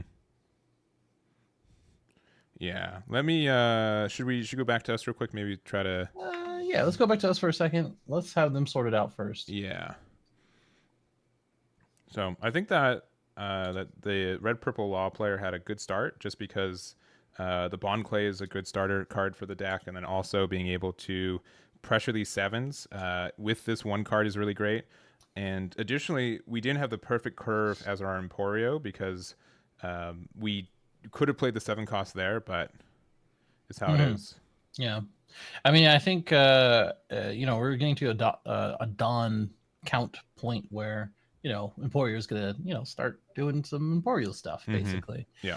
And with Law, it's really just about putting down the pressure, and we're getting there. A bunch of 5-key swings everywhere, but unfortunately we ran into one of the worst opponents that you can run into in a tournament, and that is the rules. So we're gonna have them sort that out, and maybe let's go find something else in the meantime. Yeah, I think table 5 looks pretty good. It's Uta versus Moria. Both, that's obviously pretty new into the round 2, so we'll let's jump over there real quick. Yeah.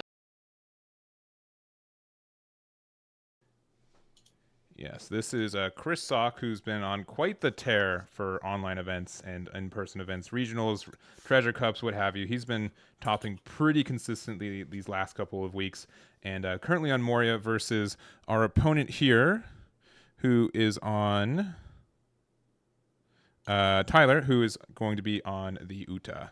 Uta, yeah.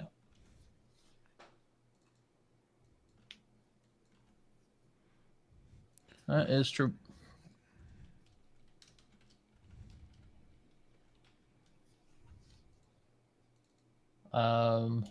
Yeah, pretty interesting situation so far. We have the Rob Lucci, good old Perona, another 5K swing, comparative to a decently sized hand in Uta, and as well as Luffy.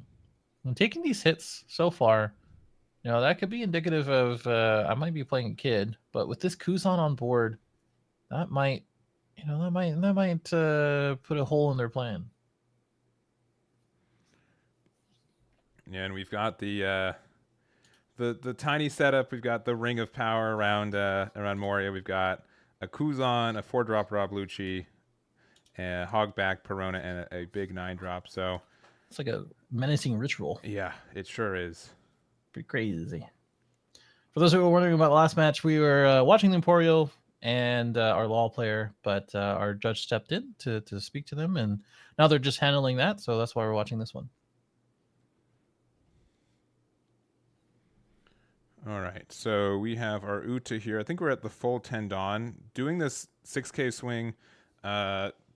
to me means that we might have a Moria, or it's not a Moria, Kid, a kid. Yes, but with that Kuzan on board, it's not as menacing. you did just say what I just said. I'm just repeating. Oh, okay. What? You're agreeing. Oh, Yeah, you're yeah, agreeing. yeah. Oh, sorry. Foreign concept. I know. Foreign It's concept. Let me back up. Sorry. once every stream, we got to be on like the same wavelength every once in a while. All You're right. You're right. So who's winning? I don't know. Dang, you're supposed to say. I was going to just immediately disagree to whatever you said. Oh, okay, yeah. I think I don't know was the such better safe answer. Yeah, I think we're really trying to decide, what's the best way to go about this. I think we're swinging into maybe Rabluchi with our Uta, unless the Uta is just like put it in position and is like, I don't know what to swing at. Oh, okay. We're actually going to life. Interesting enough. And Yeah. I think we're just swinging out to life. I mean, it's possible that we also have Rosinante, Mm-hmm. so we can play that into that.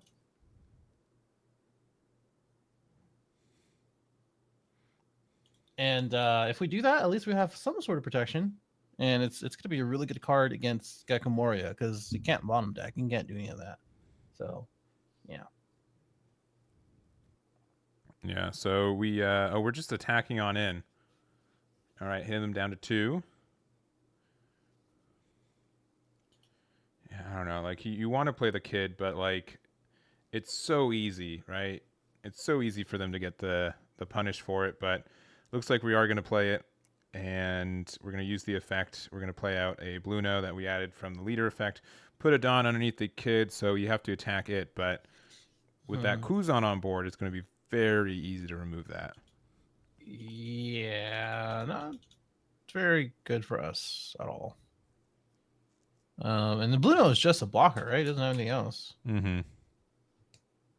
I mean, it's just a searchable film card, but yeah, not great, not great at all.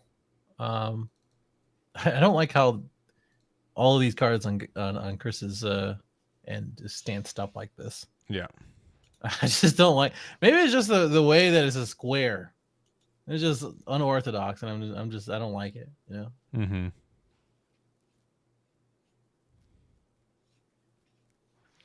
All right, so we got 10 Dawn to work with. We're trying to figure out what the best play is. I mean, for what it's worth, we might not have it. But if we're attacking with Kuzan first, we defo have it, right? There's no way we don't. Sure.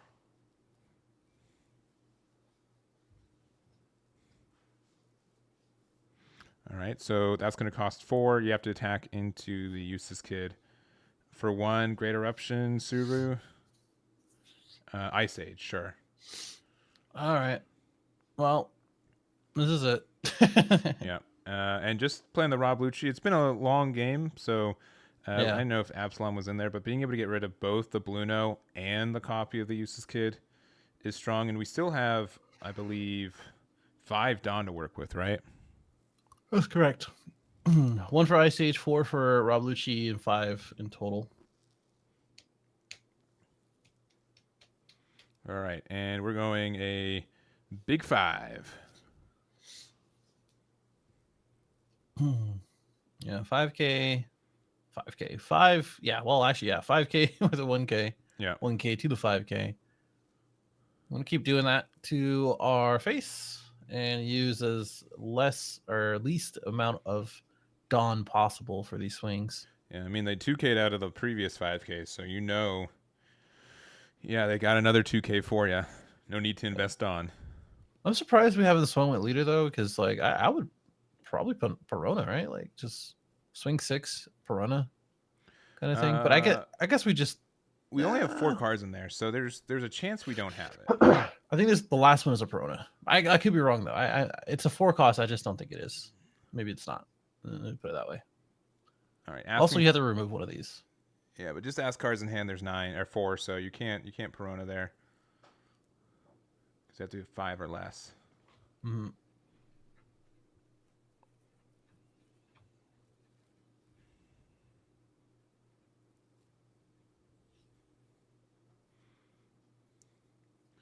All right.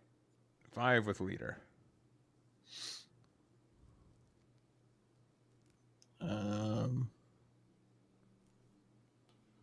Yeah, that'll do it. No leader effect this time around. Wonder what we're using the 5 for. Maybe Sabo. Sabo, yeah. Yeah. Swinging with the Rob Lucci, the one that we didn't just play.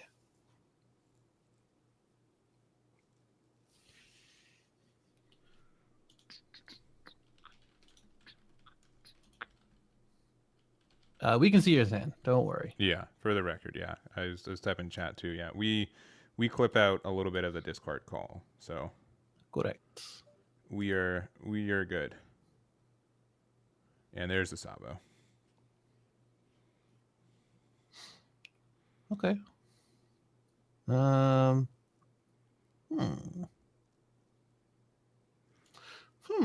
Interesting. Interesting. A lot of cards out of their hand because of those 5K swings, which is nice. The Sabo comes down. We draw 2, pitch the 2, maybe get some targets for a leader if we didn't have one already. And all of this stuff is protected, which doesn't really matter. I mean, you're going against Ucha. Like, who cares about that part? The bigger part is that you have a 6K blocker. Yeah.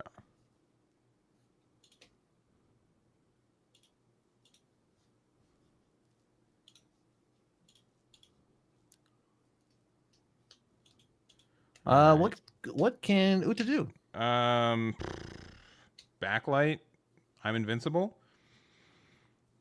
Yeah, I guess so. Because backlight is a 2 cost or 3 cost? 2 costs, so you rest it. So you can do. You'd have 5 Dawn left over, so you can put 1 on Zoro to make it a 7K, and then 2 9Ks. I think.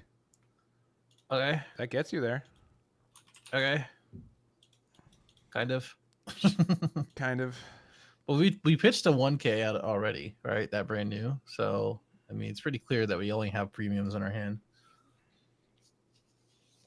All right. 2K out. Yep. Well. If you kid again, two. yeah, sure, yeah.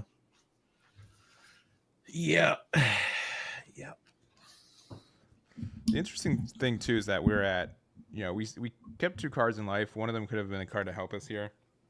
Yep. But yeah, I've seen this look from Uta players before. They're just like, man, I've got 1 copy of it. I'm close. That's a 2K Sanji. Yeah. Yep. All right. We're playing the board clear game, I'm guessing. But then that just gives you -1. Oh, 7 for Luffy? Okay. All right. Sure. And we're not playing anything after that, which is a bit of a bummer. I mean, that's 1 less card out of hand, but it could have been an Uta blocker or something to protect ourselves, which can get removed pretty easily, I guess. I don't know. It's not. There's not very many good things about this situation for Uta. Yeah.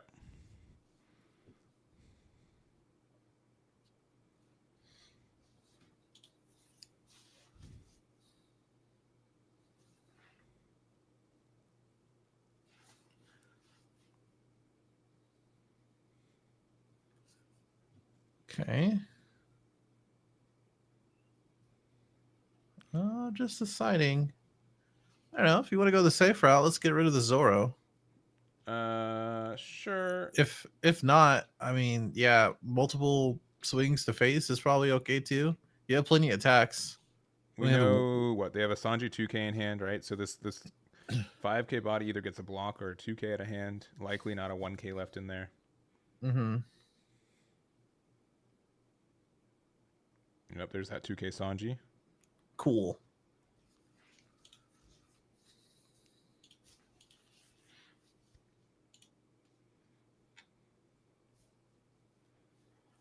Yeah, All right. unlike something like Husa's Kid, where the double attack is baked into the leader, Uta, you always said like, oh, we could have this, right? But we need to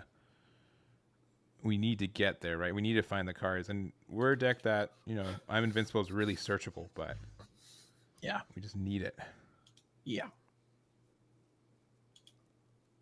That's pretty crazy. I think a lot of the time in these situations, it's you got to make the decision, especially at a higher level event, at the undefeated table slash, I'm going to either top or win.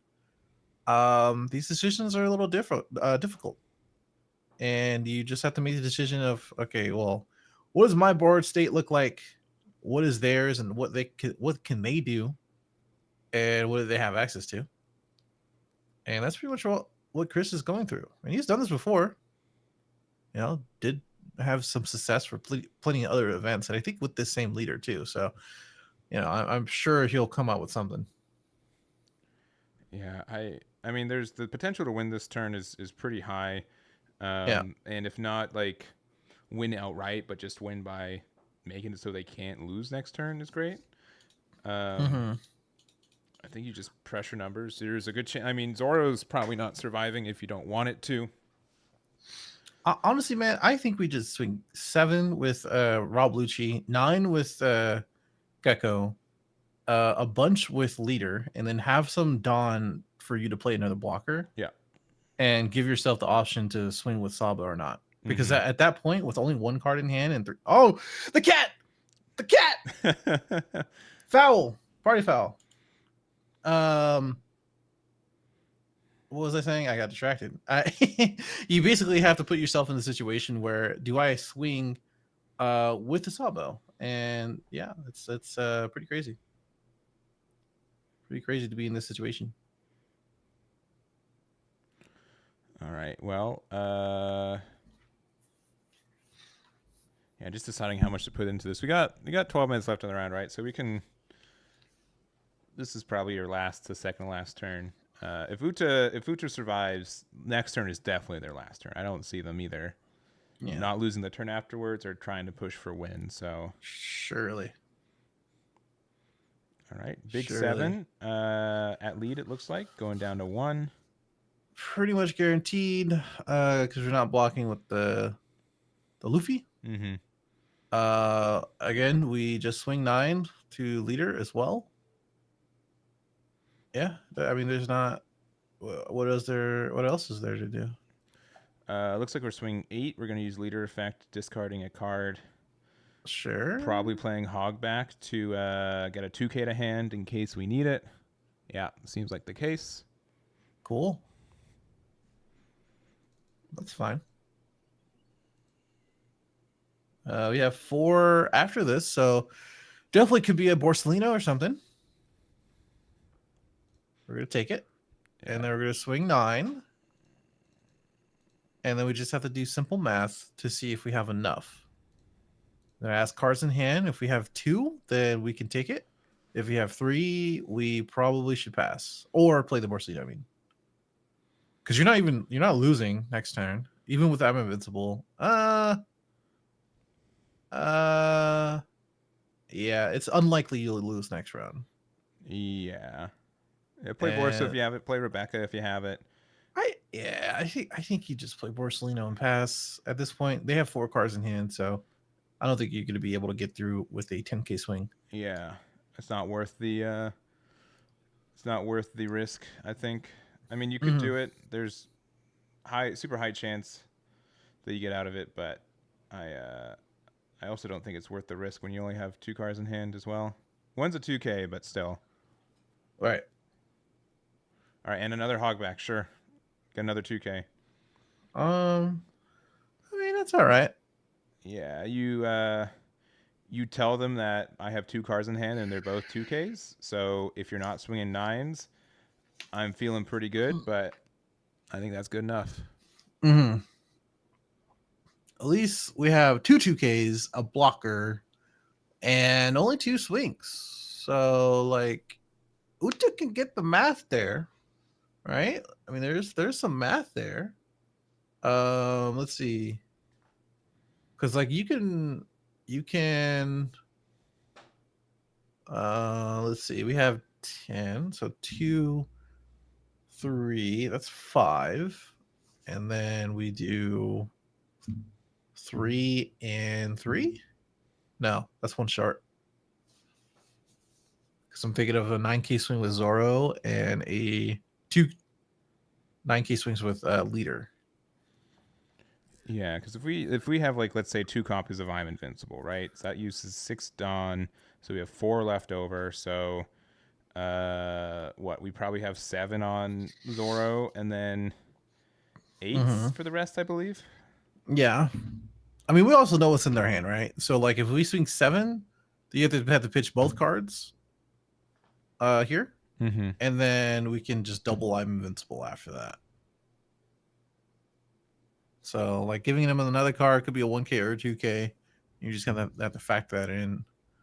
It's just like I don't know, backlight should be able to like at least help navigate this turn. Mm-hmm. But then you also do need I'm Invincible to take it. So like if you just don't have Saba's those on cards. there too. Yeah, I don't think there's a way out now. I forgot Saba's blocking Yeah. forward too. Yeah, that's what I'm saying. We are separating too. Yours is 7. That's just not what we need. That's not I'm Invincible. That's a bummer. That is a bummer. So 2 cards or the block here and a 1 card.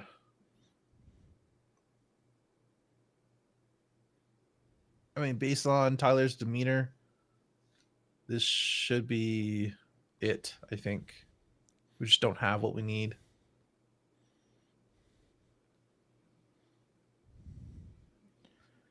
Yeah, with 2 2Ks and it's public knowledge he has 2 2Ks in hand, right? He added he played 2 hogbacks last turn, so he's got to have him. Yeah, I mean, there's just you can only get to 9, so you just take it. You just take it because if you, I don't think you have the block. I don't think it matters in any shape or form. I'd rather keep the body. I don't think you need the body. You got 4 other bodies. Oh, that's true. You never know what the rest of the dawn entails.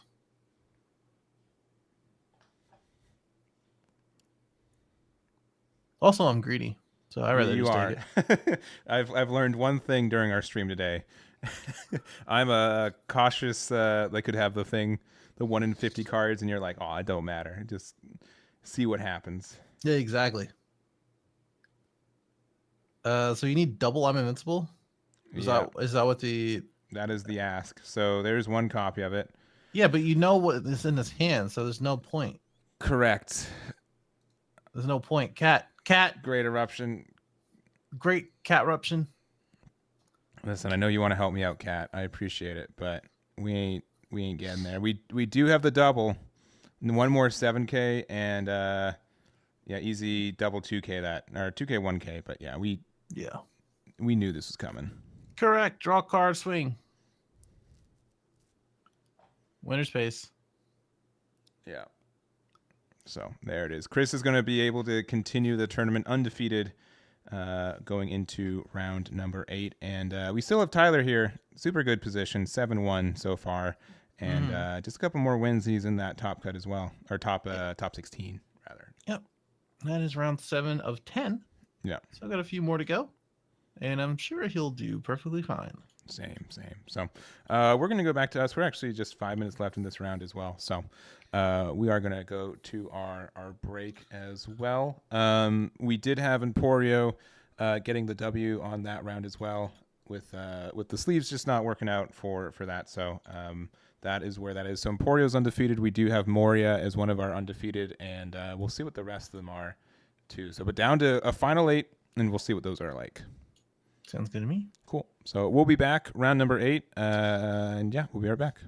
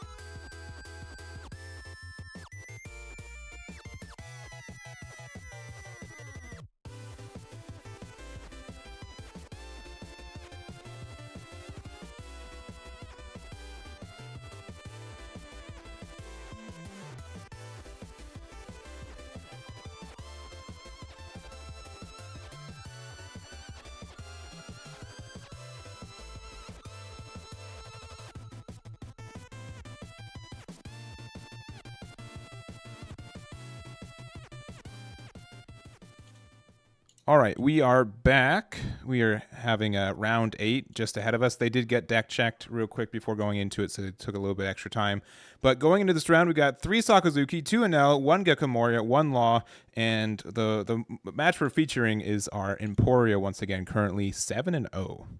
Yeah, didn't get quite a full game last time due to some judge circumstances, but that's okay. We got the replacement Sakazuki instead. Yeah, and it featured the only Moria who's still undefeated too, with Chris Sock. So he's going into there as well. And we're gonna jump into this game. But yeah, we do have 8 players undefeated, 3 more rounds, including this one, and it should be interesting what will top. Obviously, Sakazuki's doing very well per usual, but a lot of hopefuls to maybe take them down a notch. What if Emporio wins the entire thing? I bet I have a substantial bet. So we'll see. We'll see how. Let me check your Twitter. No, not on Twitter. No. Let's go over the match. It's fine. Don't worry about it. I didn't say nothing. I didn't say.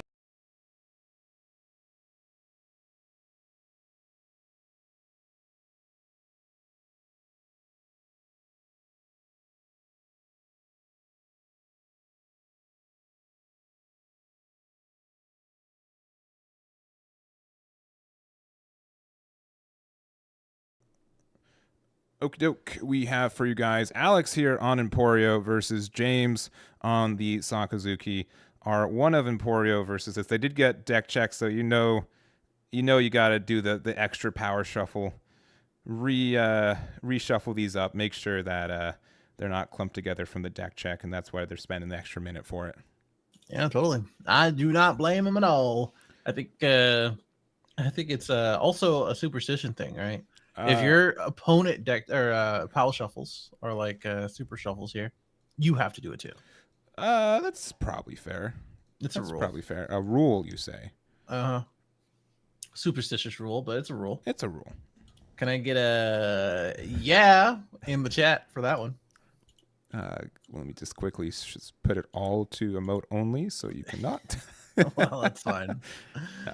That's fine. They can say it silently. There you go. Thank you, Chano. Oh yeah. Oh, you got 2 yes. Yes are coming in, baby. Yes, I can't have this. Where's the emote only button? Nah. Joking aside, I think one of the big things about Emporio right now is that it's really good into. I think Red Purple Law is a pretty good matchup based on my own testing. I haven't had a lot of Sakazuki testing, so we'll see if this. I mean, this is the other bully to beat in the format.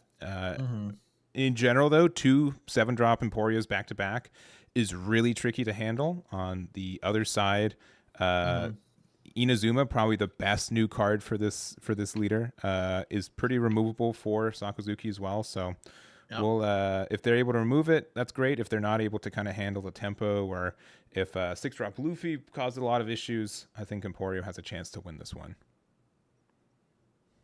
Yeah, I totally agree. I think keeping that Inazuma on board is going to be a pretty big factor just in general. And that's easier to do than others compared to this deck, right? Like Sakazuki just has so many things they can do in order to get rid of it. And I would say that like the 7-cost Emporio that plays out a Luffy or something else will make it a little difficult for Sakazuki to remove both. And if they do it back to back, it just becomes more and more difficult. So I think that's probably part of the game plan late game in order to overwhelm our Sakazuki player.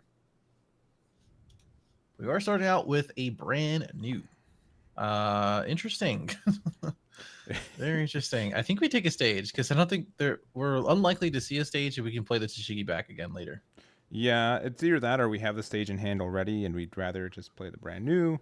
At the second, on the other side, I don't think stage is as good in this matchup specifically because we don't have a lot of 4 costs. It might help for some reduction for some weird numbers, but I think more times than not, you're hoping on your Hinas just to make your 6 cost 2 and then get the removal from there. Yeah, I can see that for sure. I think that -1 cost is always nice. That we're going to take this 5K and we're going to take a look at the 3, or actually 5 for this 3 cost blocker, Dofi. And pretty important to get our next few turns right as Emporio. Just because, you kind of already know you're going to be drawing 2-2 for one. if you set up that way. And you kind of need some sort of combo pieces, whether it's Yvonne Koff or something else. Yeah, it's essentially the closest thing that we have to like a late game searcher, right? We have Buggy that helps us set it up, but knowing that we're going to end our turn and draw cards, we want to make sure the cards that we have are counter, have counter or useful for the next turn. So setting up this and being a blocker, it's a great turn 2 play for the deck. Yeah, I do agree with that. Although it will get Houndblade sometime or another, I'm sure. So I mean, that's what you just snap block the first one. yeah, that's probably what's going to happen from there. Correct.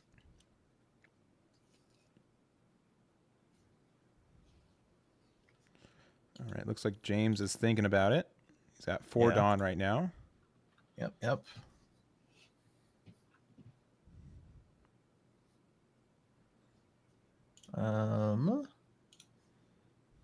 Tempted to remove that, but I think you just swing and remove itself. Honestly. Yeah. I don't think you counter this. I think you just block. I mean, you get the value right now. I'm pretty sure you just. Okay, well, that's fine.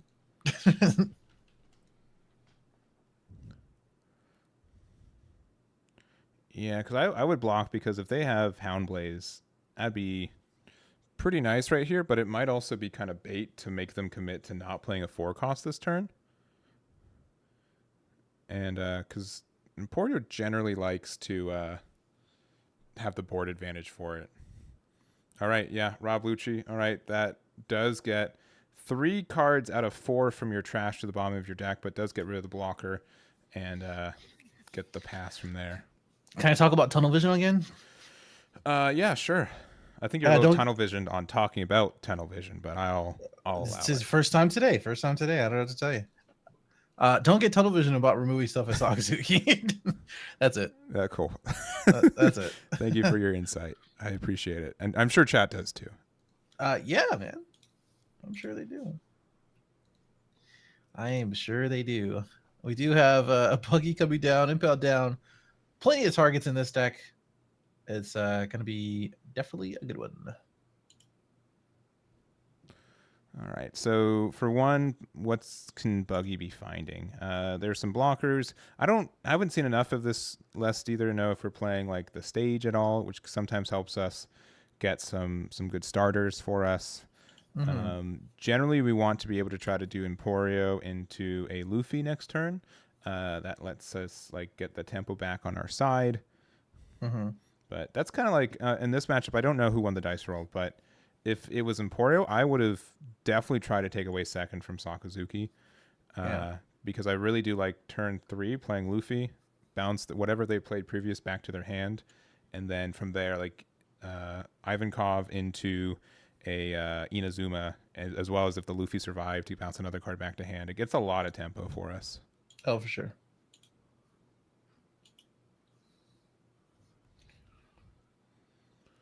All right. Well, going back to Sakazuki's turn. Didn't play anything, but we did get him down to 2. And that's probably the right way to do it. I mean, you're going to be tempted to play some bodies that remove things or things that remove bodies. And looks like we're just trying to set up our trash for later. We pitched a Rob Lucci before. I think we bottom decked that one from the actual Rob Lucci. Yeah. And now Hina for our Rebecca target if needed. And we're still trying to set up bodies, still trying to search. Get the Houndblaze, which is quite nice. It's pretty annoying. Not for this turn necessarily, but just for being able to clear stuff later.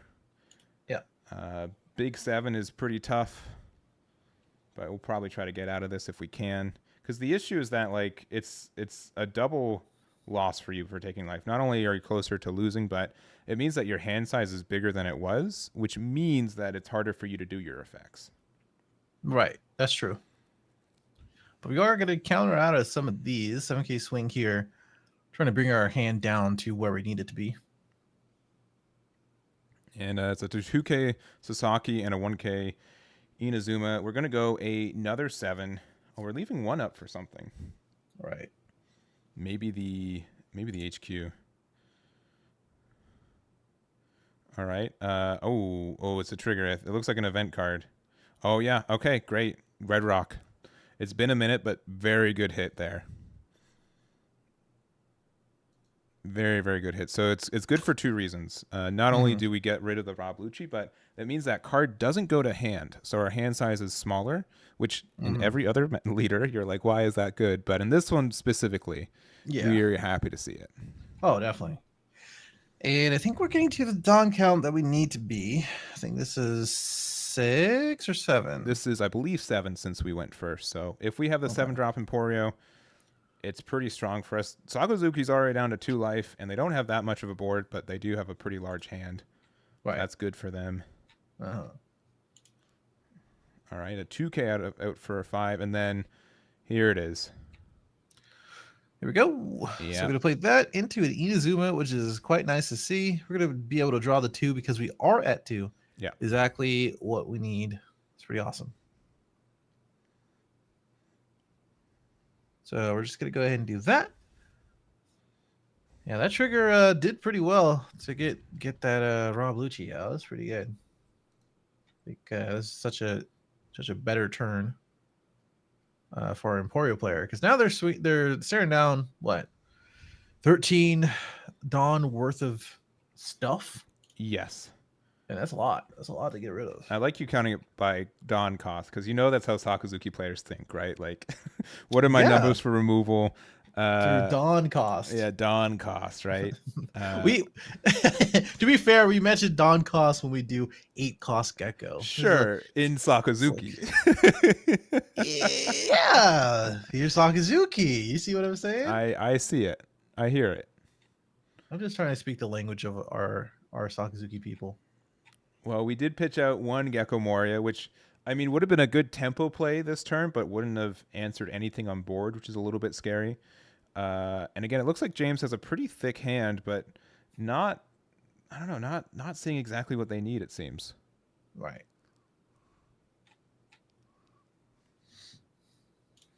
Bit of a bummer. But really good for our Emporio player.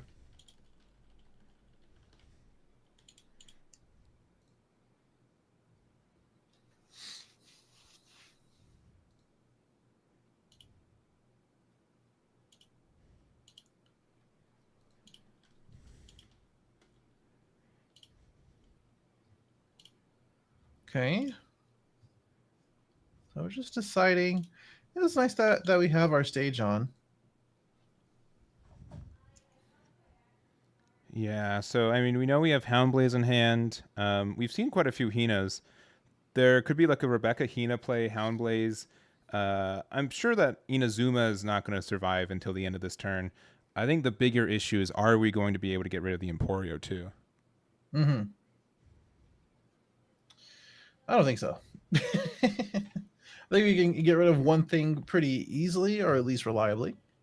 And after that, it's just, I don't know if there's going to be enough Dawn to get rid of both of them. Yeah. And honestly, even if you did, like, the best we're going to put out is a Rob Lucci, right? Mm-hmm. And we're using all these cards without counter too. But I think we're going to be able to pressure some good values, right? Houndblaze to get rid of the Inazuma. Mm-hmm.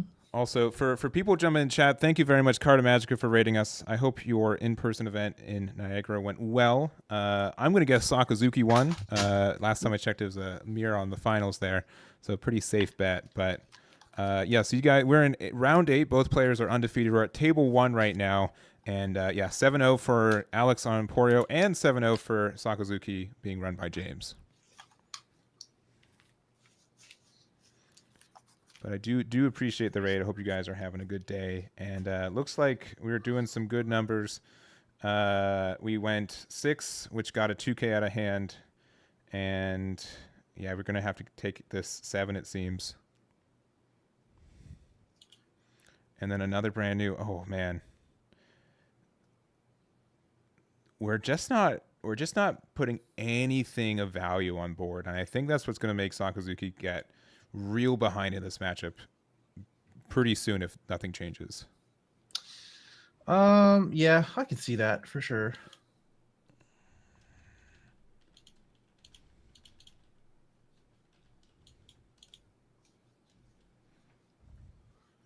All right, so we're going to 9 Dawn. We have, I would say, a couple too many cards in hand, potentially. Yeah. I would say, again, it's just about making sure that we have the counter, or at least like being able to counter and go down to like at least 2 cards or maybe 3, because you could be playing one of them. Mm-hmm. And I mentioned the stage card before, but we really haven't seen that from our Emporio player, right? So Yeah. I'm pretty sure he just doesn't play it. Yeah, and I think honestly the Red Rock in life at that point, I think that was a huge point of being able to get the tempo back in Emporio's side to be able to set up. If that Rob Lucci was still on board, we'd still have like more pressure and we'd kind of have to fear it. But again, when all their bodies cost are 3Ks, Emporio can defend that very easily. Right. I totally agree. Well, for now, we have 5 card or actually 4 cards in hand. It's possible to play 2 of them, but I don't know. 2 7K swings going to be coming down to Sakazuki pretty soon here. Oh, AK. Yeah. Wait. Yeah, AK. That's fine. Interesting. And so this is gonna be like it's gonna ask for 2 2Ks. I think we Yep. had Dawn to go 9K though, right? Yeah, we definitely did. Just 2 Dawn. But what are we playing for the rest, I wonder? All right, 3 this is for 3. Dofi. Okay. And then what are we playing for 5? Maybe 5 on Buggy Go face. Yeah, 7 is a pretty good swing. I wouldn't hate it. I mean, this is the second time that we're doing Delphi. Didn't like any of those cards. Yeah, and that's fair, and that's like the good thing about this too. Just playing Croc out. Okay, fine. Again, we got a pretty wide board, pretty scary, but only 3 in hand, so not the super good Emporio numbers. It's probably fine. Yeah, we've seen it earlier where if you do 2 Emporios back to back 7 cost, there's a lot of decks that just can't answer that pressure, but the consistency of seeing that is not high. Yeah, I mean, speaking of consistency, we're trying to get to the point where Dolphy is going to be able to navigate our next few turns.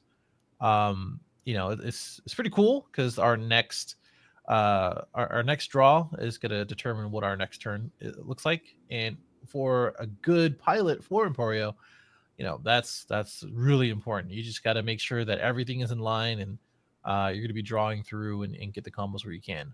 And getting that bottom deck to Inazuma, not our favorite thing in the world. Yeah, and that's like the matchups I think we see earlier. Like they have a hard time removing the Inazuma, which makes a difference. Sakazuki is just another day, right? You just there's a card on board. That's not cool.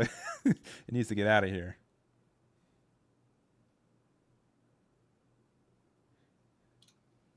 Yeah, I think that's probably the baseline for most Sakazuki players anyway. Mm-hmm. We can get a Gekomori out, right? Like we can use stage, we can use leader minus the Croc. We're gonna block here, which is fine. If we're doing Gecko, I don't think we're gonna be threatened for our Emporio. Probably gonna be threatened by our. Oh, okay, we reduced Emporio, so never mind. Yeah, they're gonna make it cost 5.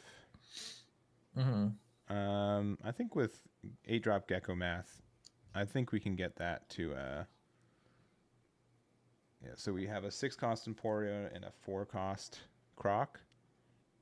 Yeah. How do we do both? Shouldn't it be 5 and 5? Oh wait, no, never mind.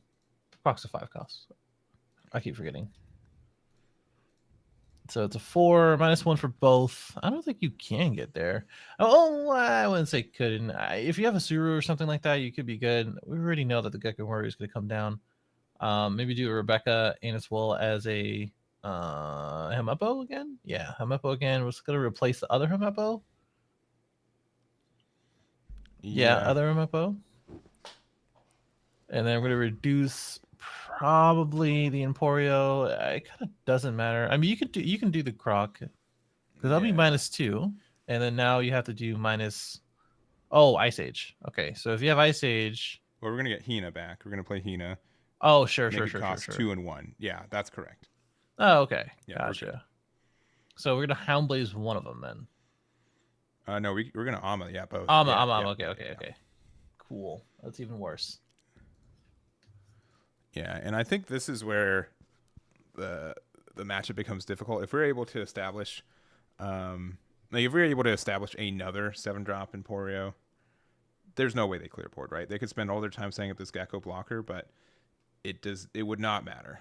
But back where we are now, I mean, we got 3 cards left in hand, right? So that's the trade-off, but yeah, it's very good, very, very good for Sakazuki to be able to play that Moria so efficiently at 10 Dawn. Yeah.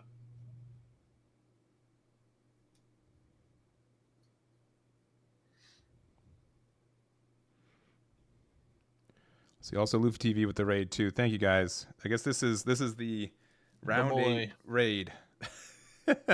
I guess so. Shout out to Carter. Shout out to Luffy TV. And you guys get to tune into this undefeated Emporio, who's now in a very tough spot. Yeah, we're at 10 Dawn. I mean, like, best thing we could probably do is looks like play 2 for Duval. Okay. This puts another blocker on board and like sets up our next turn. Also, if we have like 7-cost Emporio and our cards are not like, we can kind of set up what cards we get from that too, potentially. Mm-hmm.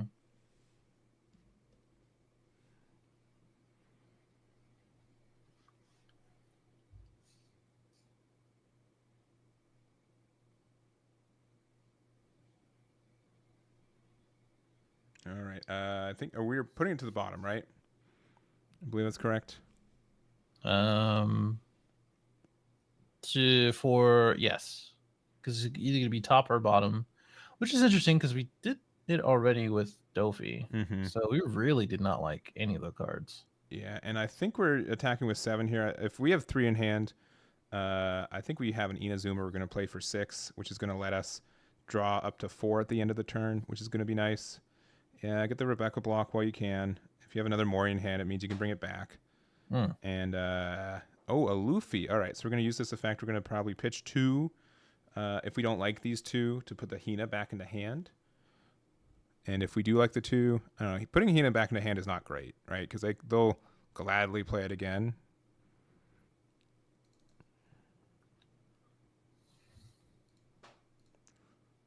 But yeah, just thinking about it. Because again, yeah, it looks like we're pitching 2. 2 of the Mr. 3s, we're going to put, again, the Hina probably back into hand. Since it doesn't have counter. I mean, still feels kind of bad, though. I think James is looking up the card. Yeah, he probably hasn't played against the 6-cost Monkey D. Luffy in a long time, or at all.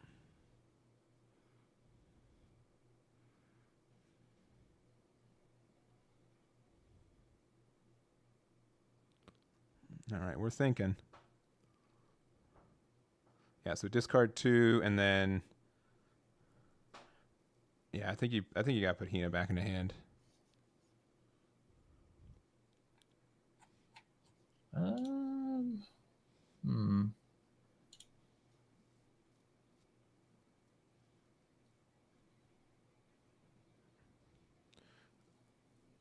Oh, are they saying maybe they just chose up to 0? You don't have to bounce. Okay.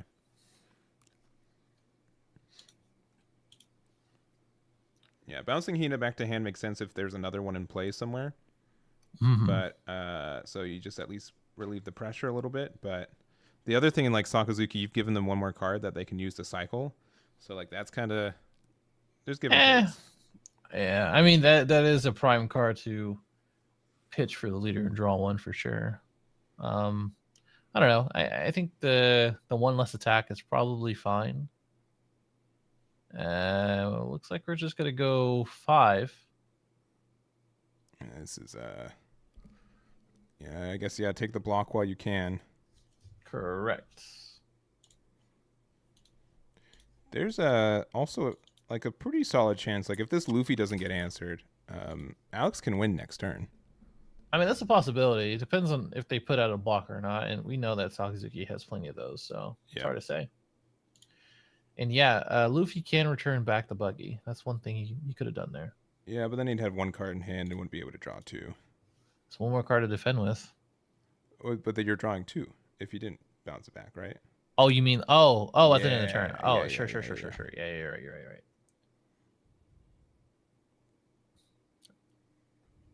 I think it would be better if they had like one more Dawn open. You can just use the buggy kind of thing. Yeah, like if I mean, I don't think it's gonna happen, but if both survive, you can attack with Luffy, put the buggy back in your hand, and just hope for Emporio off the top 5 of your deck.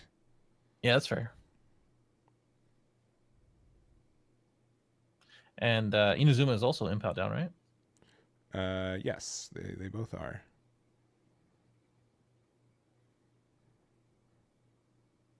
All right, going down to 2 life.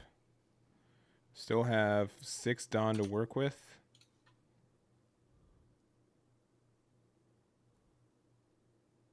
Going down to 5 cost for Luffy.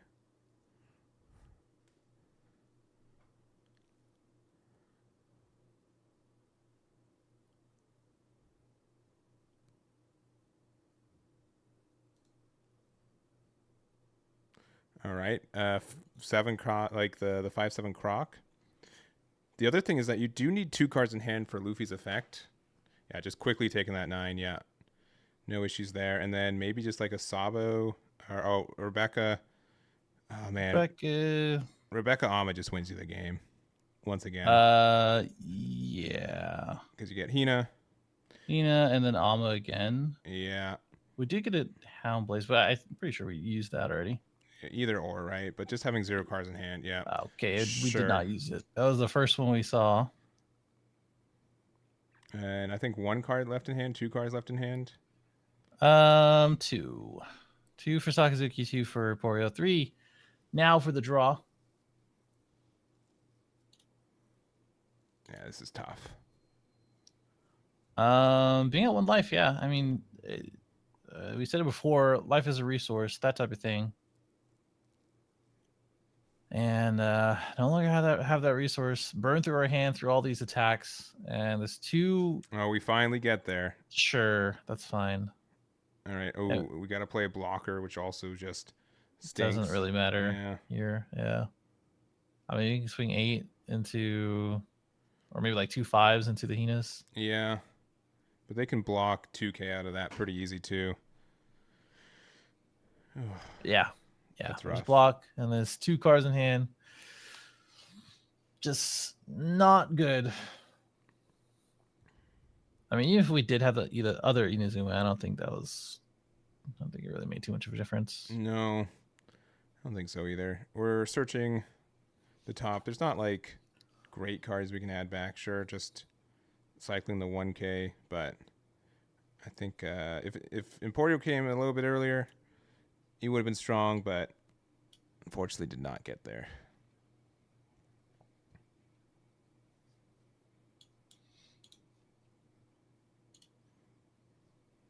Yeah, just 7. It doesn't matter. Yeah, there goes Rebecca doing her job. Love that. I think this is pretty much draw, swing a few times, and should be a wrap. Yeah. Just a few 7-key swings should do it. And then a couple bigger swings after that. Because with Gecko on board, should make it pretty easy. I mean, there's only like 1 trigger that might make this a little difficult, but I mean, that just gets rid of a Hina maybe even. Yeah. And I think we're just working on getting rid of the blocker, which is probably what you want to do. Like I said, tunnel vision, but this one does count. Yes. This one makes taking game a lot easier. You just kind of have to find the cards for it. All right, and real quick, so the other tables, we had table 2, Sakazuki won. Table 3, Anel got the W, and then table 4, we had Chris Sock, who we saw in the previous round, win again with Gecko Moria. So our last 4 undefeated are Sakazuki, Anel, Moria, and the outcome of this match. Correct. There's the block. Didn't really matter at the end of it. Mm-hmm. So yeah, 7 key swing, and then put everything else on Gecko. You should be good. Yeah. You probably don't even have to do all that. You can just put everything on Gecko. But 7K should work it out. Man. Yeah, it looks like another Emporio. Not sure if it was from Life or not, but honestly, a really good show from Alex. And I think the Sakazuki matchup can be tough. And Yes. if you don't, because their Morias get way more value and tempo than your 7-cost Emporios with even best setup. Yeah. I don't know. It's just difficult keeping stuff on board. You get the value sometimes as soon as you put them down on board. But when you're relying on stuff like that to stick on board, Sakazuki is just going to, just manhandle you. Yeah. Just going to take advantage of you very much, very much throughout the entire match.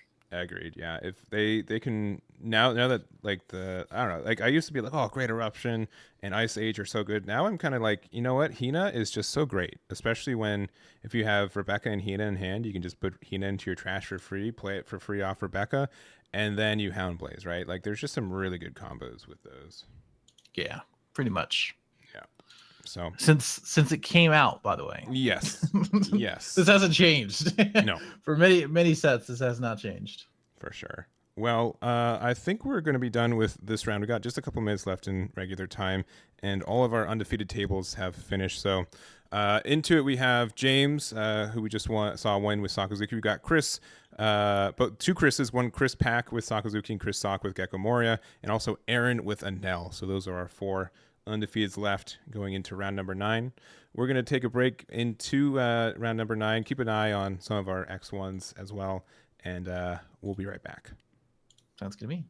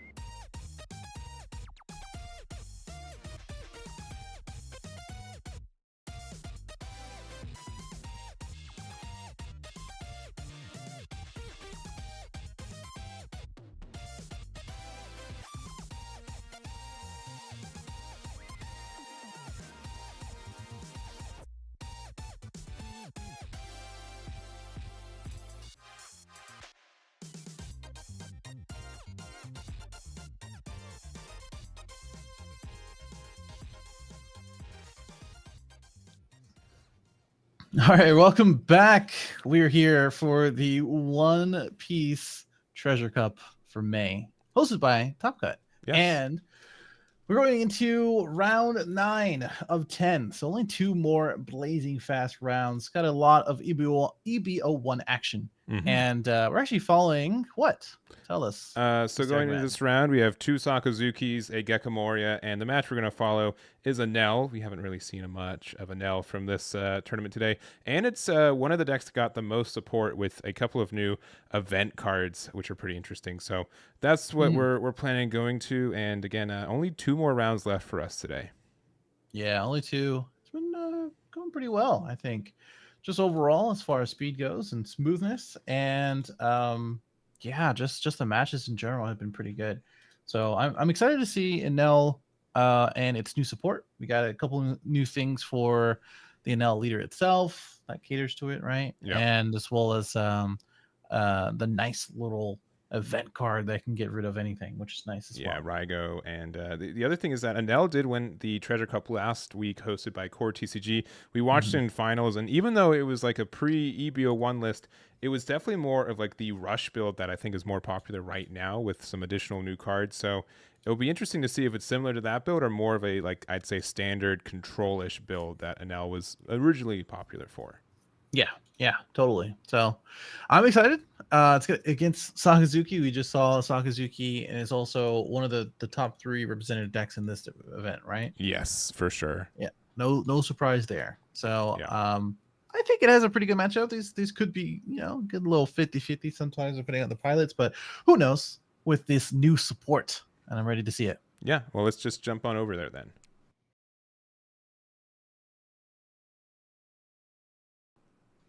All right, here we go. We've got Aaron again on Anel versus Chris on Sakazuki. Table 1 of 2 of undefeated that we have for round number 9 here. And I think that like Anel traditionally could be strong for us here. Just, in OPO5, I think Anel had a matchup that was good if you played more of like the rush build for it. And which I think is a forward again with the new support that have been released over the last couple mini sets. Yeah, pretty much. What do you prefer? Do you like the old school NL with some Rygo support, or are you leaning on towards that rush stuff? I'm not as much of an aggressive player. I like being able to get to like a point in the game where I kind of stabilize and win. But right now, yeah, it's looking like I don't know. I don't like the current builds for it, but that doesn't mean it's strong. It's not strong. It just means that it's not necessarily the way I play it right now.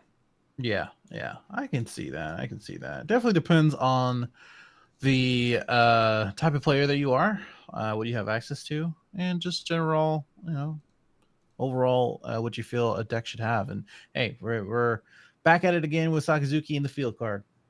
Yeah, and so that's been, I'd say, newer. And as far as I know, it wasn't a card that was really popular in the Japanese format. I could be wrong on that one. I'm not 100% on theirs, but it definitely feels like a decision point for us here in the North American meta, kind of a later tack for Sakazuki as we enter the last couple weeks where it's a legal leader in this game, but very great at helping us get that one extra reduction to get something in range. And already we have the scary card. It is the 4-cost Kuzan, and hopefully we have Gadatsu for this NL to be able to get the removal for that. Yeah, Kuzan, such an annoying card for Adele, and just in general, right? This is just basically says I'm going to be able to remove anything that I want. And what do you think? Well, okay, never mind. And we do have the Gadatsu. And that's, I mean, they didn't attack last turn, which generally means that they want to keep them at 4 for this kind of stuff. But you still get a card draw from Kuzan. You force them to have it in case they were just bluffing it. And not terrible for you. Yeah. I was going to ask you, how do you feel about not attacking and, pressure test you as far as Gadatsu goes? But we got their answer before you can even say it. And hey, that's a good way to get rid of the Kuzan. It can come back through Gecko Moria, sure. We have probably a few others throughout our hand and deck, but it's good to see it get out of here now. Yeah. All right, so we have a solid 6 Dawn for our Sakazuki. 5 cost means that we have to give something else to get the removal of this Gadatsu as well, since Stage gets 1 and Leader gets 1. So, but like a Hina with Houndblaze would be pretty strong. But we'll just start with this 5. Yeah, without the Hina coming down, I think it's not going to matter. And honestly, I don't think Ganel really cares about what you're swinging with at a certain degree. Yeah. They're just going to be taking these cards out of life, use it as a resource, that type of thing. And hey, why not Oh. another Kuzan? Yeah, and that might have been like the bait of being like, all right, cool. I'm gonna hit them down from 4 to 3, and then my Kuzan will be, now that I got rid of the one Kuzan that they're running, and fortunately for Chris, they're playing at least 2 copies. Yeah, very fortunately. And I mean, I don't know if it's gonna be worth to Rygo this this Kuzan, but hey, we'll see what we can do as a Nell here. I will say that Kuzan is terrifying. If we have a copy of Yeah. Reject, I would definitely consider playing that as well. Yeah, sure. On the flip side, we are at 2 life. If we have like Ace with Rush, we can use that. If we have like 7 cost Nell, that's a great card here too. Definitely a lot of options for Nell to play. Yeah. Yeah, I think it's pretty cool. I wish we spread out our Dawn so that way I can confirm how much she has. But well, for both players actually. But there is a world where we can play Ace as well if we're playing that. He has live as far as the rush goes. We can go at least 2 7K swings if I am correct that he's at 6 Dawn. But he might be at 7 because we played the Gadatsu last turn. Yes, we're at 7 for Nell. We're at 6 for Sakazuki. So yeah, 7 cost Nell is definitely viable to be played this turn. Yeah, either 7 costs or the 5 costs Ace. Yes. We could play Big Mom. I mean, there's a lot That's of true, yeah. different ways or a lot of different things that we can be doing here.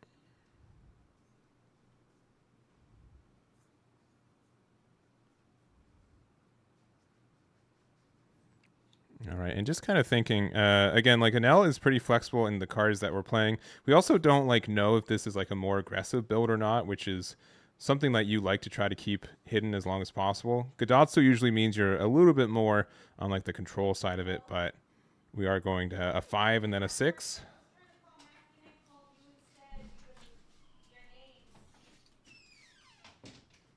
Okay.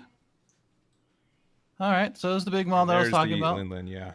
Yeah, basically what I was saying. There's a lot of different ways that you can take it, and him just going for it, making them to decide, Chris to decide if they want to trash one or give Arnell even more ammo. Yeah, I mean, this is like the best turn to play this card more times than not, so being able to see it on curve is great. It only gets kind of stuck in hand after this, though, right? Yeah, for sure. But hey, 3 life, we'll take it. We'll take it all day. More triggers for us, more cards in hand, etc., etc. And our Sakazuki player, Chris, gonna have to decide if we want to get rid of this Big Mom or not. Yeah. So we're at 8. I mean, Mori can be played, but again, most times that we've seen Mori hit the boards at 10 Dawn to do some removal combos with it. Kuzan attacking 5. We're getting a Shirahoshi off of life. Yeah, that's pretty good. The closest thing that we have has a searcher for Yamato in this deck. Yeah, So, why not? So hopefully we find it. Yeah, I mean, it's nice to have the Shirahoshi too. It gives you the option to play Katakuri as well later on if you're at that awkward 2 or 3 life state, which obviously that's where we are right now. And we can continue to dig through our deck. We can have them focus on the Big Mom as well as the Gadatsu for removal. So that way we're not being tempted to get the Shirahoshi off the board. Yeah. But I think we're at 8 at Sakazuki, right? Yeah, I think the best play for them we get the removal of Linlin, and then if we're able to play Sabo as well to protect our Kuzan from getting hit by a Yamato next turn, I think that'd be very, very good.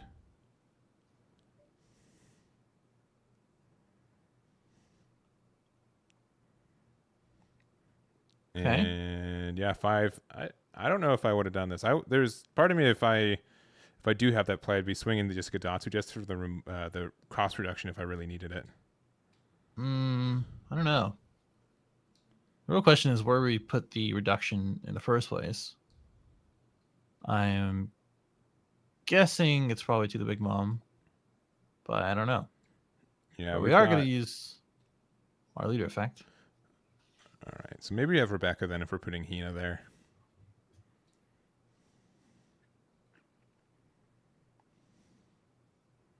Yeah. Cool. Very good. Best friends at it again. Yeah, I've commentated many games, and this is the one combo we see. Yeah. But now, with the addition of Ama, it makes it even more viable to get rid of two pretty highly costed things. 5 costs and a 7 cost. I mean, that's pretty good. Yeah. And I don't think we even used our field card, right? No, we didn't even need to use it. So, Yeah. not, and I don't think Anel's like the good one for that. My guess is we're swinging 5 into probably Kuzan just to get some value, and then either they block it with Hina or with Rebecca, or they don't. And if they do, Yamato's just going to get the other thing, right? Yeah, it gotta be. Yep. So, basically saying I'm just gonna remove anything, one thing anyway, 4 costs or less, and move on with our turn, being a 2 life. Yeah, I think the only thing is that you did give them a free card draw by attacking Sakazuki into leader instead of Gadatsu, but so we'll see if that one card makes a difference. Yeah. You did point out the stage card, but pretty sure you have to rest it, right? Yeah. Yeah, you do have to rest it. So maybe you did use it to minus the Yamato. Kind of hard to follow through without the audio, of course, and without dice. Nice. Yeah. Yeah, dice would be great. There's a reason I give them out to free. I'm like, please use these. And it makes my life so easier. Have them. You should have totally no why. excuse for not having dice anymore. Surely.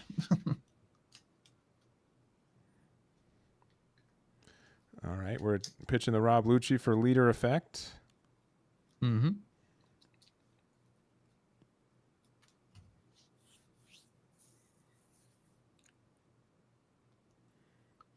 All right, we've got Gecko Moria hitting the board, which is additionally a 9K, which is pretty bad news for this Yamato. And Suru, I honestly, I think if we have like another Houndblaze, we're able to remove this. So 2 from Suru, 2 from leader, and then the Hina that we're playing out if they have it. Mm-hmm.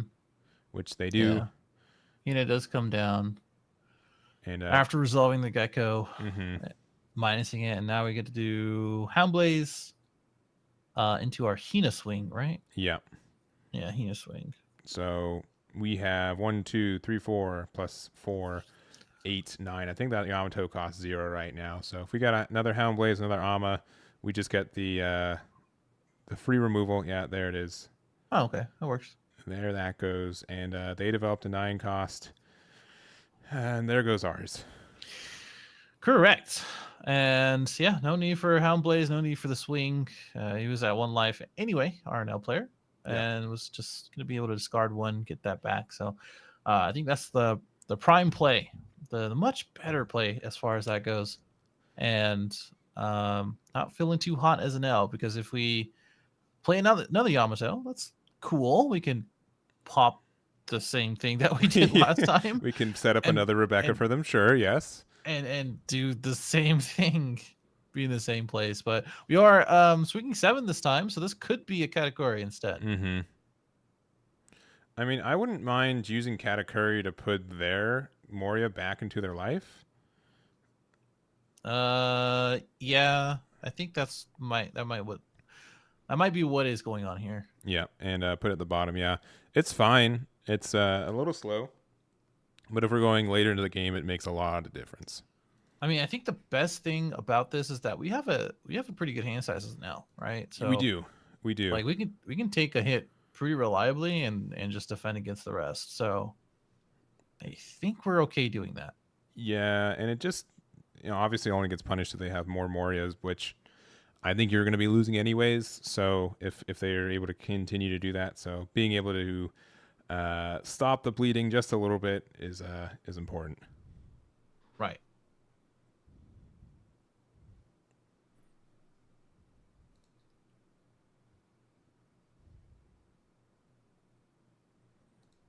All right.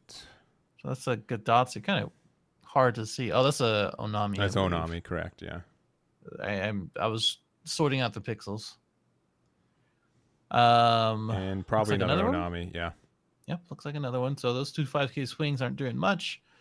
It's very possible we're going to be able to take the next one if he does swing, which we might be doing that with our leader just to get the reduction. But this really depends on what we're going to be playing next. And it seems like with all this Dawn still open, it's going to be another Gecko. For their sake, I hope so. They're a little bit behind on resources, so being able to get that would be strong. And Correct. I think that's 8. So yeah, that's yeah, 8. That's more, another yeah. Gecko. So I've talked about, or I mentioned this before we even started, that it feels like a 50-50 as far as this matchup goes. I could be wrong. Some people have their opinions on it, but like I only say that because there's so much back and forth. This is literally the back and forth that we're doing right now. We're I was thinking that Sakazuki was definitely ahead on the first Gecko play and getting rid of the Yamato and etc. But you're saying now that they are behind, and now with another Gecko. Yeah, we got to draw 2 more cards. We got another Kuzan on board. So Sure. We kind of have to find, like, we're gonna ask for another Yamato essentially to be able to get rid of the Kuzan. But that Moria swings into stuff really strong since it's a 9K and Katakuri's an 8K. Yeah. I mean, Katakuri can go 9. Well, I don't know. I think Yamato is still probably fine. You get back a life. You get rid of the Kuzan, which you just desperately need to. And then It looks like stack 9 and 1. I'm just saying. We'll see. Maybe it's 8 and 2 still. Sure.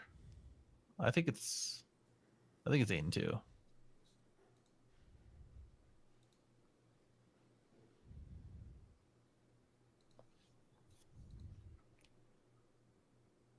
Okay, just deciding that we want to swing with our leader, which probably is to one of the Hinas.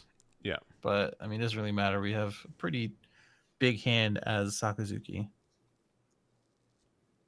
And I think we're probably just tempted to Katakuri the other Gecko Moria again, right? Is that what's happening here? I mean, I'm down for it. I think that's helpful for them too. The chances that they have a third, it's diminishing, right? The chance they have another one is getting lower and lower. It's the same chances of our NL player having another category. But maybe Gadatsu. Okay, Gadatsu away this. Do we put 5 on Shirahoshi and attack into the brand new? Maybe. I think so, actually. Yeah, why not? Another Gadatsu. Another Gadatsu to pop the brand new. An ace. Okay. This is pretty much the same thing. Yes, it is the same thing, but also slightly better. I think we're just gonna swing face, right? I mean, you could. Yeah, sure. I think we just swing face. Yeah. Okay. I mean, another Alma play is gonna be pretty devastating. I mean, we already went through 2 of them, right? Yeah, we've seen 2 Geckos and 2 Amas, and I think 1 or 2 Rebecca's too. So we're not in a terrible spot. Yeah.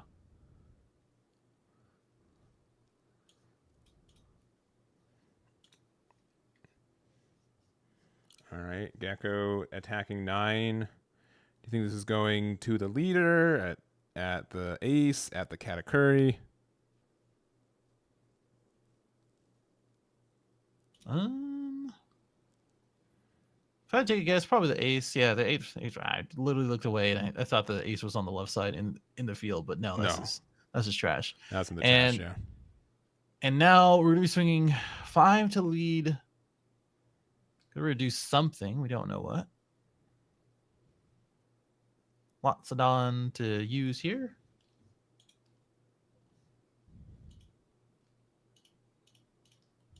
And we might see a third Gecko, yeah. Likelihood of that?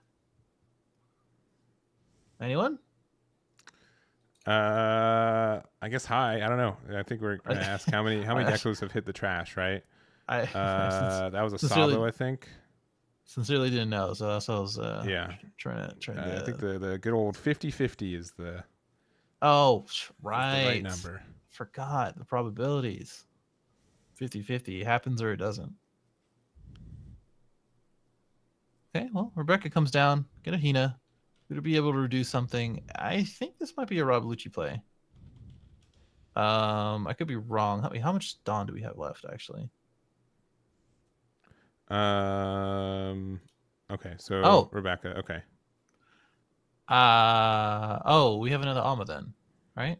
Because we're reducing. We use leader effect, stage effect for category. Yeah, Mhm, another okay. Alma play. So Oh, Hina, man. Hina, and then Alma again.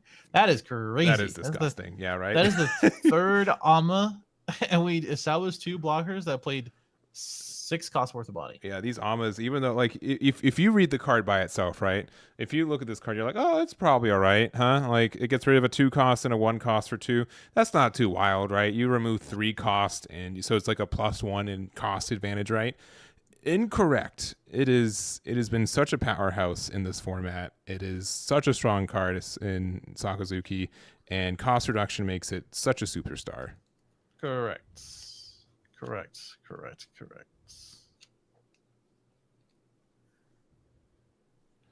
Oh boy, I guess quite a lot. the best news is that if they only have 1 more Ama, right?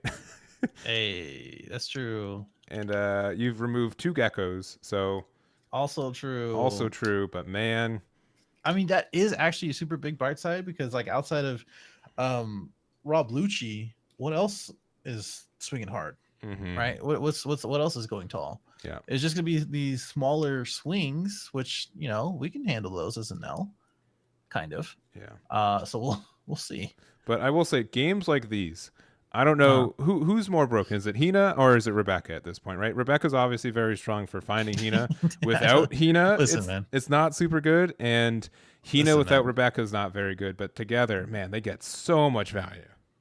Rebecca is a poorly designed card. Okay, Dang. for one, Hit me with it. it's poorly designed because of the strict design philosophy in future design. That's just what Bandai has said before in their previous games, and probably this one too. And I think like you can go down a list of what is worse kind of lists for Sakazuki, and I think we all recognize why it's being banned within the next month. Let's just put it that way. Yeah. It did win the regional that happened today in Niagara, hosted by Carta Magica. So it's 2 of the 4 undefeated lists so far. Table 2 actually finished. Let me take a peek at 1-1 over there. For sure. It was it's Chris Sock with Moria. So Moria's in finals against one of these. So Nice. there's a Pretty chance cool. it doesn't win. Yeah, I mean, if an L can kind of pick up the pace a little bit and restabilize, we might see an L Gecko finals, maybe. I mean, But both players are kind of getting a little bit lower on resources. We have right. another Hina, Yeah. which might be Hina Borsellino. So remember I was like, what else is gonna go tall? A lot of, at least for me, you can tell me. You've inputted very many decks. Too How many. often? Yeah. How often do you see 7 cost Borsellino in these decks now? He's copies? on average, I'd say he's a 1 copy, no more than 2 in decks right now. A little bit more popular in the Navy HQ version of it because it gets rid of 6 costs essentially. But so yeah, since we're playing the Navy HQ, a little bit more sense for this, but you definitely don't run 4 copies of this card. Surely, yeah. I don't think so either. Maybe like when we were first trying to build them out, like, hey, this is a cool card. You can reduce stuff. You can bottom deck small things. But no, I think we all kind of came to the realization in the evolution of Sakazuki that going wide and being versatile and having options throughout the game is very important, which is why the 7 cost is at 1 and 2. Yeah. We attack somewhere. Doesn't really matter. Are we going to put Borsellino into life? Come on.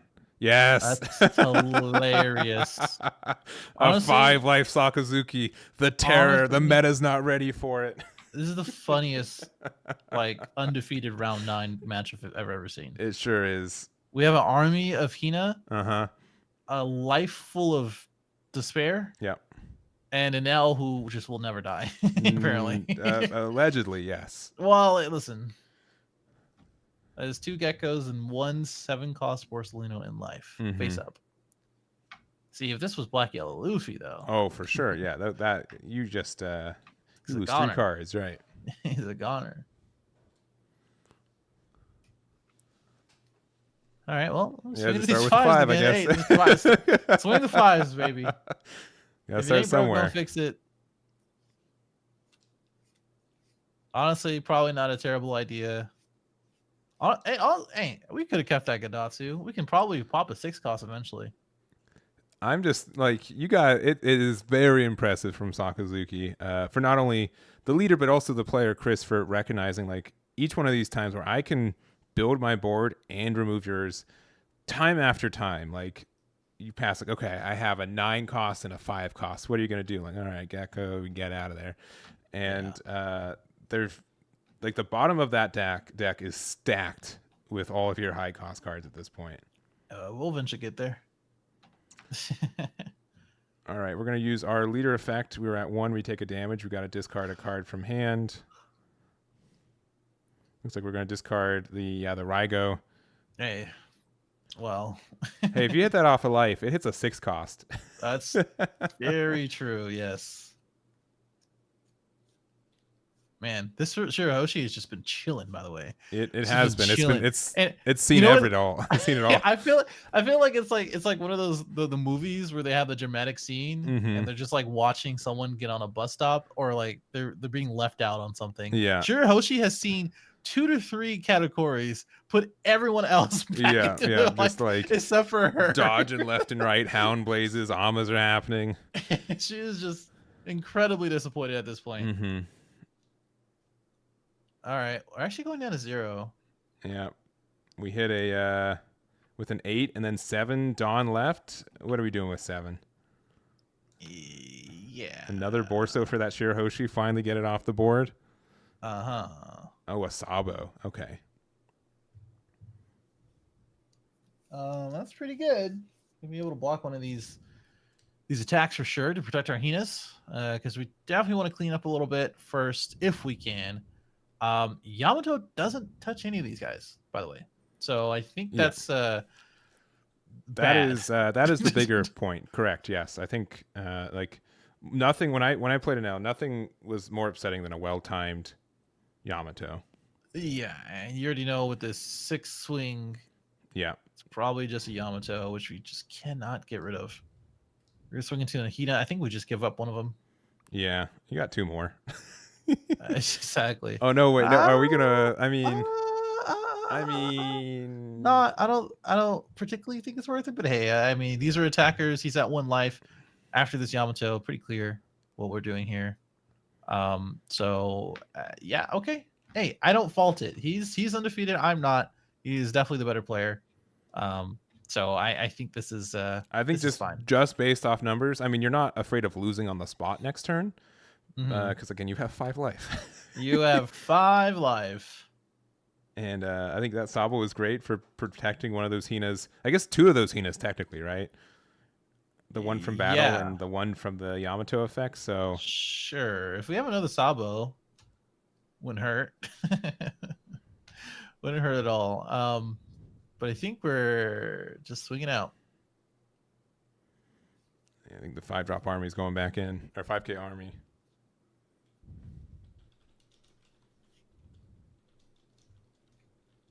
It's yep, 7s swing. Probably gonna swing out 7s here. Even the Sabo can get in on the fun, but I don't know. I mean, honestly, yeah, I wouldn't be afraid, right? Like I'm not. Give me my geckos back. That's fine. But I mean, probably like a 200 million volts. Yeah, which yep, if we have 2 dead cards in hand, sure.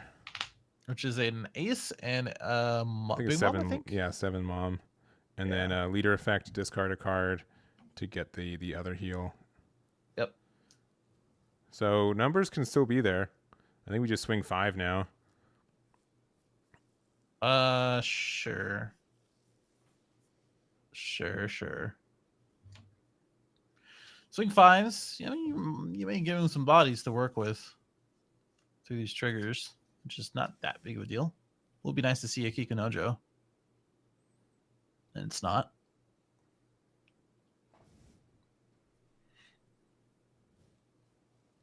You already swung with that, right? Yeah, you already swung with that, I think, right? That was the first 5K swing, unless, I mean, I guess not. I did see maybe it. he just forgot. Forget to untap it. Yeah, Yeah. that makes a difference. Yeah.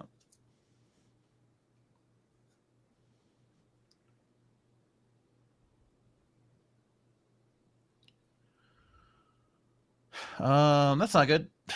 No, sure ain't. That's not good. I think this is the end then. Yeah, this is probably the end. With Sabo? Yeah, why not? It's the manga Sure. one, right? You got to collect that one and Tons of money. Yeah, tons of there you money, go. yeah. Okay, cool. Even without the Sakazuki swing, we got there. So Chris Pack goes into the finals against Chris Sock, right? I believe yeah, it's a battle of the Chris's. Battle of the Chris's. Sakazuki versus Gecko Moria. And Enel, unfortunately, does get taken down. But he can go X1 and top with a less popular leader. Yeah, and I think they were playing more of like the traditional control build. And not as I mean, we are playing some copies of Ace, but not as much of like the rush cards and everything else. So I think that has like a bit of a worse matchup against Sakazuki. But because again, like you just saw, it doesn't matter. 9 cost Yamato doesn't matter because removed the next turn. 8 cost Katakuri, like Yamato, we had the sequencing to keep playing big bodies, and Enel just they could not get anyone outside of Shirahoshi to stay for more than a turn. Yeah, it was just like Enel was just like 1 or 2 turns behind, and it just couldn't catch up. And our Sakazuki player Chris just didn't let him catch up. That's the other point. Like that's just part of the play. So shout out to both of them for not only surviving but getting a good game in for sure. Yeah, a lot of back and forth. Maybe more on the fourth from the Sakazuki and the back from the Enel, but I think it's kind of how it is. So we've got Gecko versus Sakazuki as our finals next round. We're going to take a tiny break. It should be about, I'm going to say 15 minutes before we start the next one. It might be a little bit overestimating, but we'll see. I'm going to have a guess in chat for what you guys think is going to win. It's going to be Chris Pack versus Chris Sock. Battle of the Chris's. We'll see what wins. Sounds good.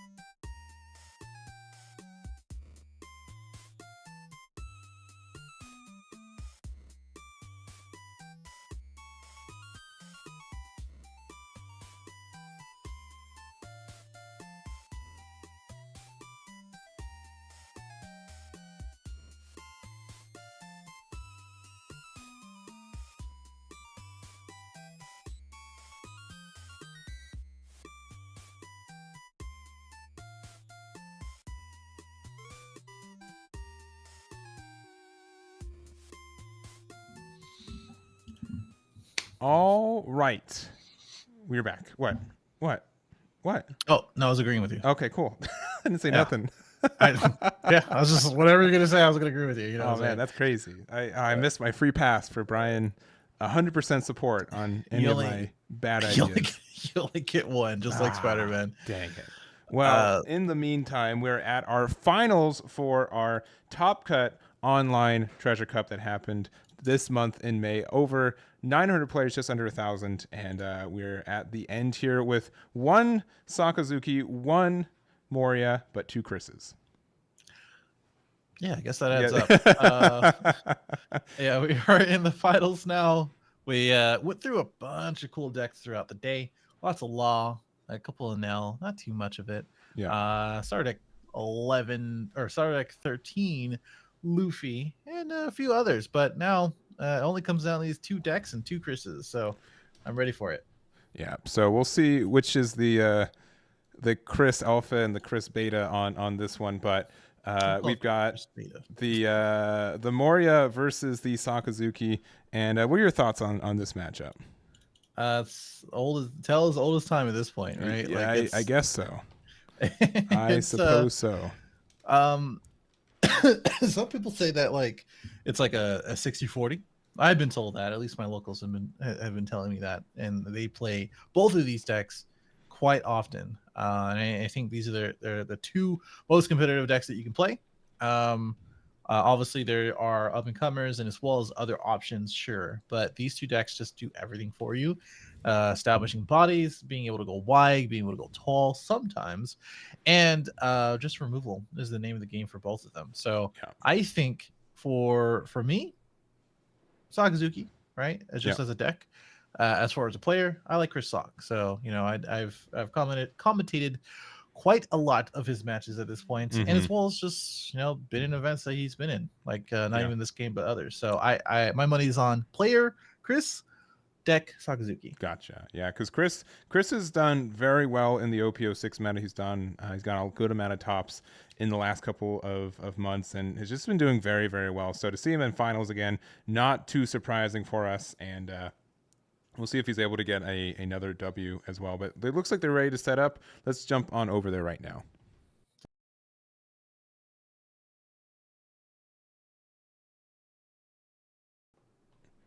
All right, we've got Chris Sock at the top there. Let me add the last name because it's a little bit relevant in this one. But yeah, Chris at the top there again with Moria versus Chris Pack on the bottom with Sakazuki.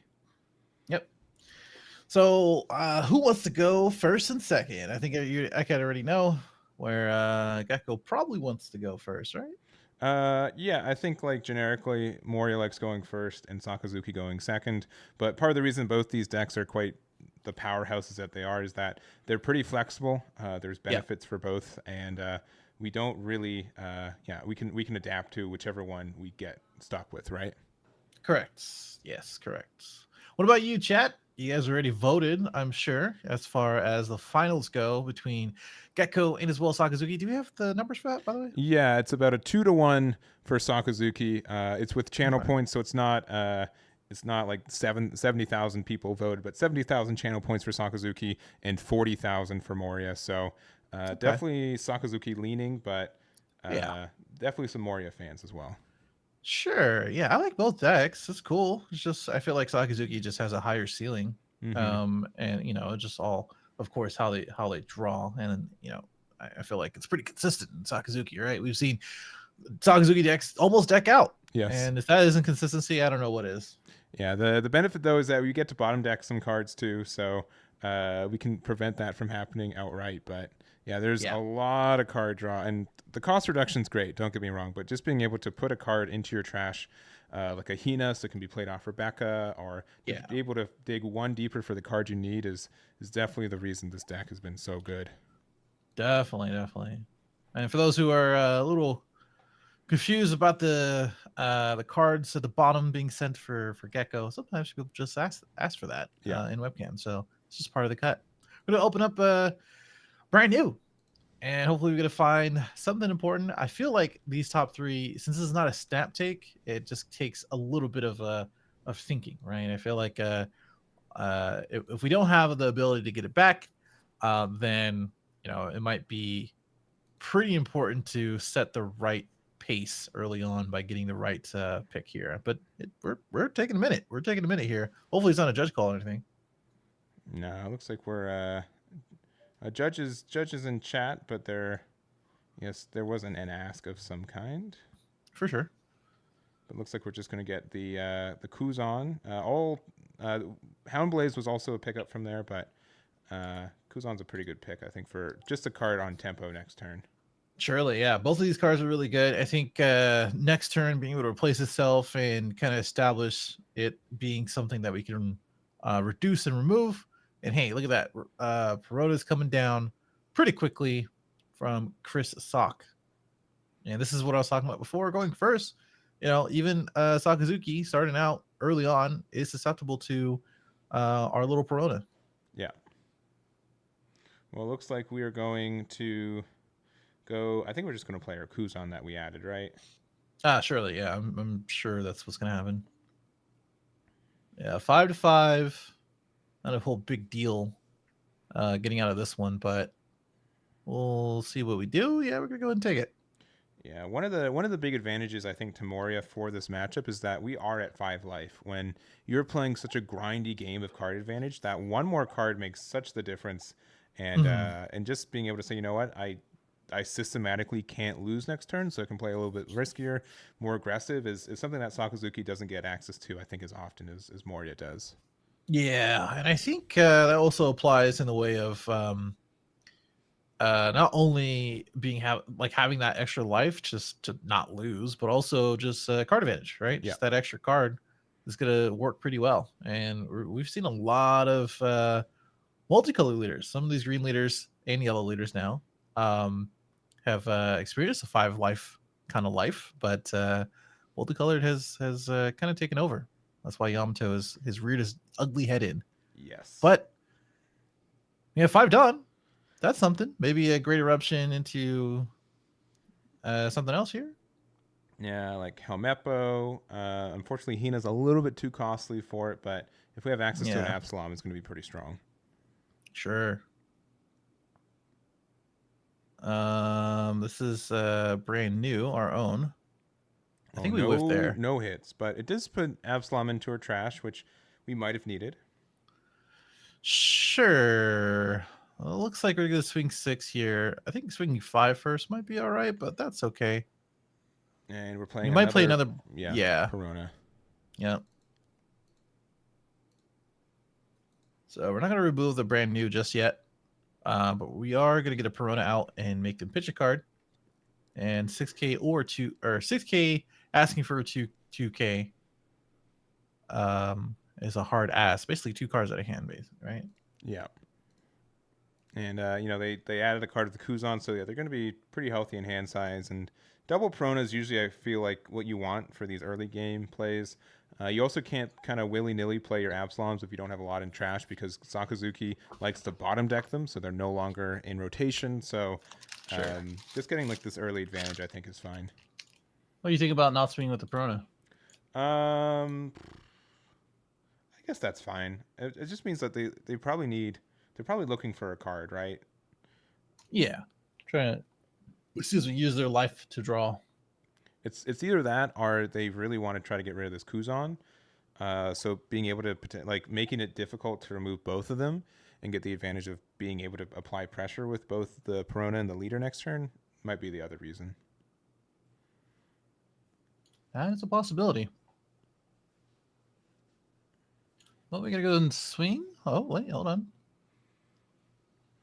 Oh, okay, never mind.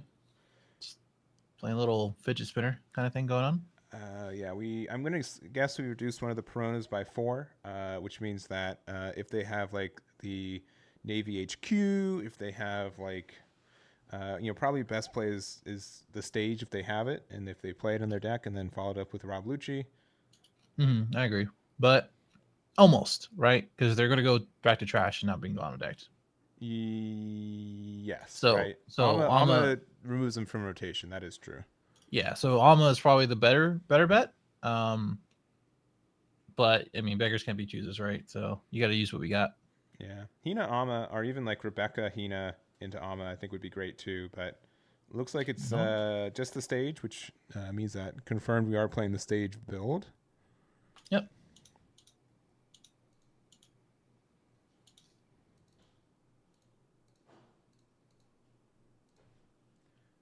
And then Tashigi, looking top 4, we find a T-Bone, one of the new cards from EB01. It's a Navy 2K that also gets rid of a 2 or less on play. And yeah, there's the Lucci. Very nice. Very, That very works. nice. Yeah, it works. I mean, Alma or Lucci is good. Lucci is better because you get an extra body, and you can kind of continue to be aggressive. We really countered out a lot of these attacks as Gecko too. So, you know, we're gonna go a little lower on hand size ourselves.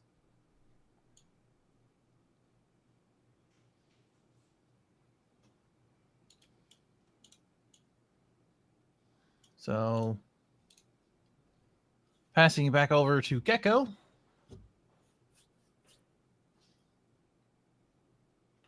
And yeah, that new T-Bone, searchable 2K as a Navy tag, right? Mm-hmm.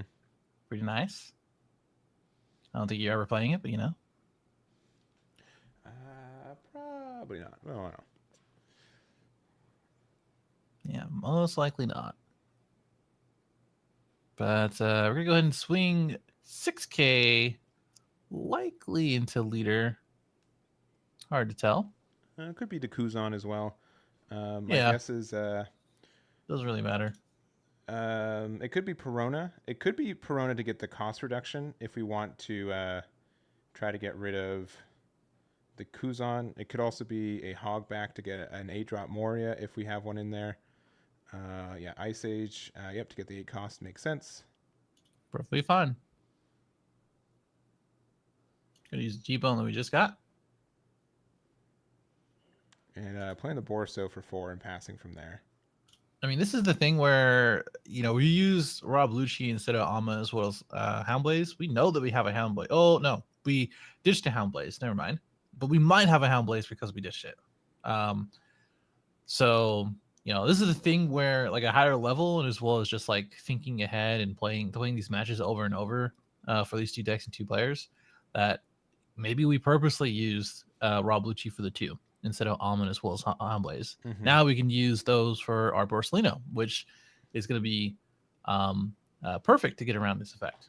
Yeah, there's a lot of players who, you know, they want to bait out the removal, so the card they really want to have on board stays around, and that definitely could be happening as you're mentioning. Yeah.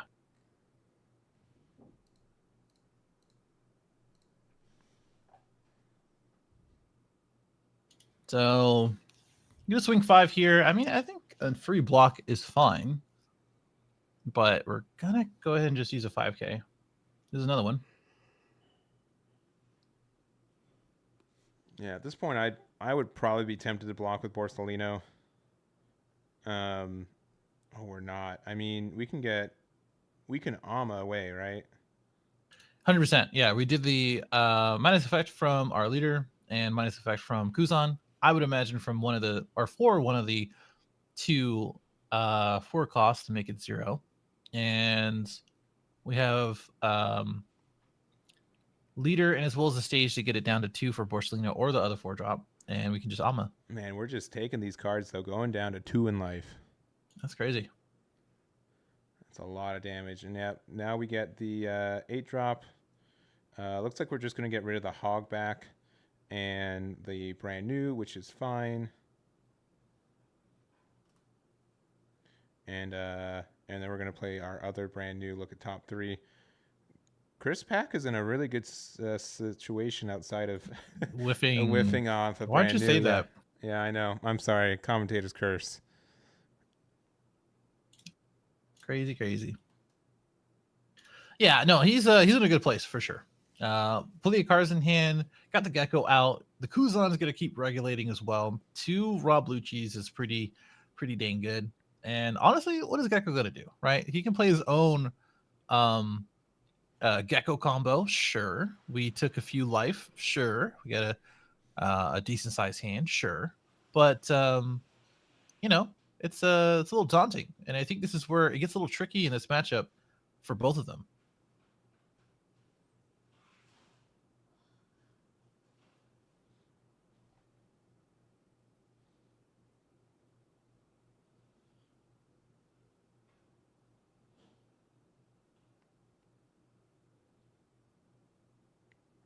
All right, so we're going to start with putting a Dawn on leader. We know we have Moria, right, in hand. Yeah, we got it back with the Hodgeback, so that's what I was saying. Like, we can do the 8-drop play, sure, that's fine, but you know, What is it actually to gonna what do, end? though, right? Yeah. Yeah, to what end? Because we're at 2 life, and we could probably remove. Let's think.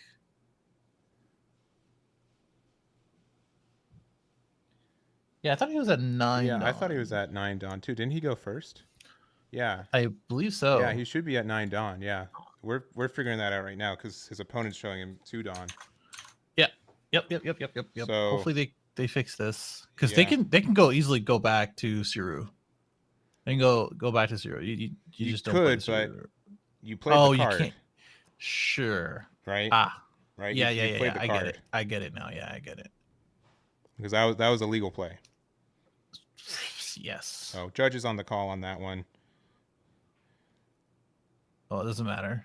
Doesn't matter for those. You already used those. Yeah, exactly right. So I mean, if they were to redo their play, they do the same thing without attaching the Dawn to the Moria. But since they incorrectly went up to 10, the play wasn't there. So it looks like a judge is going to come in. I wouldn't be surprised if a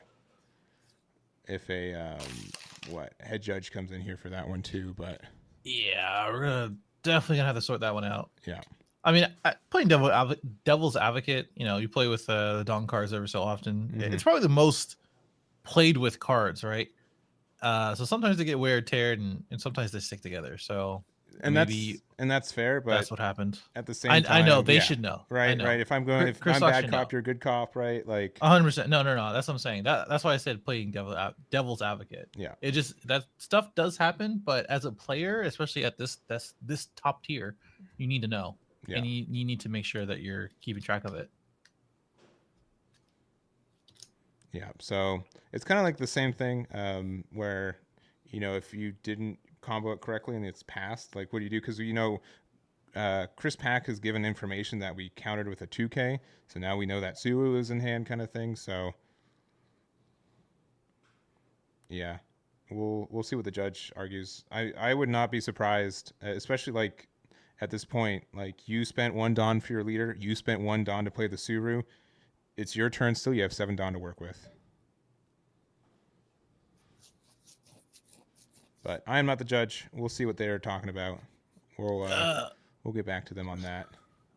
Yeah. But I get it. It's been a long day. It's been over 8 hours. This is round 10. My goodness. Yes. So- 10 rounds of One Piece, and this is where a mistake happens. Yeah. It's a little tough. So it does happen. it's the worst spot, but the best spot, right? Like Mm-hmm. guaranteed X1, guarantee into the top 16, but right? If you're trying to convince me as Chris Sock, I'm trying to win those. I know. People. I would feel so bad. We're talking as X2 on a good day, Eggman over here. Like, That's same. yeah, whatever. I'll take the X1. Don't worry about it. Oh yeah.